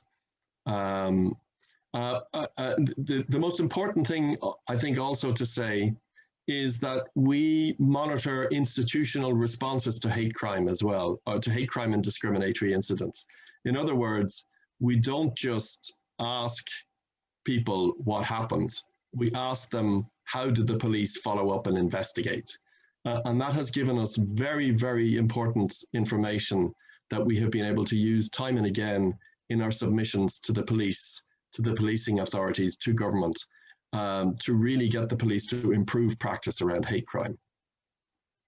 And just to say that if you look at the top there, at this URL, you can find you can find all the reports going back to 2013. And so I'll just talk a little bit about our achievements. So we've recorded close to 3,000 incidents in the last 7 years. Reports on racism over 7 years, which we've shared with all decision makers, as well as the media, as well as making reports to the policing authority, special commissions, to ODIHR, to ECRI, to the UN, etc. We have strengthened the civil society network in Ireland through this. We have collaborative engagement with civil society organizations and intergovernmental organizations and national authorities across Europe on this question of converging reporting standards. In other words, so that we can compare apples with apples and oranges with oranges. And over this time, we have seen a shift in the conversation with our national authorities in Ireland, with the Department of Justice, with the policing authority, and with An Garda Síochána, the Irish police, such that today we have a very firm and loud commitment from all these authorities to improving hate crime policy and practice. We've seen real progress on hate crime legislation. We're expecting very good, very strong hate crime legislation next year. And we've seen significant progress on hate crime practice across a range of areas. And this speaks to Göran's point, including there is now a working definition of hate crime within the police. There is a compulsory H for hate crime element tag on the police data system now. The police are bringing in a third-party reporting tool, reporting convention with outside agencies. And there will soon be a police online hate crime reporting system as well to run in parallel with this. So those are our major achievements, and we're very proud of those. Where do we think we're going to go in the future? Well, as I've said already, there will be improvements to the iReport.ie system in 2021. These will include improvements on the front end. So we'll have a simplified and streamlined questionnaire down from 39 questions to 17. With questions in simplified language, and the back end, which is really the end for two things: for producing reports, but also for case management and sharing with civil society organizations, which we hope in the years to come we will be able to improve. And all of this last phase is really thanks to a collaborative partnership that we have with the Facts Against Hate project, which is coordinated by the Finnish, the Human Rights section of the Finnish Ministry of Justice, where the civil society partners, who are the Center for Peace Studies in Zagreb and the Anti-Racism Forum in Finland, and ourselves, have been engaged in a conversation with ODIHR about ODIHR's model hate crime reporting platform, which has really stimulated us to thinking about our own platform and how we can take good learnings from our platform and from the ODIHR platform to make a really good platform that would conform to international standards and be something that we could roll out to civil society organizations across the world going forward. So I'm going to leave it at that and let you ask me questions afterwards. Thank you very much. Ačiū labai už išsamę ir taip pat labai įdomią prezentaciją. Tikrai labai įdomus projektas. Apie tai pasikalbėsime. Thank you very much for a very interesting presentation. We'll speak about it later. My first question. Aš norėčiau pasiteirauti tokį. I would like to ask you the following thing. In the previous sessions, we talked a lot about the problem, that is the attitude of the law enforcement authorities and courts towards the treatment of hate crimes. Could you please share your experience regarding this in Ireland and in Sweden? So could you please, Mr. O'Curry, speak about the situation in Ireland? Yes, I will, of course. And firstly, it's the first term it's the first time I've heard my name in Lithuanian, and it's lovely to hear. But I'll just say that, yes, there is I imagine that there is a problem with the police, with what is referred to as police culture, which is, unfortunately, police culture is very often homophobic, misogynistic, and racist. There are elements of this type of culture in what's called the canteen culture inside the police, and this is reflected in the responses of police officers to minorities who report a hate crime to them. They tend to not be believed. There is a tendency to treat them as the criminal. There is a tendency to minimize or diminish their experience, or there is an inappropriate response in that the police doesn't even know the correct procedure themselves, and doesn't recognize that a pattern of harassment is actually a crime. And all of these things have been reported to us, and I suppose then that's why it's very important that the iReport system captures data on that, on police responses, because we're able to furnish the Department of Justice, the policing authority, which is the body that oversees the police, and the police themselves, with hard data on people's direct experiences of police responses. And that has allowed us to bring the conversation into improvement in those areas. You have already mentioned that you receive a lot of notices on your platform, but how much the Irish society is conscientious and how much it understands what is hate crime, hate speech, because in Lithuania we have problems regarding understanding this. Yeah, that's a really good question. I think that 7 years ago, we were in a similar place to where it sounds like you are in Lithuania.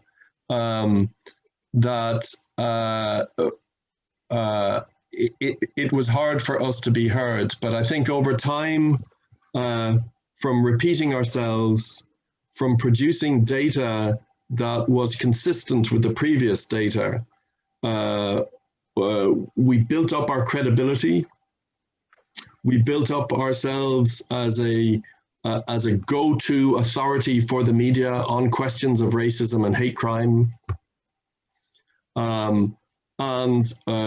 You know, we were able to strategically use our data to speak to our international obligations, so that we were able to give data to ECRI, data to the Fundamental Rights Agency, data to ODIHR, and data to the governments to say, look, you're not fulfilling your obligations about hate crime. And at the same time, we have the same conversation in the media. And I think over time, from repeating ourselves and from referring to our fresh data all the time, and using good media and social media strategies, and asking our network of civil society organizations to push our messaging, we have brought about a shift in understanding in the broader political culture, so that racism denial isn't really as much of a thing today as it was before. And of course, when the Black Lives Matter moment happened, it was as if the ground was ready for a new consciousness to take hold. And I think we've seen a real shift in the last 6 months in Ireland. But I think that a lot of that was because of the work that we did, repeating ourselves.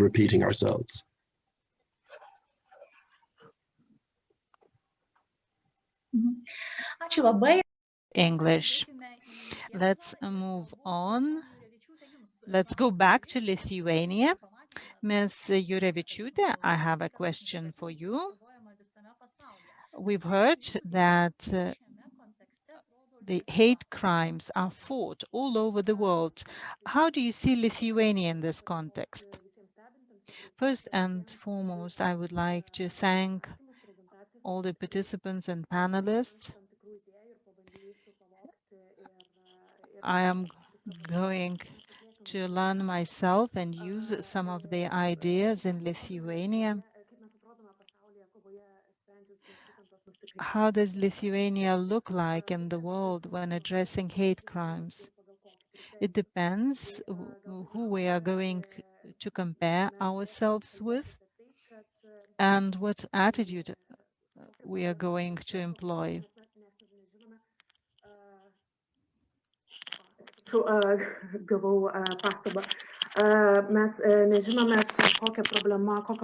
We don't know the scope of the problem in Lithuania. Today, we have spoken about the problem of latency, and we know that communities sometimes decide not to report the hate crimes, and even when they are reported, for example, about the incitement to hatred online, the police officials decide not to start the pre-trial investigation. Speaking of crimes of violence, when the police starts investigation, the criterion of hate is quite often omitted. Of course, we can criticize ourselves a lot, but since the subject of this panel is good practice, I'd like to say that during the last few years, we have achieved substantial progress. As for collection of statistics, the representatives of the prosecutors have spoken today that the way of working regarding statistical information collection is going to be changed. When they have a suspicion that it might be a hate crime, they will see questions, the list that would help them decide whether it is hate crime. The representative of the OSCE has also spoken about this today. Recently, there were a lot of training sessions for police officials. And I think that Mr. Vytejčka will have the opportunity to talk about this. We had a distance learning course for police officials. Prosecutors, police officials, Ms. Agnė Giauliakaitė and Mr. Vilius Vytejčka were involved in this work, as well as the current chairman of the Parliament's Committee on Human Rights. And when I talked about this project in Estonia, they were very interested in this initiative. And it might be taken up by Estonia. Speaking of the Baltic states, we had a few projects with partners from Latvia and Estonia. And in most cases, Lithuania looks quite good in this context.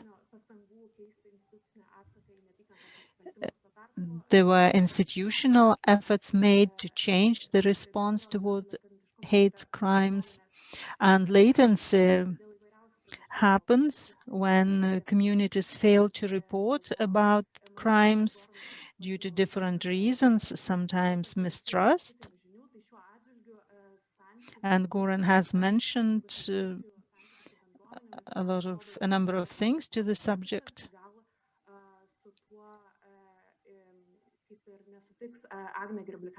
Agne Gryblykaitė may not agree with this because she's representing communities, society, but allow me to mention one practice that was both positive and negative. At the beginning of this year, we had roundtable discussions initiated by the Ministry of Interior. The Human Rights Monitoring Institute has participated in these roundtable discussions. Police officials and prosecutors were invited, as well as members from the vulnerable communities, such as communities of Roma, communities of Jewish people, as well as LGBT communities. This was a positive practice because many countries arrange such meetings, intersectorial meetings. And we talked about the difference between discrimination and hate crimes. We have learned more about the criminal process, and it made it easier to understand why it is sometimes hard to prove that it was a hate crime and what information is needed for being able to prove this. This initiative was very positive according to the communities. However, no continuation of this activity is foreseen.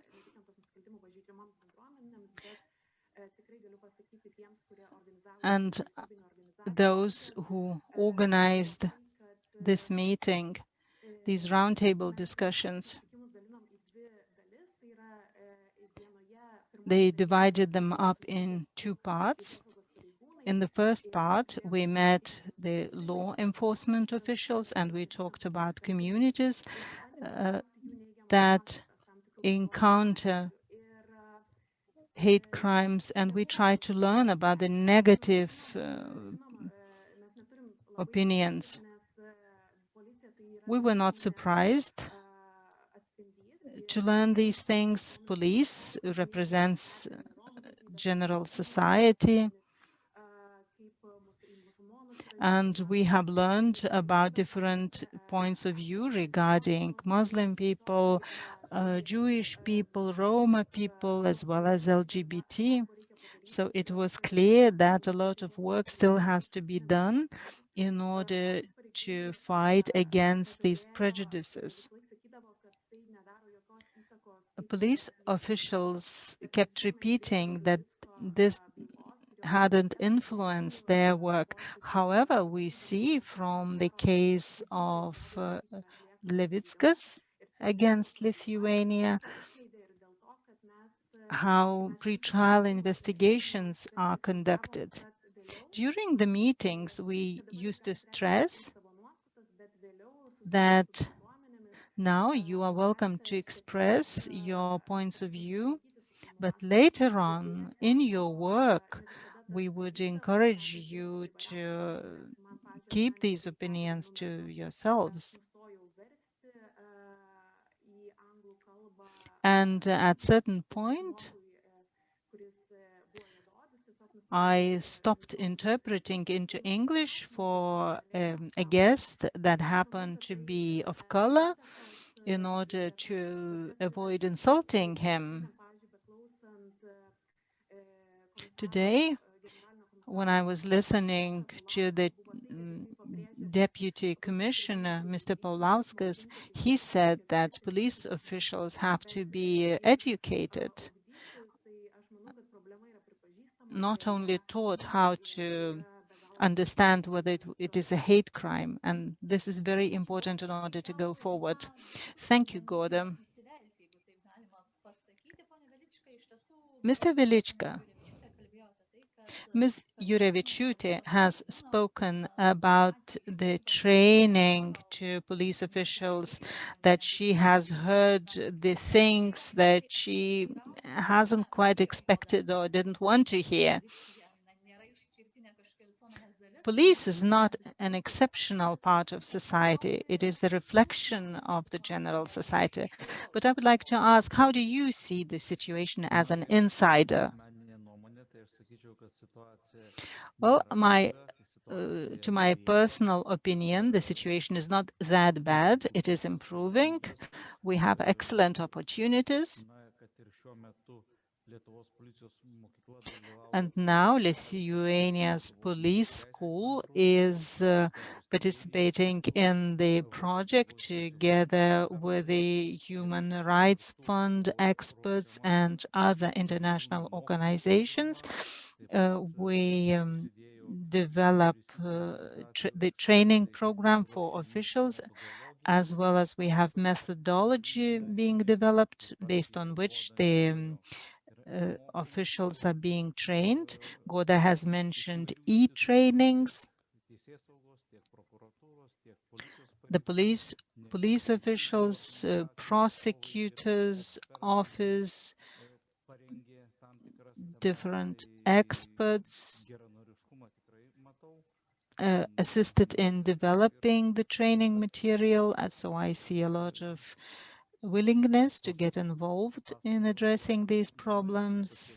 And I would like to say that we will achieve better results. And what are the main problems that you would like to mention? What are the problems that have to be addressed through training or in other ways? The problems are general. It's the attitude towards vulnerable groups, and this influences police officials as well. Probably it is hard to compare the situation, but when the piece of legislation was adopted in 2011 on domestic violence,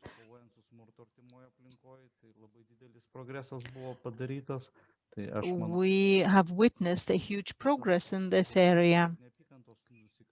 So the same could be said about hate crimes. We have to discuss it, educate society, and as for the officials, as Goda has mentioned, the education is as important as training. We work hand in hand, and it is important for us not only to see the problems, but also have intersectorial meetings with organizations that fight for human rights. We have to sit down and talk about this.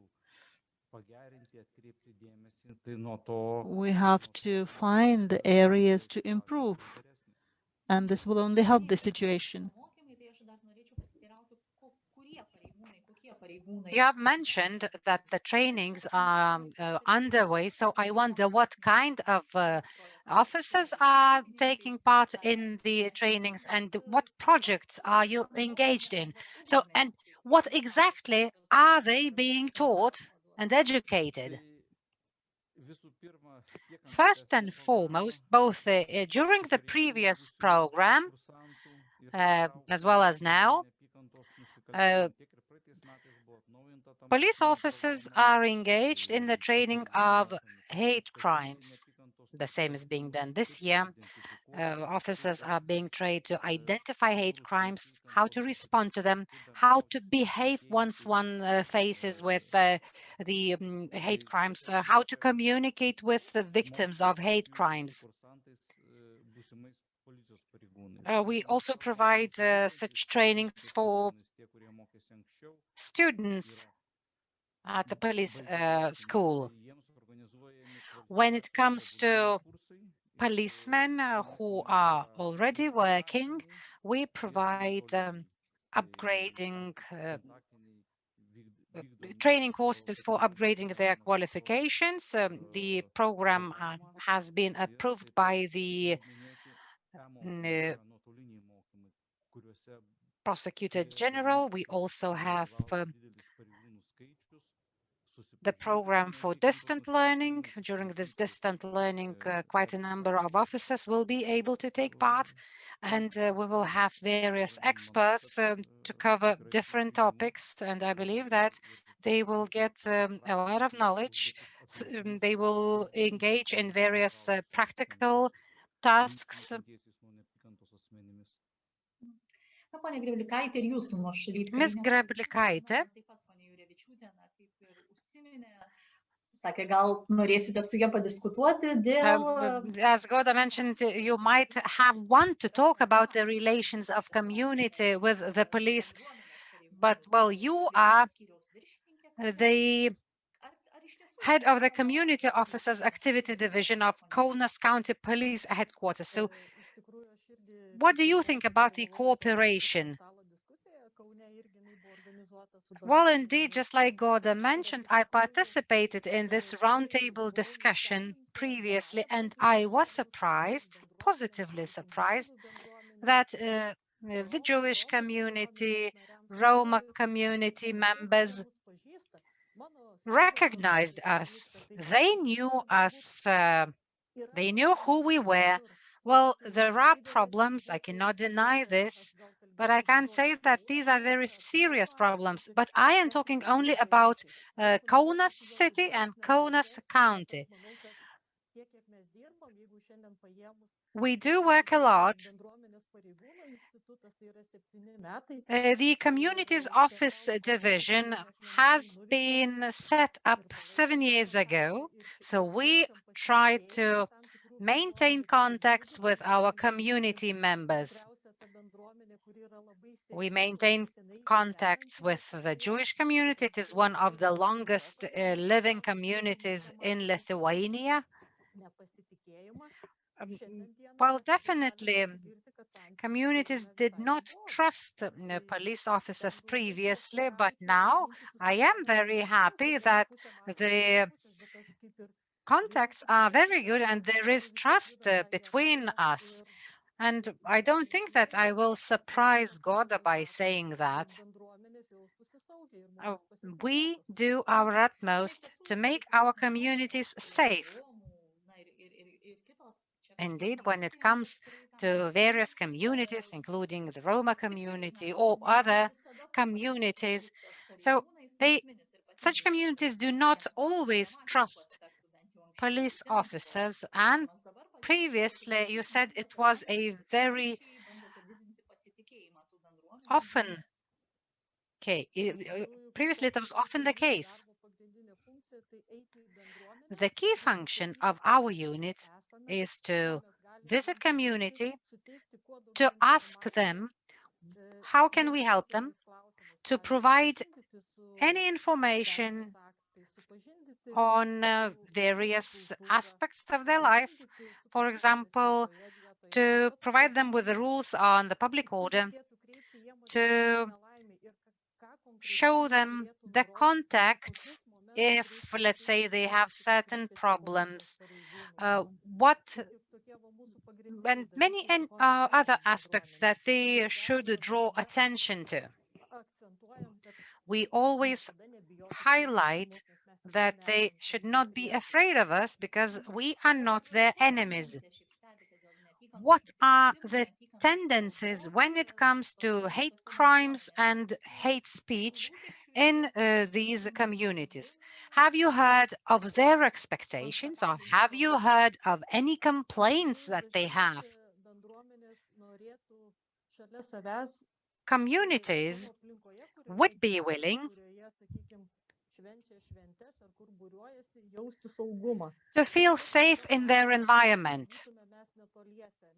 They always want us to be somewhere near.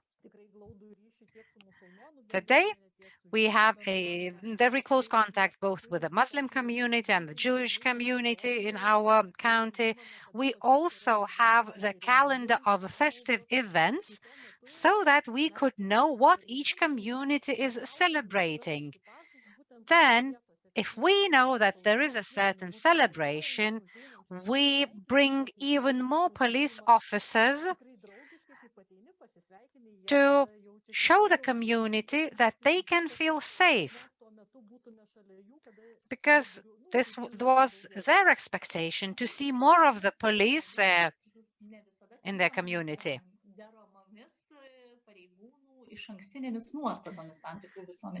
Well, we've heard a lot about prejudices that are very alive within various public authorities. Do you take any measures to combat that? I am very happy that the people I am the manager of is a very tolerant one. The people are not against any races or people of other beliefs. Such people have traveled a lot, they have seen the world, they have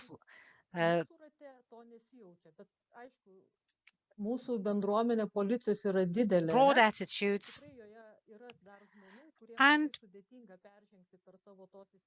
I know that sometimes there are people still have their prejudices because they have been entrenched in their consciousness from their childhood.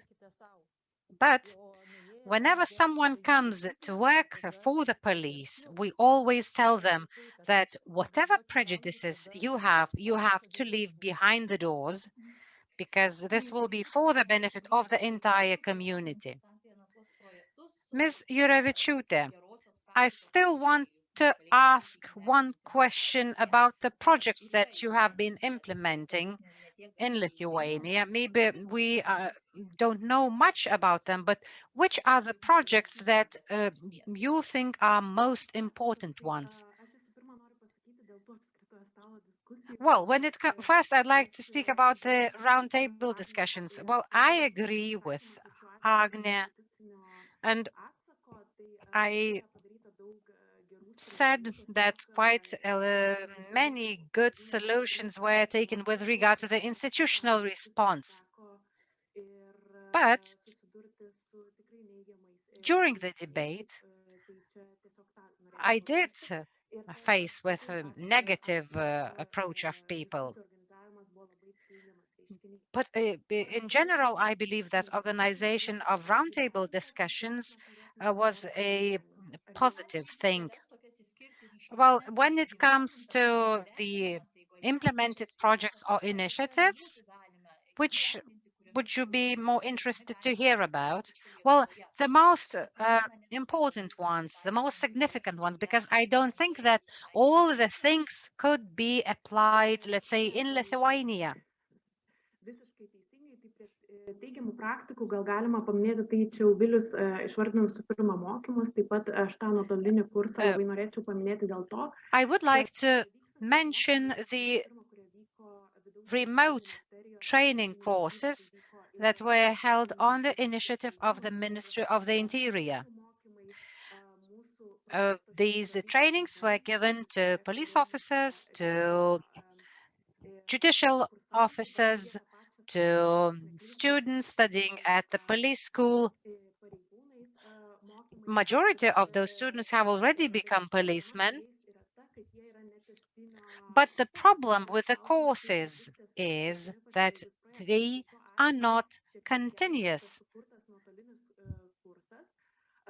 which means that there is no follow-up.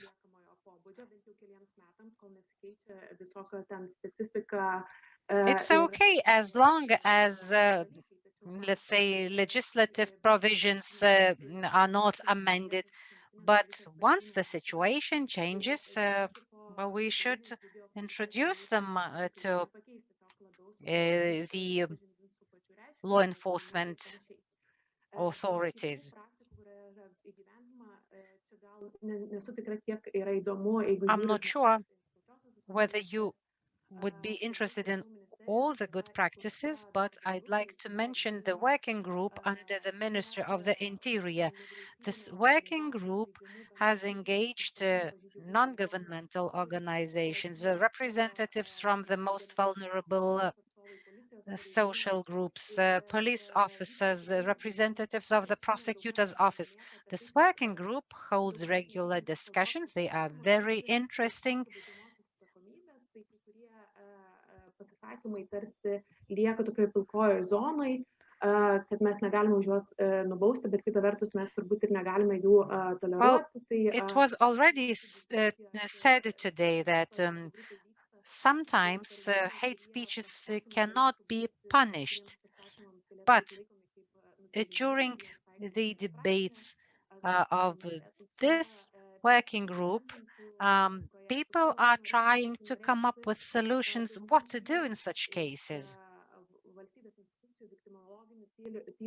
There is a need for more victimological research on the part of institutions to make sure whether legal provisions respond to the experience of victims of hate crimes. Because the state has to plan its response to such hate crimes. Again, when it comes to the roundtable discussions, I remember one case from the United Kingdom. I talked about it with the Crown Prosecutor's Office representative.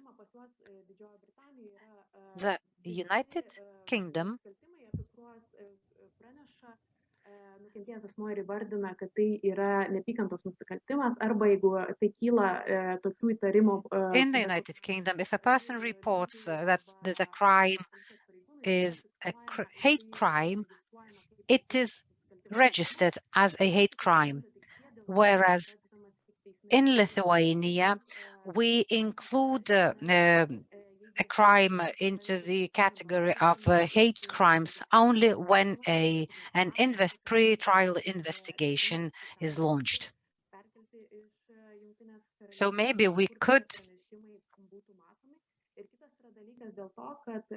look at the experience of the United Kingdom when this matter comes. Also, in some other countries, prosecutors' offices organize meetings with society in order to present the proceedings of, let's say, a certain case, what the punishment was for the offense, and so on. Thank you. Mr. Vytejčka, we've heard representatives of the NGO. Now, what are your expectations? Well, when it comes to best practices, what are your expectations? What do you think it would be purposeful to implement? Well, we do look at the best practices. We do look at the program of the Organization for Training Against Hate Crime for Law Enforcement. That is a program called Training.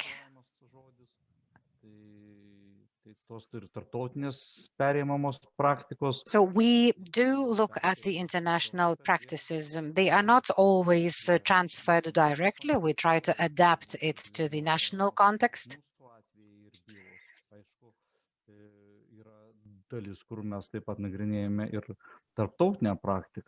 We do look at the international case law, and well, we try to see the best examples there when it comes, let's say, to training. Ms. Guliakaitė, what are your expectations being the community officer? Well, we are always aiming at establishing the best possible connection with our community. I believe that training of officers will give very good results. And I think that in the future, we will get rid of those prejudices that are inherent in some police officers.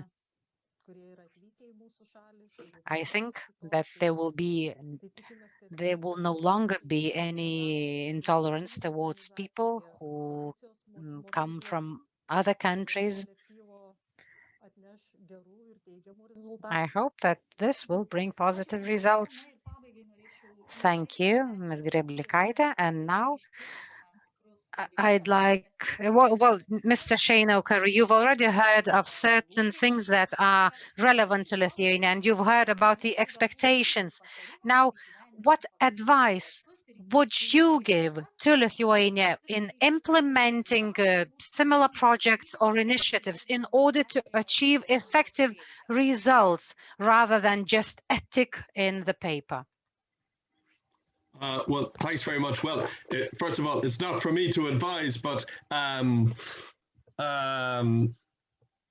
it's a very. I found this a very interesting conversation. So it's a real privilege to listen to this. And I would like to reinforce firstly one of the points that Goda made about the practice in the United Kingdom.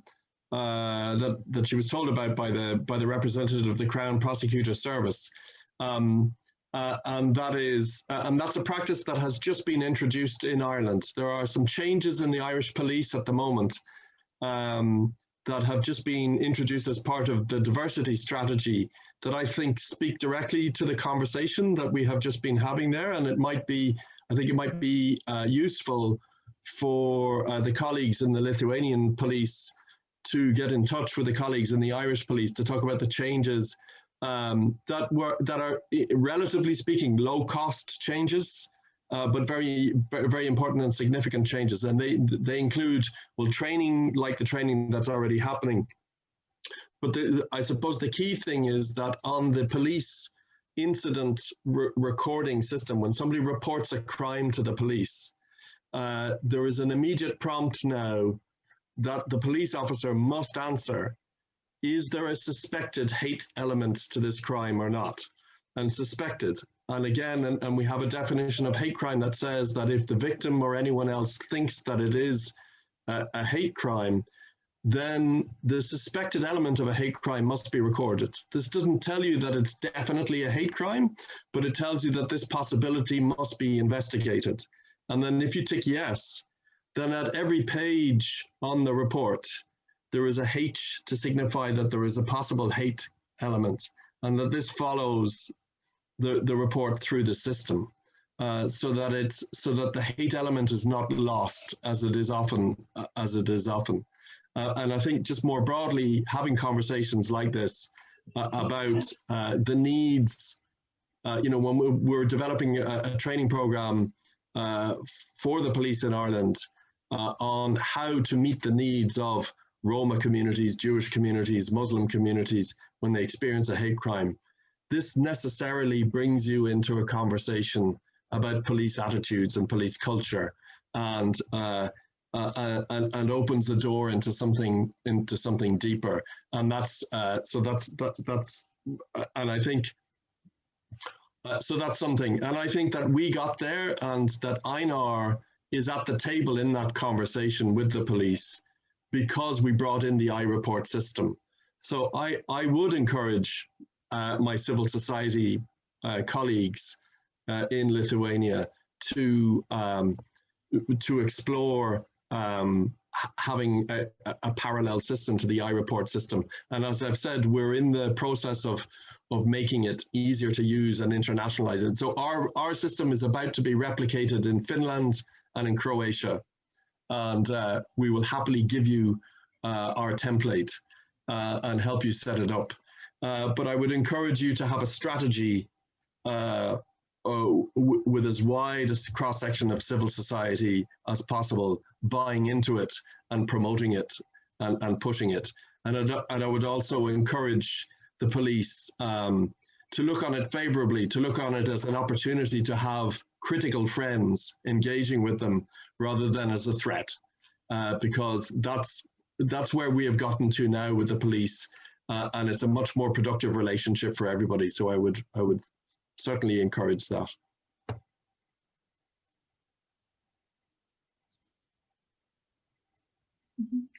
Labai ačiū visiems diskusijos dalyviams, buvo tikrai įdomu ir išgirsti. May I thank all the participants of the debate. It was very interesting to listen to all the ideas. I'm grateful to everyone who either participated as panelists or watched the discussion online. So the Human Rights Forum is still going on.